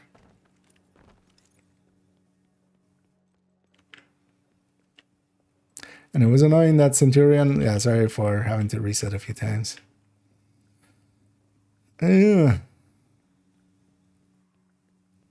So when did they... Was that the start of this season then? Because I used Centurion like last season. We didn't include it in any of the end-up looks like more recently, so... Let me catch up here for a second. The chest comments on these is hard for detecting. Oh, yeah, well worth messing around with. That's my go-to as well. Of course, I'll and yeah, thanks pages, yeah. And indeed, always happy to have you guys around. Yeah, thanks for the help there as well. As we got it done pretty cleanly. Yeah, let's load up on in on that one. Oh, that's this. This is the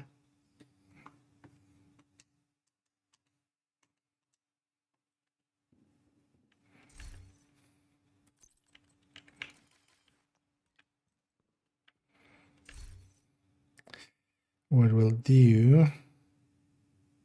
So we'll take this, yeah, like that.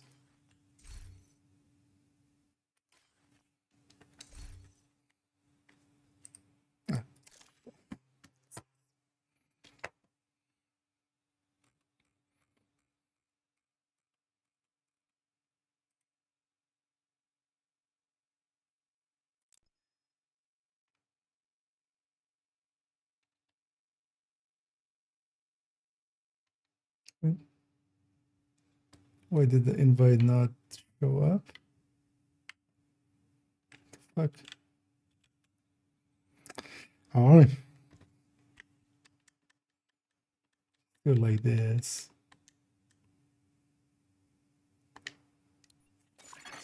Another So agent that's kind of is now background. That's in all I your want. group. A different angle we want to take. Just here.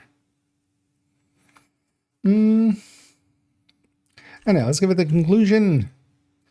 How long was that actually? Because this is the first one, right? And then yeah, I just cut it out where I say Centurion because we can actually. And for this one, we'll just take there and see your talent on it wouldn't.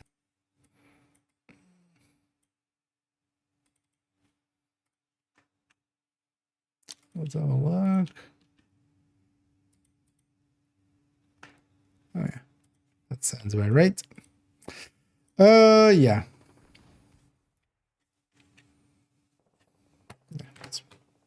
Where did it spawn in over there?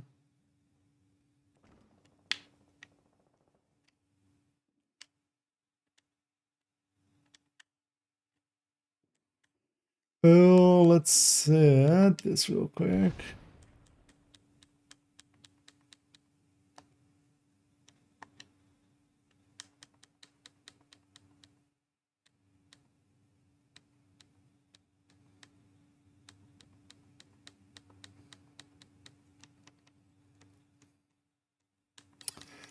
Where are you?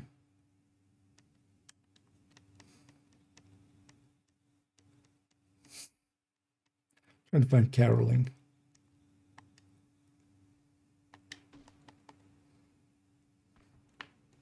Oh, actually, on that one, it doesn't. I need to set the one I want on here, actually.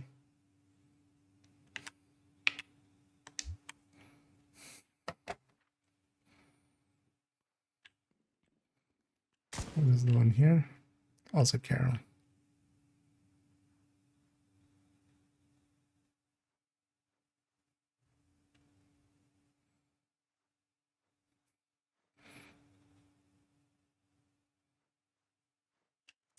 Yeah, we go Zen.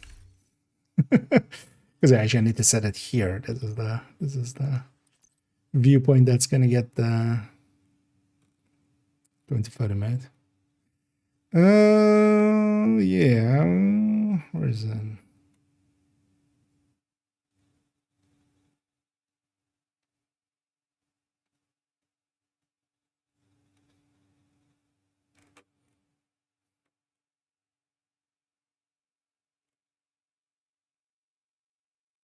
I blind. Should be one of the ones that's already selected. Oh, here. Yeah.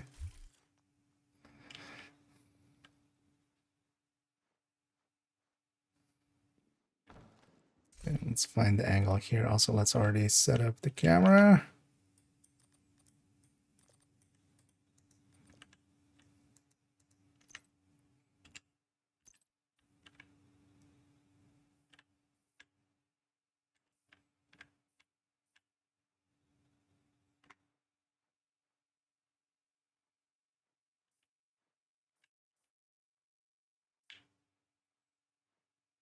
Yeah, I kind of like that. Okay. Like that layout.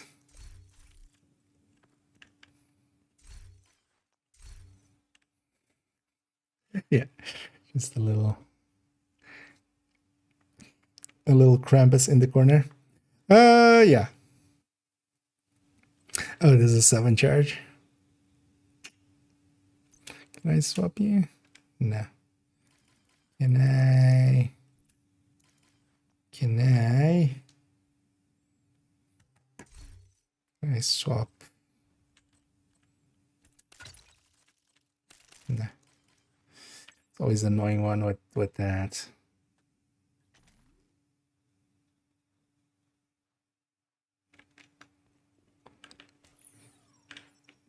That does fix it to tree, right? Yeah. That's fine. Oh no. Damn it.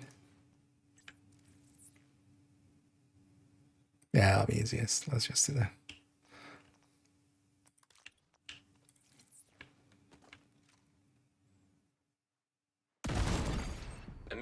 Medical assistance needed. Oh, is that character in combat soon? I don't Agent think out they of are. action.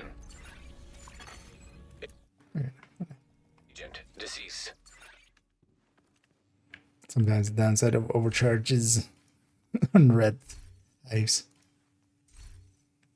Because I don't want that distraction there. Yeah, so with this had already. Okay. So yeah, let's do a conclusion. That's a weird looking tipping. 11.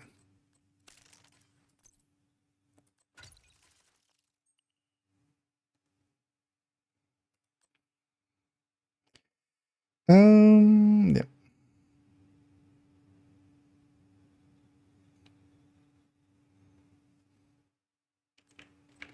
Also, could you be holding that? Thank you. And to conclude this build showcase into tipping skills. Tipping skills has, from its inception last season, has been one of my go-to builds to just grab as a different red build.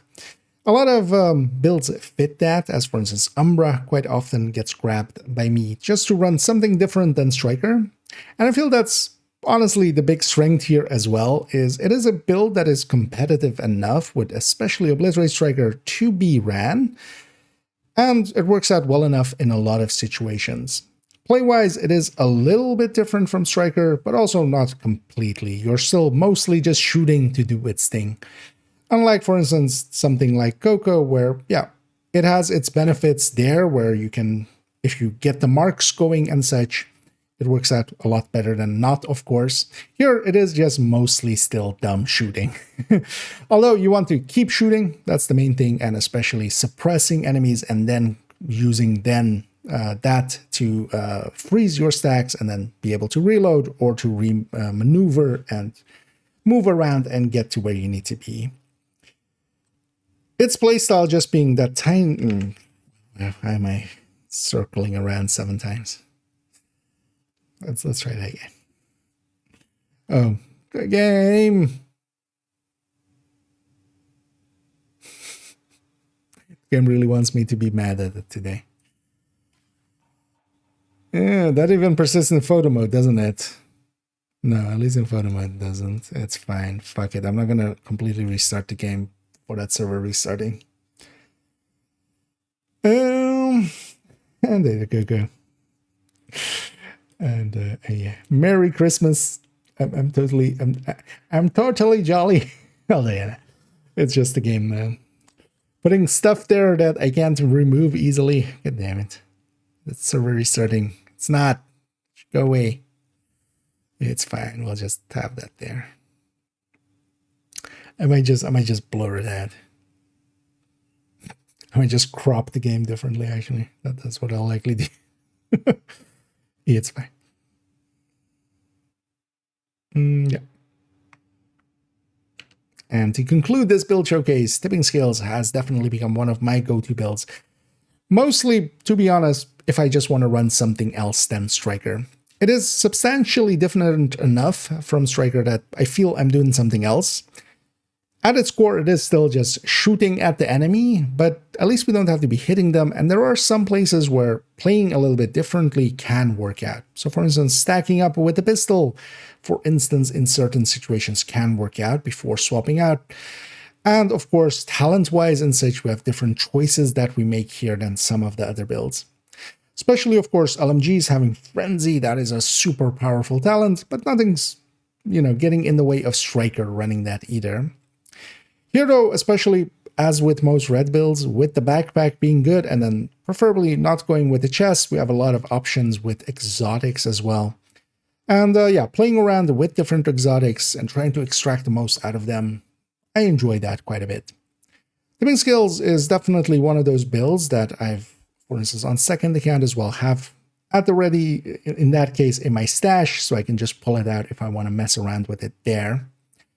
And for certain places, it can actually be really performative in missions and such, especially places that are predictable. You can, for instance, get some stacking going even before the enemies spawn and really hit them hard, even more so than, for instance, a Striker would be able to starting out in that fight. But of course, Chess Striker is in a league of its own. This doesn't get up to those levels, but also that's not per se needed. It is still more than enough for anything heroic, where here, for instance, as well, we're doing some of the stuff that was somewhat harder on the heroic end without the modifier and stuff even helping us out. And we weren't struggling really at all, and we were generally pulling our weight. Especially for LMGs, this has become one of my go-tos, and yeah, I like the classic M60 a lot with it, and that would be my go-to for it as well. We should also always consider playing around with the skills as the red build that it is, and here with LMGs where the shields isn't really an option, and I completely understand the idea of going to a shield as often as people do. I generally don't, I prefer other skills there, and this build opens up a lot of options there as well. I can wholeheartedly recommend tipping skills, and that's also why it is in the recommended build list. There's really only one variant I have in there, and here as well, we've mostly shown it as a full red. You could try to make other things out of it, and I have tried here and there. Honestly, I like it best in its full red form. In its full red form, though, then it is, to me as well, more relegated to running it in groups. As solo, I just tend to not run per se full red builds. But I could totally see, for instance, at the very least sticking 2 blue cores on this, or sticking a memento on here, as the memento by itself, just for its benefits, could fit in here, and could, while it costs quite a lot, it is still doable. But yeah, to me, this is one of those quintessential red builds, and like Umbra, for instance, I like running that as well as a different thing to run than, just always being on Striker. And it performs well enough and just forces me into a different playstyle. And just the playstyle, just getting to do that thing, getting to make the build do its damage, that to me is enjoyable, just having something else to play with. But yeah, that brings us to the end of this build showcase here into our new friend, one of two actually, because in the recent seasons we have gotten 2 pretty good builds. One being the tipping skills that we covered here, and the other being concentrated company. That'll be the next in-depth look. We'll be also build showcasing it much later in the season. Following this video up will be several build collection updates, and I've actually decided that we're going to do it in a way that we did it last year as well. That was around the same time, around the end of December, start of January, where instead of just showing the updates, we're going to go character per character and go build by build, and I'm just going to explain what the build is for, how hard it's kind of put together, and just general notes on it and such. I think that will be a lot of fun, and also a lot of builds have changed since last year, so it behooves us to kind of give it a full run-through. Those will be following this one up together with the in-depth look into Coco, and then of course as well, for the modifier of this season, we'll have an only tip, so it'll be a busy upcoming few weeks. I hope you join me for those. If you did enjoy this video, do any and all of the algorithm things down below, it does help out, so I'll do that little bit of shilling here. I hope to catch you in the future. And as always, have a good night.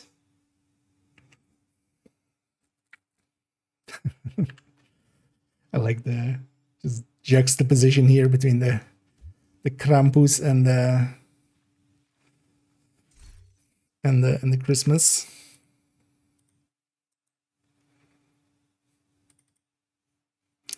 A little rambly, but it's high mic here. Okay, so what's the total there? Although we're going to cut out like 10 seconds, but that's just like 10 seconds. 148, yeah. So that's about build showcase length, yeah. Yeah, let me pull it back here. Indeed. Goddamn servers restarting. Oh, yeah, in-depth look Coco, yeah. That's the next big in-depth look. Although likely, yeah, we'll have part 1 of the build collection updates thing. And then we'll go into that. Oh yeah, I'm gonna do a thing here that I always love doing, which is just kick. You are no longer in a group. Yeah, I kicked myself. I don't know why I enjoy it that much, but I do.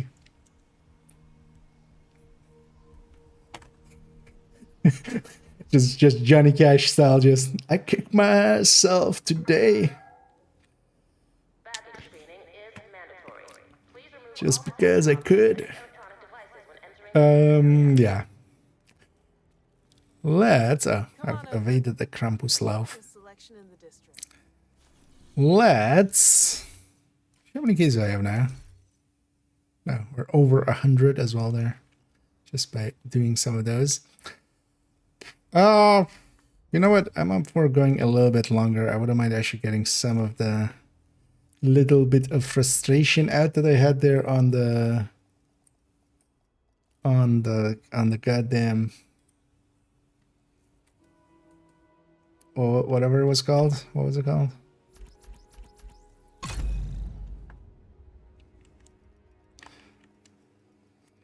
Centurion, not wanting to do the thing that I wanted it to do. But that's odd as well. So I don't think anybody brought up that Centurion is broken again. Like how did that? When did that happen? How did that happen? Oh, how did that happen? And and thank you so much, Danny, for gifting 20 subs there. Sure, everybody that got one there will also be very appreciative, but also, yeah, know that I'm very, very much thank you for your kindness there, and yeah, glad to know you like my silliness enough to waste damage at me. But yeah, Merry Christmas and happy holidays and yeah, and thank you so much. And thank you for the kind words on top of it as well. You're gonna make me blush. But yeah, you know what? Let's go and let's just go do quickly these 3 missions. I feel that'll cheer me up. Let's go shoot those gun-toting assholes. If anybody's interested in doing parts of that weekly and wants to join up for some, I don't mind the company. We'll likely do it mostly. Good to see you. Although actually, oh yeah, the 5 times is still on, but we'll likely just take a few directives, but nothing too much. I'm gonna run some Coco. Oh wait, did I? That guy's just being Santa near the tree. Did I? Okay, yeah, let's take a graded. You know what? Let's go take graded on both. Let's take a graded that and a graded that. We got to put the Bahan and stuff back in the stash, but that'll be fun. Another agent has joined your group. Oh, actually, Tiny join in. And if anybody's up for those 3 missions, because yeah, we'll go do thingy, and just the basic versions. Federal, Potomac, and Roosevelt. Just heroic, normal variant. And either epic and yeah, Merry Christmas as well. Indeed, a huge Christmas cheer indeed. And I thank you all as well, all the people that have been very, very kind today and yesterday as well. As I think we got like yeah. You guys definitely making it easy for me to buy all the apparel in the coming days. I'll say that. Another agent is now in your group.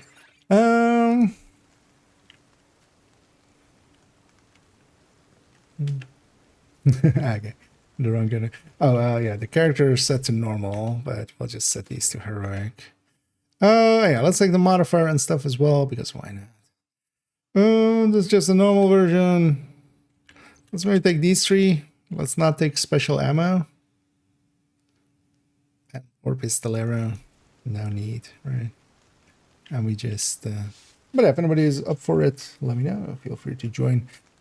Let's get going, and if we need to find out what happened to the team that went to try to repair. have no the shade takers, node. then we'll The federal shelter match team make it needs their a... current position. Find a way down there, but proceed with caution.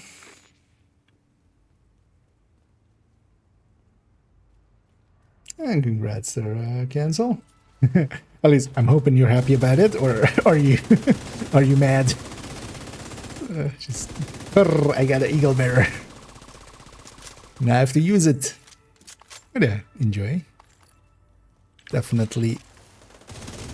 It's not the best gun. It used to have a heyday at some point, but that's years ago. It's definitely not a bad gun though. It's well worth messing about with, if nothing else.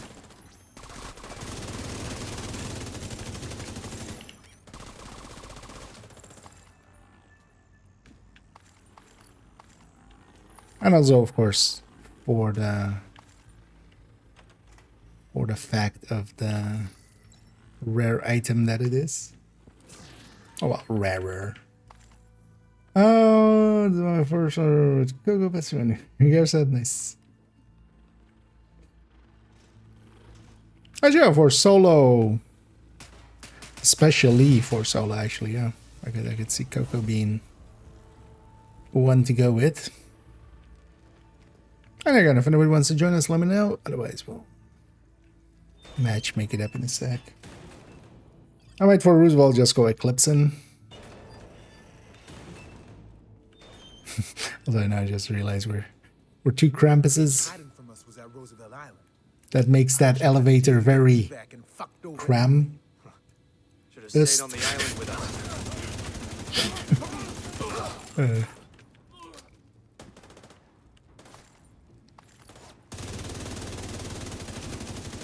Da-da-da-da-da-da.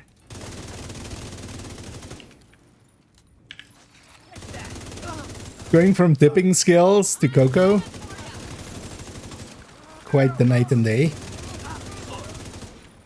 Although, well, tipping skill definitely at full damage, especially because also it's layup into...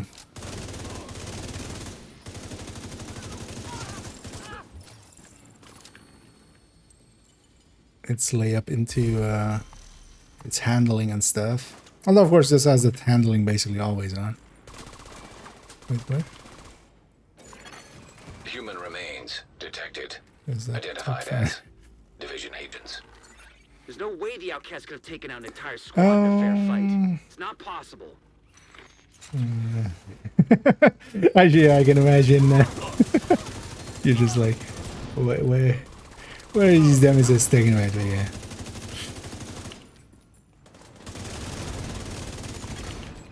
I always feel bad as well if anybody's like named Mike when the server's down. Everybody's just yelling at Mike the whole time. Now you know how that feels. Is a Christmas cheese ball uniquely an American thing? This is Manny Ortega with the division. I'm not sure if it's uniquely American, but I'm not aware of a cheese ball. I salvaged some equipment that will get the White House node connected to the national network, but before I can I mean, get back, those There are crazy balls fucks made showed out up. of cheese, You gotta get me out of here. but I don't know what a actual like.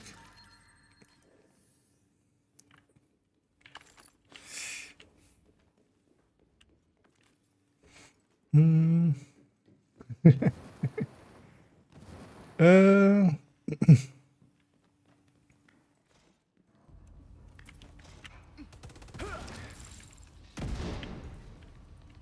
Mr. Joke. Well, don't worry. It was just cramping our style. We were just Krampusing our Actually, yeah, no, we should just, yeah, keep it to just cramping our style. I'm just gonna blow that up. Yeah, often them gets shocked here.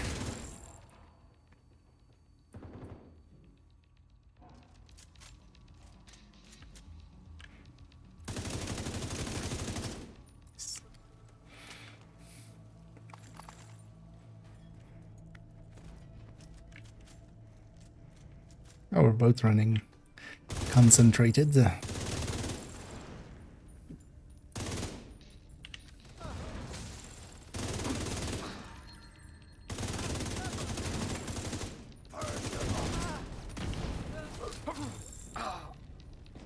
Are you ready for this? Next time. Actually, you know what? Yeah, let's matchmake it. Might as well give some people some free completions, basically.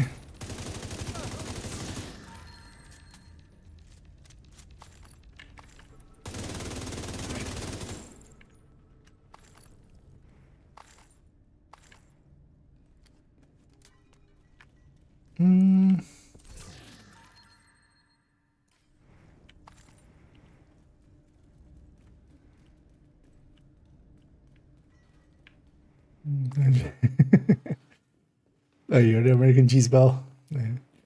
That bitch can't hide forever. You can't cramp my staff.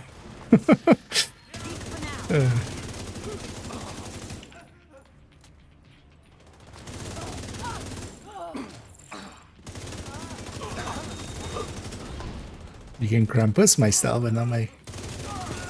An agent needs assistance. Can't keep getting away with this.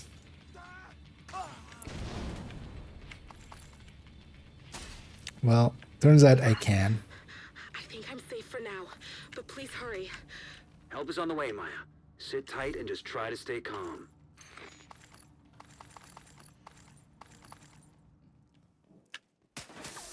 Sit tight and wait for Krampus to save you.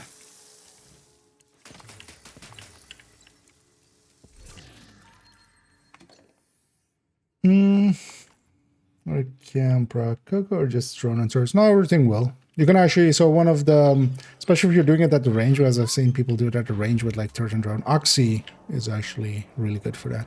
Oxy just continuously is just hitting the enemies.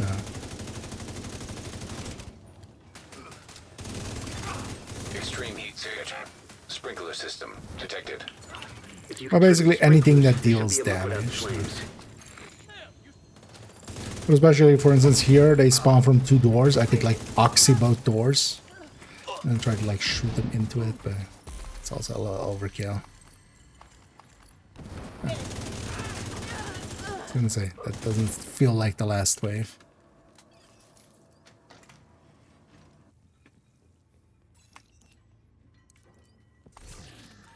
On crackers, but it's in ball form. Okay.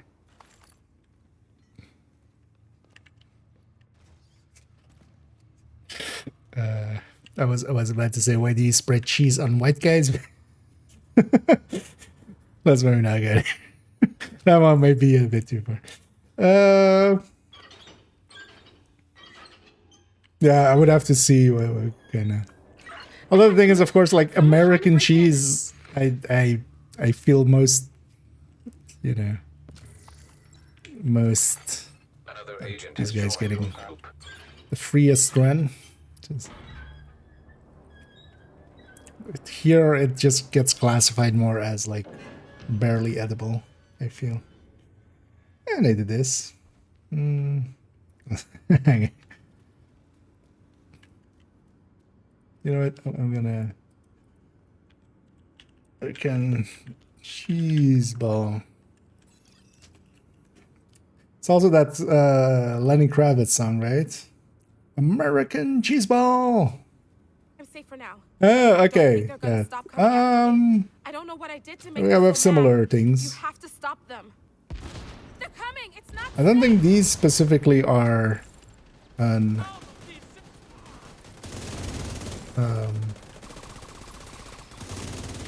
like something we have really over here, at least. But they're similar to some other stuff. Yeah, see, I should already set up there to do the cheese. My dumbass is actually like off on the side here. That's fine. One of the nice things with a drone, actually, as well, just having a drone at or turret, is just even with like fog of war, just that E is much easier to spot before the, well, you know, when the pulse isn't up, but you can very easily spot the E on the enemies and stuff. Does make it easy to kind of see where enemies are. And we have a traditions to maintain. This looks so weird with this name as well. Looks like a bird.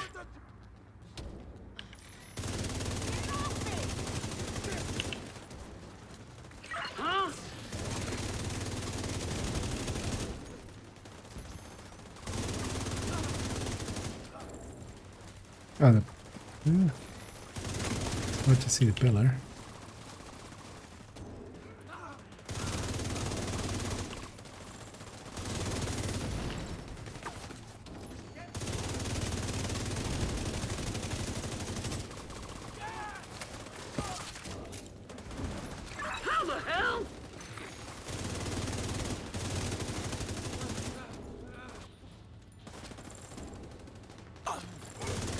There as well, I'm going from modifiers off to modifiers on.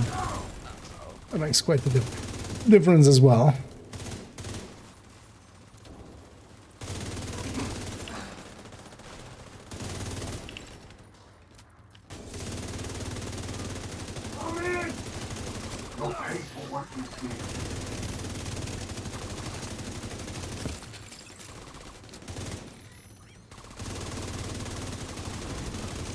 Agent, we need you to stabilize Foggy Bottom.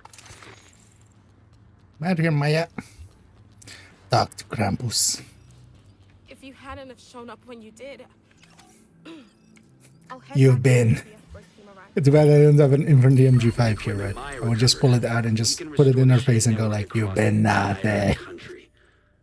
I'll send a team to assist Maya and retrieve the fallen for a proper burial. Actually, let me recycle. An agent is no longer in your group. How much armor does this guy have? All of it. How much armor does this guy have? Yes. You know, you really need... Yeah, no. All of that as well. He's not even running a shield. Yeah. Sounds very healthy. Yeah, next up, Potomac. Hey, we're head to head there. This guy, if he wants to stay, he can. Actually, if anybody else wants to join us, let me know. Otherwise, we'll matchmake here as well. That was one way to start.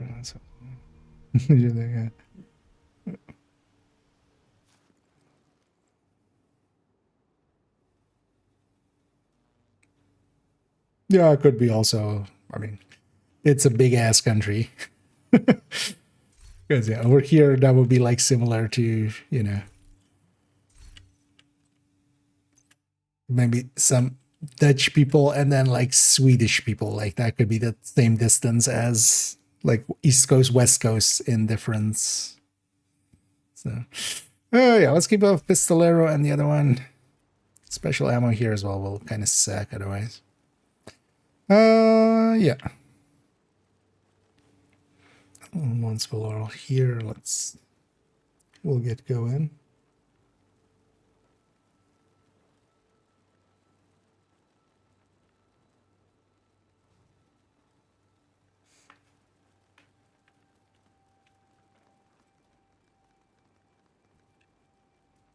And the nice thing about Coco going into the next mission, and I still have some stacks.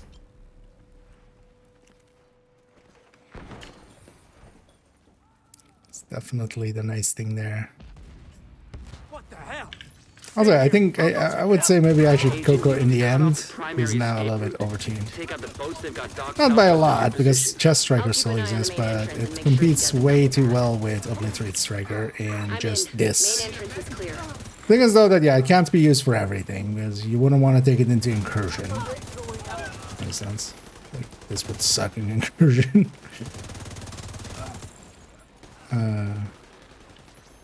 Can't take it into many of the raid fights. But just for like random matchmaking, which is like a thing that a lot of people do, I feel Coco is definitely, honestly, maybe even higher than Obliterate Striker. But I wouldn't want to take it for instance, yeah, in a Master or something. Fall back! Get to the boats! Defend them at all costs! A Legendary would be fine, but Well, at least now we know the Master, strategist is home. some of the Master fights, it just wouldn't work out. Oh yeah, let's matchmake again. And again, unless somebody wants to join us, but you would have to beat that timer. Oh, we're doing this mission Another and agent is now in your that's group. quick. Well, we're doing this mission and Roosevelt next. Just the weekly ones, just to kind of round out and actually play a little bit before I go to bed. And I'll get that video edited. I would edit it, that means stitched together, because that's the editing level I'm at. Although yeah, I'll be doing it. Won't really change much, but yeah, I'm doing it on different software this time.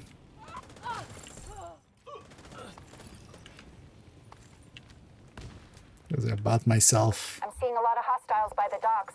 They're securing the boats. They Vegas must be Pro. waiting for the order to launch. If the strategist gets on one of those boats, It's not we'll lose too our much of chance an to bring it upgrade in. anyway, but Keep I moving. used to You're almost like there. run on a software that's it's still being maintained and stuff, but it's not widely used, so there aren't many like videos on it and stuff. And it was on Humble Bundles. I was like, yeah, if I could. Let's see if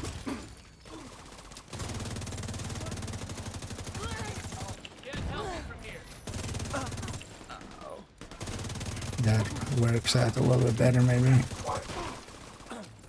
And here I'm basically the whole time at full stacks. I wonder if that is a Deep Space. Deep Space? I was about to say Deep Space 9. What was it? Space Channel 5? 5? Agent 9? down. Space Channel 5, right? Ooh la la. For some reason, we got into the discussion of like weird characters from a while ago with Serious at trauma work one time. detected.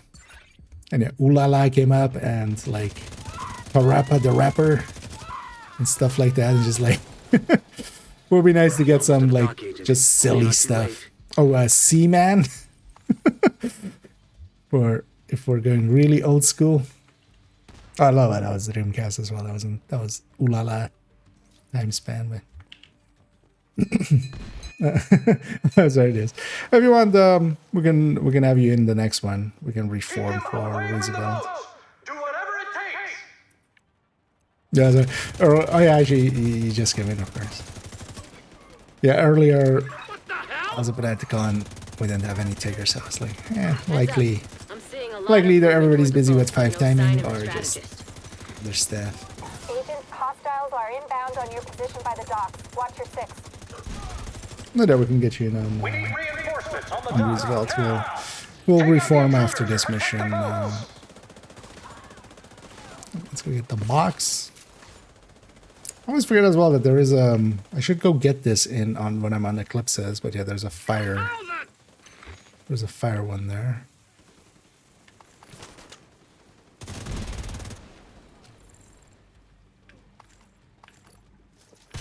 I'm curious what this one is also running. They took like 7 minutes. Ooh. Yeah. Don't do this with your life. Whatever you do. They're coming at me from all sides. I can't get. Is it there are bad builds, then there are actually objectively wrong builds. That one is in the wrong category. That's not just a bad build, that's a wrong. Damn it, Kelso. Okay, slight change of plans. With the boats out of commission, the target should still be inside. We have to make sure he doesn't slip past us.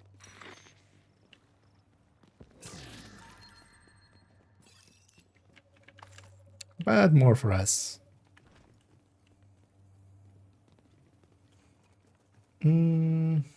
Vassal, yeah. Likely they were just matchmade for that already. Yeah. Although my editing is like, that's also the way that I record, but then that works out for my use cases as well. I'm gonna grab a pulse here. I don't need this anymore. I mostly just, yeah, record the whole segment and it just is a fade in between and that's it. Going from segment to segment. Kill them and feed the burn pit. Definitely if I like scripted my content and like fully, you know, it's the way that you normally would, because I'm more than well aware of how to normally put together something like that where you just go sentence by sentence and you just record the footage and then just, you know, overlay voice. But that's also a lot of work. In my case, I much prefer the way I'm doing it. Because otherwise, yeah, I definitely couldn't. Laboratory as well, it would just eat up way too much time per thing. And while the quality of the thing per thing would be better, I'm kind of fine with the quality level that I'm at.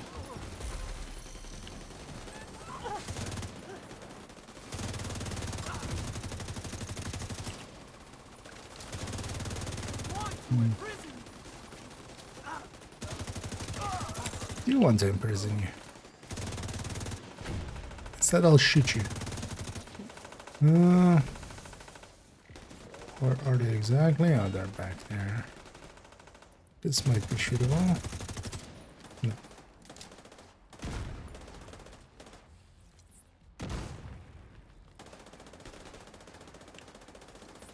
I think somebody has a shot, but I'm gonna grenade. Bring it!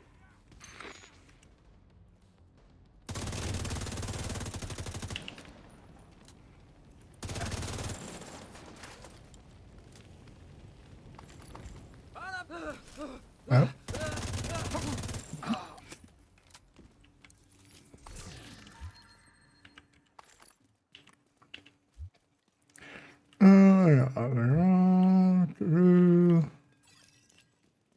So yeah, indeed, it was basically with the ninja bike Kelso, 4-piece. capturing the strategist won't Oh, be actually, it's even easy. like You need to super finish the wrong. job, Agent.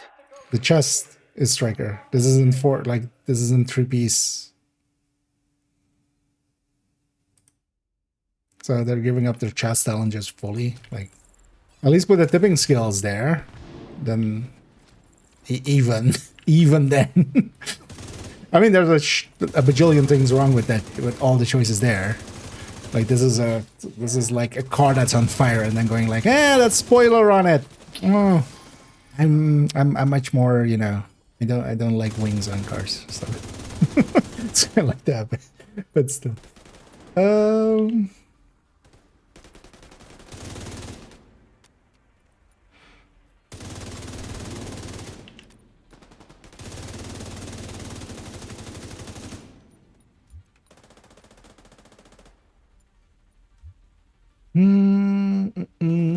Yeah. Yeah.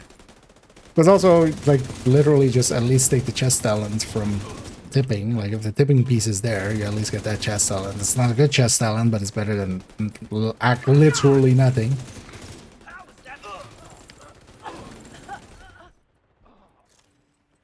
I don't want to shit too much on someone, though, but, you know, at 900 hours, that's close to 1,000 hours. Is that gunfire? Agent, I didn't send reinforcements. You'll need to clear the building. Don't want that much.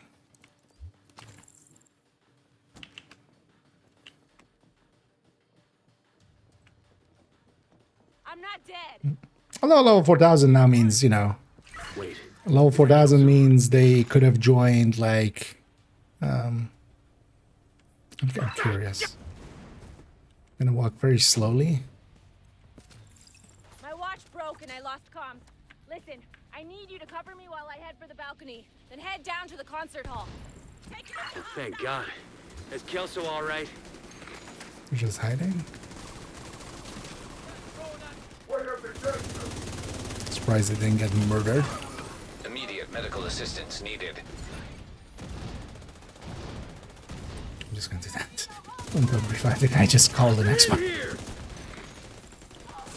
Yeah, if the guy's down, what you can do is just, yeah, trigger whoever's ready. And that just sends in the next one.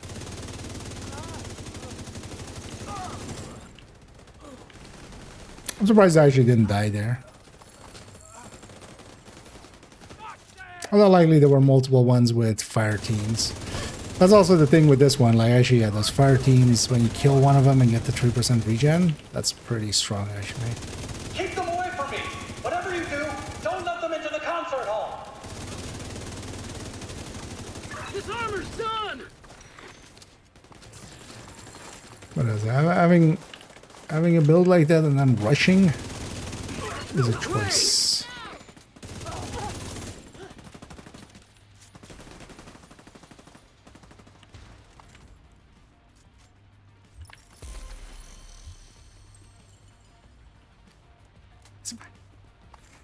We'll be leaving them behind after this one.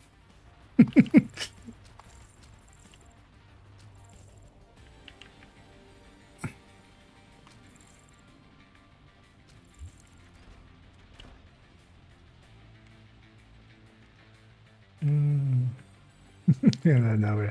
I mean, I think there's a lot of people, you see this on Reddit and stuff as well, just like, oh, go you make your own build. Which, you know, in a lot of ways, sure, fine, right? Like, but it's always also wasted on people that are actually asking because, you know. Because what bothers me when they do that to people that are actually asking for, you know, input is just like, it's the same as saying, hey, how do I change the oil filter on my car? And it's just, yeah, just have fun. Just do whatever feels right, do that. Just like, no, how do I change the air filter or the oil filter on my car? Like, I need an actual answer. Like, so.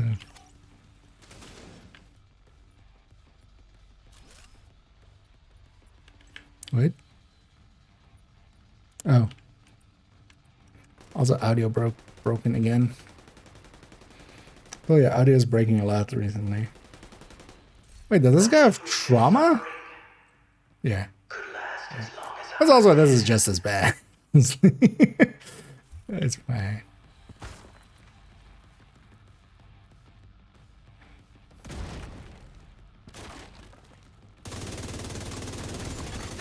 Fire detected. All your weak points are belong to me.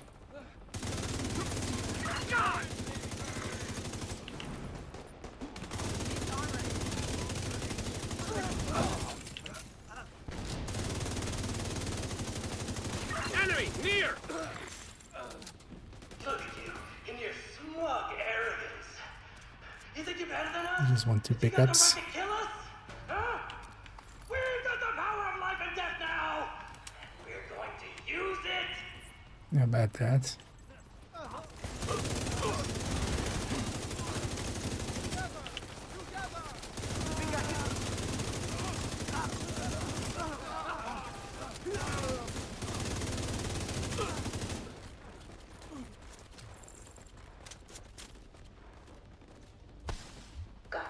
Let's see what their contribution is. I'll tell you everything. I mean, yeah, Tiny, we'll reform after this one, so after this one, just we'll leave. I want to just see the completion. That was some nice work, Agent. You Oh should yeah, we'll be get this into proud of here. yourself. Together was the only way we could have done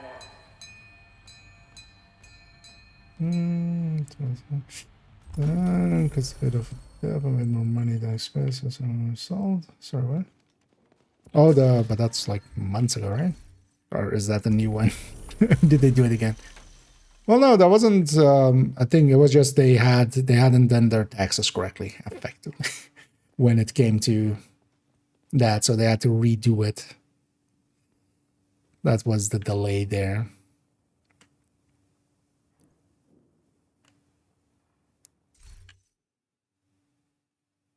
So throughout that entire mission, because that's the thing, like that's the weird thing I feel with that is just like, how do people? Because you see this, like if I saw this, this isn't per se too great, but it's also like this damage number isn't true. Like I have the highest damage there. That's not true. That's who hit the most weak points. I did, and then the kills as well, most likely. An agent has left your group. Yeah, let's leave and reform. I don't want to kick him. Let's just leave and reform.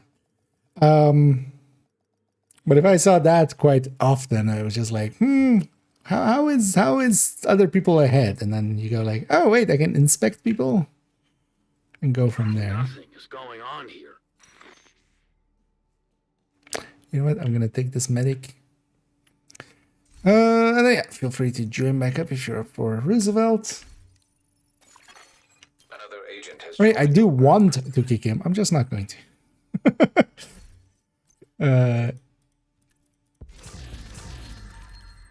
The other one, like that guy was like 400 something, right? And yeah, those if you wanted to join us, and if anybody else as well, we'll go Roosevelt. Well, I should go Eclipse as well for it, unless somebody else wants to. Not that Eclipse is needed there, but I just want to. Oh, maybe before that, shit. Because I did swap characters though. Just to be sure. It'll take a minute. This is worse than my But yeah, old watch job. out for if you're doing the same thing I was with loot. We'll go to New York and back for a second. Just for that server. That was on the other character though, right? Yeah, just to be safe. Let's just be safe. It'll just take a minute. Let's go New York and back just to be safe. For the server reset. That I change character per se doesn't per se mean I change server session. This should likely get us off that session. I don't know if you want to join us. If you have your in-game name for me, I can invite you, and we still have a spot. So it's also part of the weekly. Basically we're doing the missions of the weekly.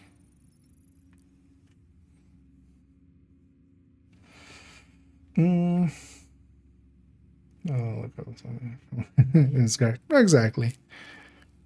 That's also usually, like, I've started here as well in most games.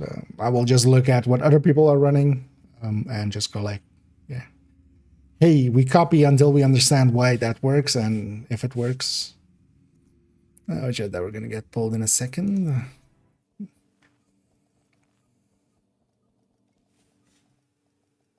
Okay.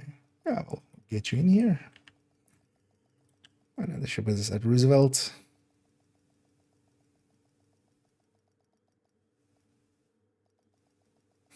Double loading screen.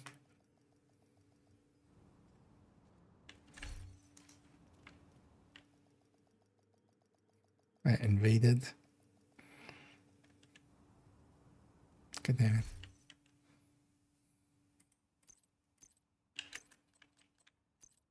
There, just Roosevelt. Oh yeah, let's invite you in. And I'm gonna go Clipson for. Ooh, I don't have fire clips here.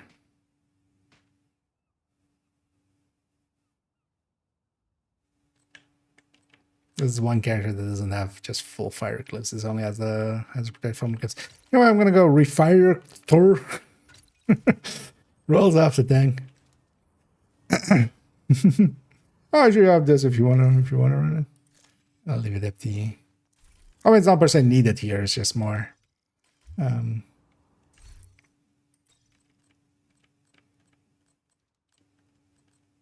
is a good mission for it. I'll go back to cocoing my Chanel. But indeed, if you wanna go for it, we'll take the same 3 we took for the other ones, just to be lazy. Oh no, where's Rennie? Ah, that fire cam was still on cooldown, of course. I'm just gonna take this. Taking down the outcast stronghold and neutralizing their leader, Emmeline Shaw, will do serious damage to the faction. Also, Harry has intel that a mechanical engineer from the campus. Oh, the last room is also like, recently, so be for on the me as lookout well, for just captors. mostly reactive. Got a few hostiles ahead.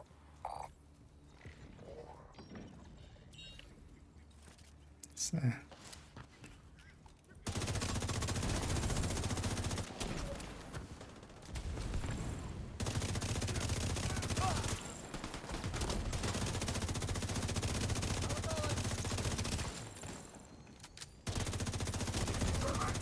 Alright, there is my stacks there, but we'll build up fast enough.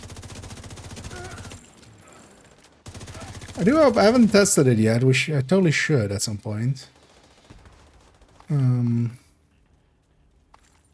To make sure Coco actually works correctly if there's multiple in group. I could check if, but yeah, it would be easiest if I'm just dual boxing to do that.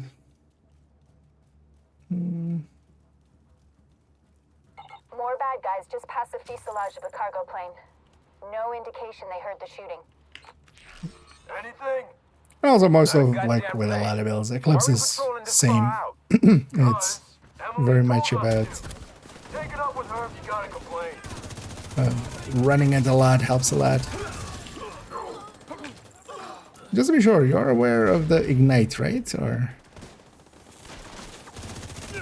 Although that's usually the first step to know about. Like the double tap. Okay. Keep your eyes open.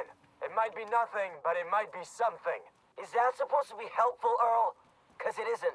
Shut your damn mouth before I shut it for you. Both of you shut I'll up. let you open.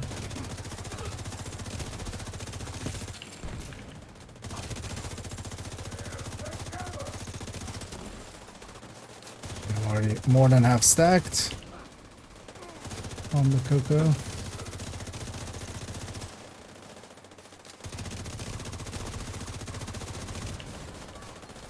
Even without having a drone, I'm fully stacked. Because all of those guys died with a bajillion stacks on them. I'll take the high ground here.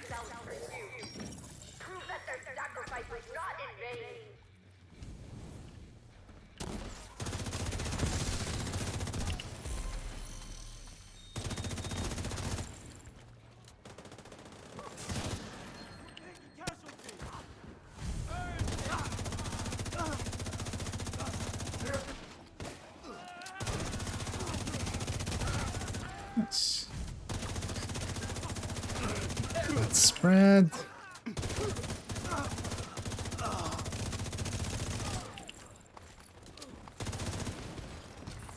Hey, I usually don't get to play. I'm actually enjoying it a lot. No direct way into the main compound. I don't from where usually you get to are. play alongside of If you can get up eclipses. on the wing, you can detour around Usually to the west it along the falls, quarantine barricade.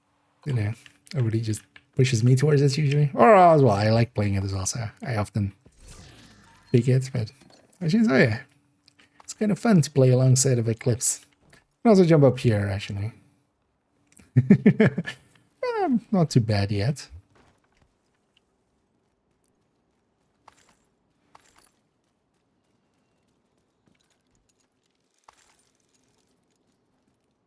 One thing to do as well is don't forget you have those grenades. Because here you'll know the spawns. One thing you can do is, with the fire cam, you need to kind of land it on time and ignite it. But with the flame grenades, it like just puts some fire there for a while. That can be very handy.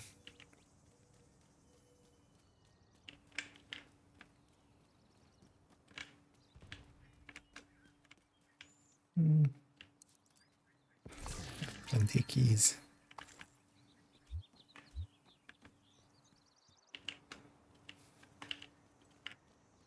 You're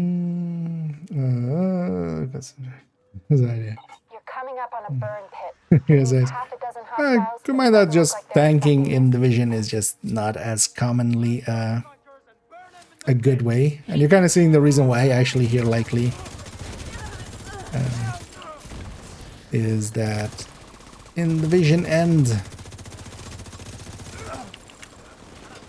the capabilities of like preventing the damage like Eclipse is doing here is just a lot stronger than, for instance, if a tank tries to tank it.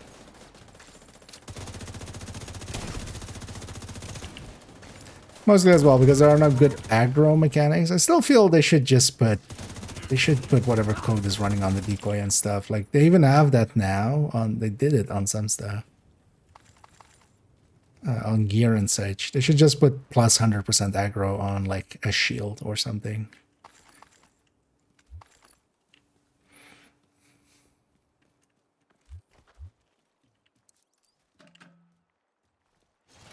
Well, just out of curiosity. I won't be too harsh. Although yeah, there's definitely better things to put your times toward if you're interested in kind of, especially in group settings. For instance, here, it's better to just have a lot of damage, for instance.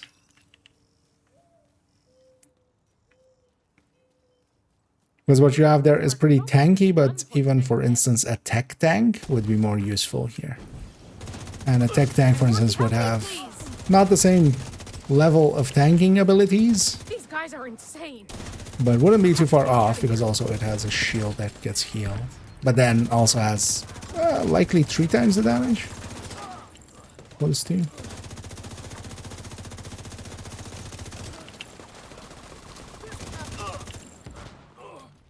But there's a kind of scene here as well, like the better way is to have, for instance, Eclipse kind of keep things busy and do its damage, and then, for instance, me and Tiny are running mostly reds. And it works out well enough because here especially as well. The enemies are being CC'd by the Eclipse, and then we just get to do our damage.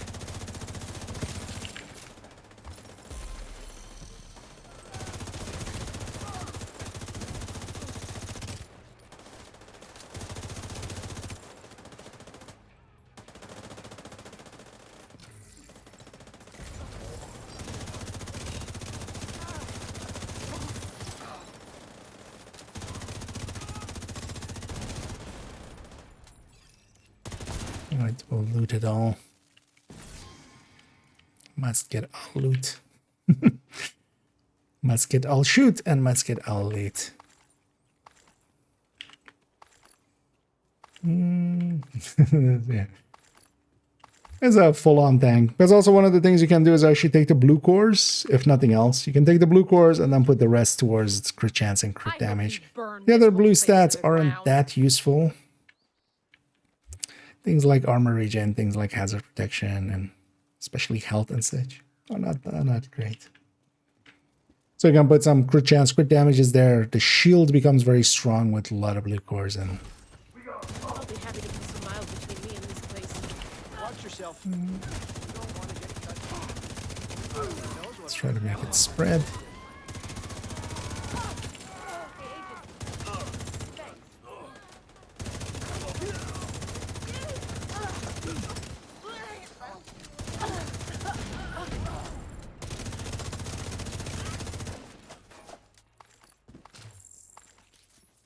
And here basically we outkill the enemy.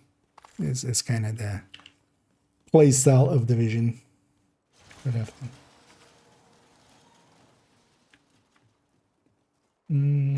me see third base. Why not? Why You're gonna have to find a way to unseal it. Mostly as well, actually. It's not even just about like having white Krampus.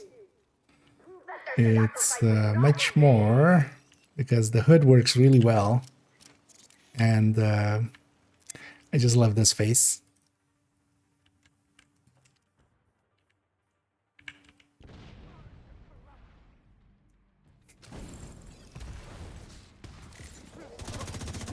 That we can make there. Okay. Yeah, that can work out well here. Let's try to push hard. Let's try to spawn camp them.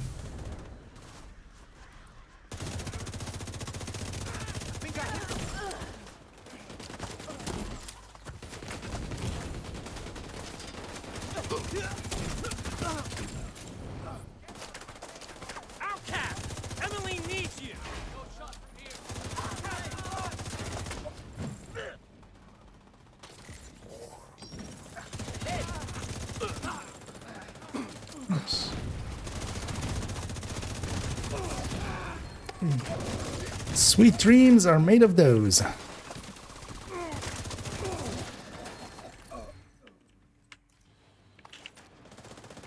Oh man, actually I'm looking for an AUG with... But that was like per chance one, but that was almost maxed. I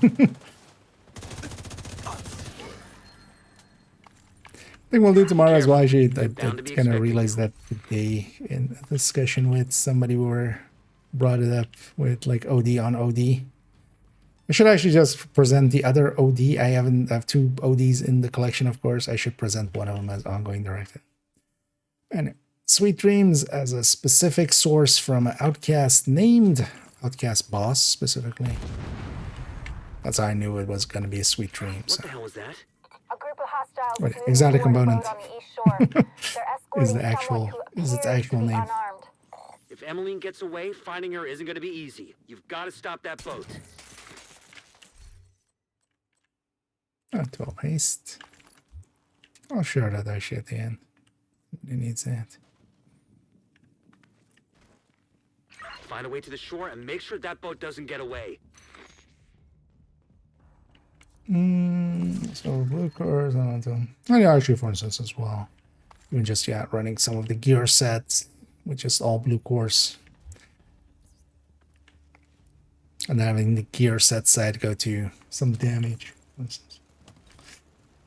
Oh, so sorry. I could totally see that. Yeah. Yep.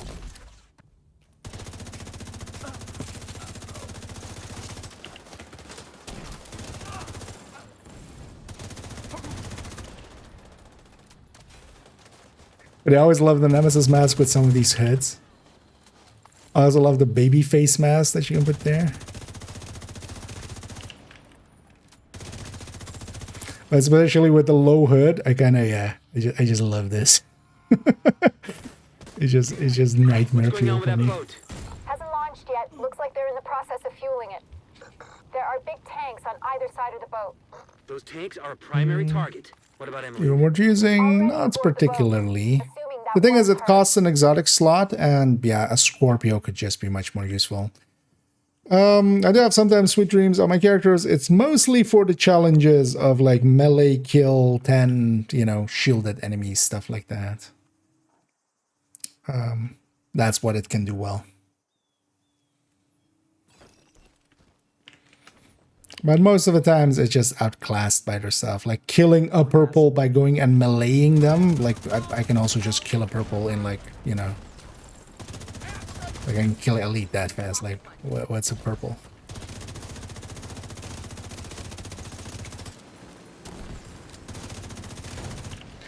One thing you could try to do here, but depends on if you get front enough. You can put your hive, for instance, on the boat when for that wave that spawns. In a second. Also, don't be afraid to actually run other skills on that hive. Because I get the feeling you kind of forget you had it, which is normal starting at. Or well, not starting about. Even I forget about it often. But yeah, I could run other things there.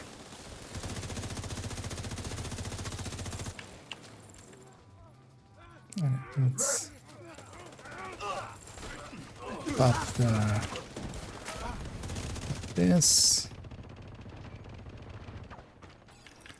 One nice thing about this as well is like it's not like, hey, you need to have a stack on an enemy to make it count or something. Like, for instance, Heartbreaker has. Last waves. Because actually, I don't know if you've tried the Gunner variant. The outcasts are going to be much less of a problem than before, But yeah, I, for instance, but what they did was even worse. Feel that's a good, I just hope they're finally at peace. Good one as well to kind of, because the Banshee Pulse is just so easy to use, especially.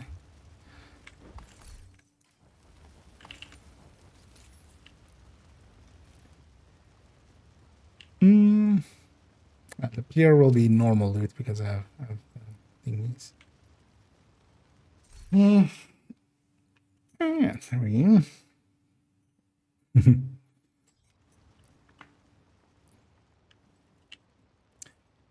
Oh, yeah. Where was I here? Doesn't seem too good. No, it isn't. That's also pretty weak for other things. Like, there's just better stuff. But yeah, let's get back to base. Got some 8 caches. I'm not gonna finish the weekly for myself today, but yeah, that'll put a dent in it for different day. We'll get it in.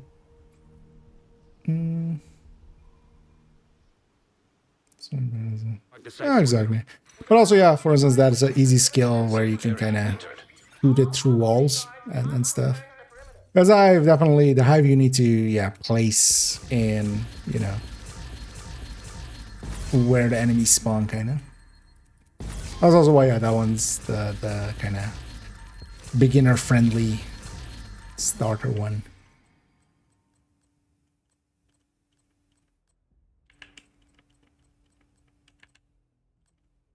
And also you have armor on kill, which, you know, helps out a little.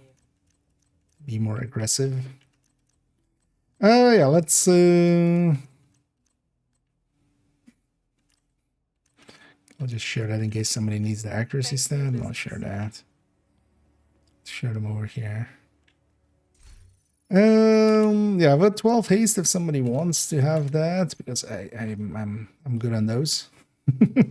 Definitely. And also accuracy for max accuracy for MMRs. And I'll share over there just in case if someone leaves that doesn't disappear. Also here actually kind of the showcase of how the damage thingy breaks. The damage here is especially who hit the most weak points, kind of. So, because there's also not 3 billion damage in that mission, 3.5.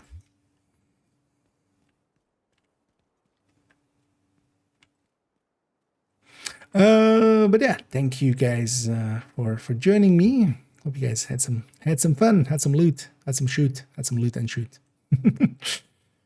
This weirdo with the Nemesis face is gonna go to bed. An agent is no But longer I'll leave you all to it. But yeah, thanks again for joining, and thanks for making it nice and smooth. And I got to even play around a little bit more Coco. Because Coco will now... Oh, I forgot to actually grab my graded weapons as well when I reloaded the build. Coco will definitely become our next focus, although not the next video. It's going to be build collection updates. Part 1 first, which is going to be a 5-parter. Likely we'll do one part of that, and then Coco, so it won't be too long. But yeah, that's going to be in-depth look. That's not like what we did like this earlier today, which is a build showcase that goes into gameplay and stuff. It'll mostly be numbers related for Coco. We'll take it out in the field just to kind of show how it stacks and stuff, and how bad it is solo, and how good it is in a group. Let me catch up one last time. Although actually, wait, before I do that, even let me go and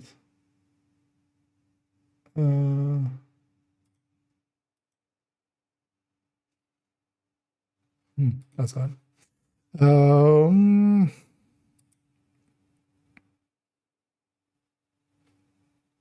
Let me go and find somebody for us to raid. I'm trying to find the tab.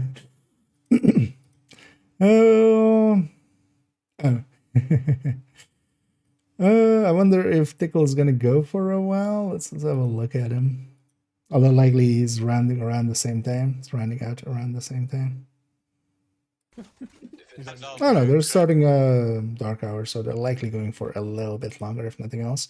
We'll go raid Tickle, as yeah, he's raided us benchy times as well. Let me catch up one last time. Yeah, indeed. That's always the thing with the Hive. It just, you know, I often also tend to underutilize it, and in sometimes mostly more just not paying enough attention. Know what to do in the game anymore? Then keep in mind that's always an option to just take a break, but also, yeah, do something you haven't done before. Maybe it's usually also a recommendation. Hey, you haven't done raids in a while, maybe go do a raid. Haven't done incursion in a while, hey, maybe try to go find a group for that. Haven't played around with like eclipses, for instance, ever before, hey. But also, there's nothing wrong with taking a break sometimes, for instance.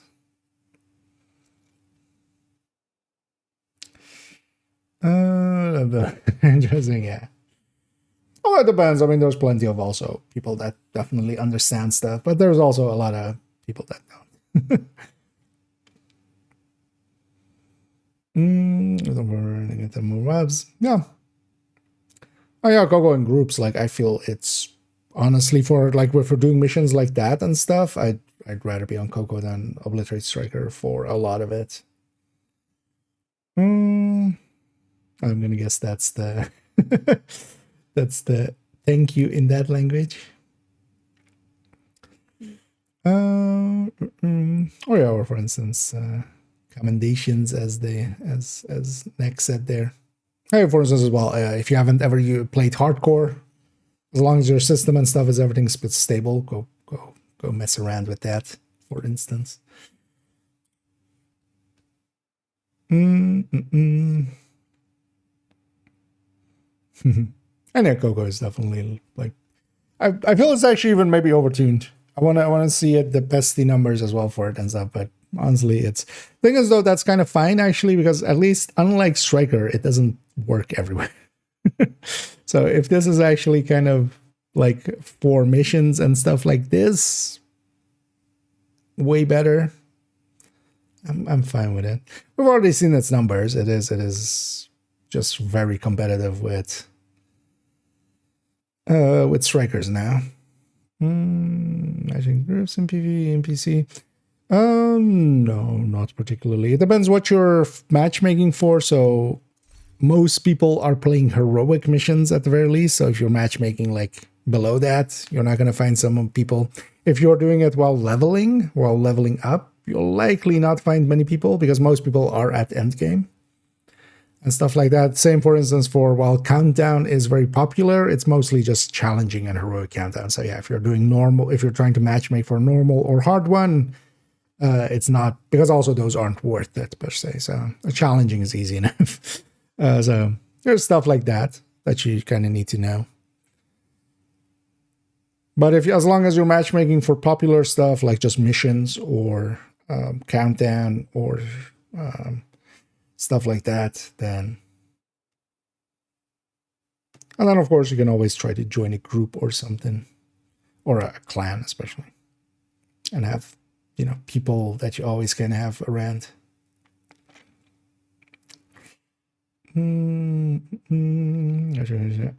Indeed. But for example, raids don't have matchmaking. Well, there's a matchmaking for Discovery raid, but that is not the real raids. Incursion, which is a different thing, also a kind of endgame thing, does have matchmaking, but most of the time, even for that, you would want to find a group through LFGing, through Discords and such. Incursions. So for Incursion, you can matchmake, and depends who you get. You get 3 other people. They might be people that are like just doing incursions their whole life, and it'll be the easiest run ever. You might get 3 people that just don't know anything, and it'll not happen. So it kind of depends. But with LFG, at least you can kind of, because there's a lot of Discords where you can kind of talk to people and go like, hey, I'm new to the raids or new to the incursion. Some people are okay with that and go like, hey, or we'll take in somewhat newer person through, especially if you're willing to as well be, for instance, communicative. So at least either willing to jump into the voice channel, even if you don't have a mic, but just so you can hear what they say, so they can guide you to what needs to be done and stuff like that. There is no LFG tool inside of the game, but the Discords are especially popular for that on the PC end. I'm not sure, like, if on consoles. I feel most people on consoles also use Discord now, because Discord's on, at least on Xbox. But so there's the official Discord. There's a Reddit Discord, especially if you're like in the Discovery thing. Search for Division 2, you'll find a bunch of them. There's also some that are like community based. So for instance, actually the person we're about to raid in a second, DJ Tickle, he has a community. What they're likely doing there is actually helping people do the raid. But there's also that. There is like, what in Destiny would be Sherpa runs. Over here we call them community runs or carry runs. For instance, they'll likely be doing that unless they're doing some like speedrun stuff maybe or something. But there are groups. For instance, DJ Tickle is one. GC Rock is another one that you'll find likely once you start looking around. They have communities that just help people do the incursions, do the raids, stuff like that. Oh, we do it sometimes as well. Likely in the new year, we'll start again with at least the incursions and stuff again, because we used to do that for community 4-man stuff. So master missions is also a thing. for instance. But yeah, let's go actually raid Tickle, and then I can go to bed. I'll be back tomorrow. Will likely be a little not early at all, because I'll take that time to stitch together that video we recorded today, get it all up and ready, and post it. And likely I'll start a few hours early, but nothing too super early. Not unlike, for instance, today, like where we had afternoon and evening. And then, yeah, tomorrow we'll work on the Coco spreadsheet. We'll just run around and play a lot. And at some point, also, I need to just sit there and open my caches. We'll get that then. Enough yapping for me. Thank you all for joining me. Off to Tickle the Twitch guys go. Twitch guys and gals. Yeah, YouTube people, I can't do anything to you guys and gals. Enjoy your day. But yeah, one last Merry Christmas and Happy Holidays, and I hope to catch you all in the future. And as always, have a good night.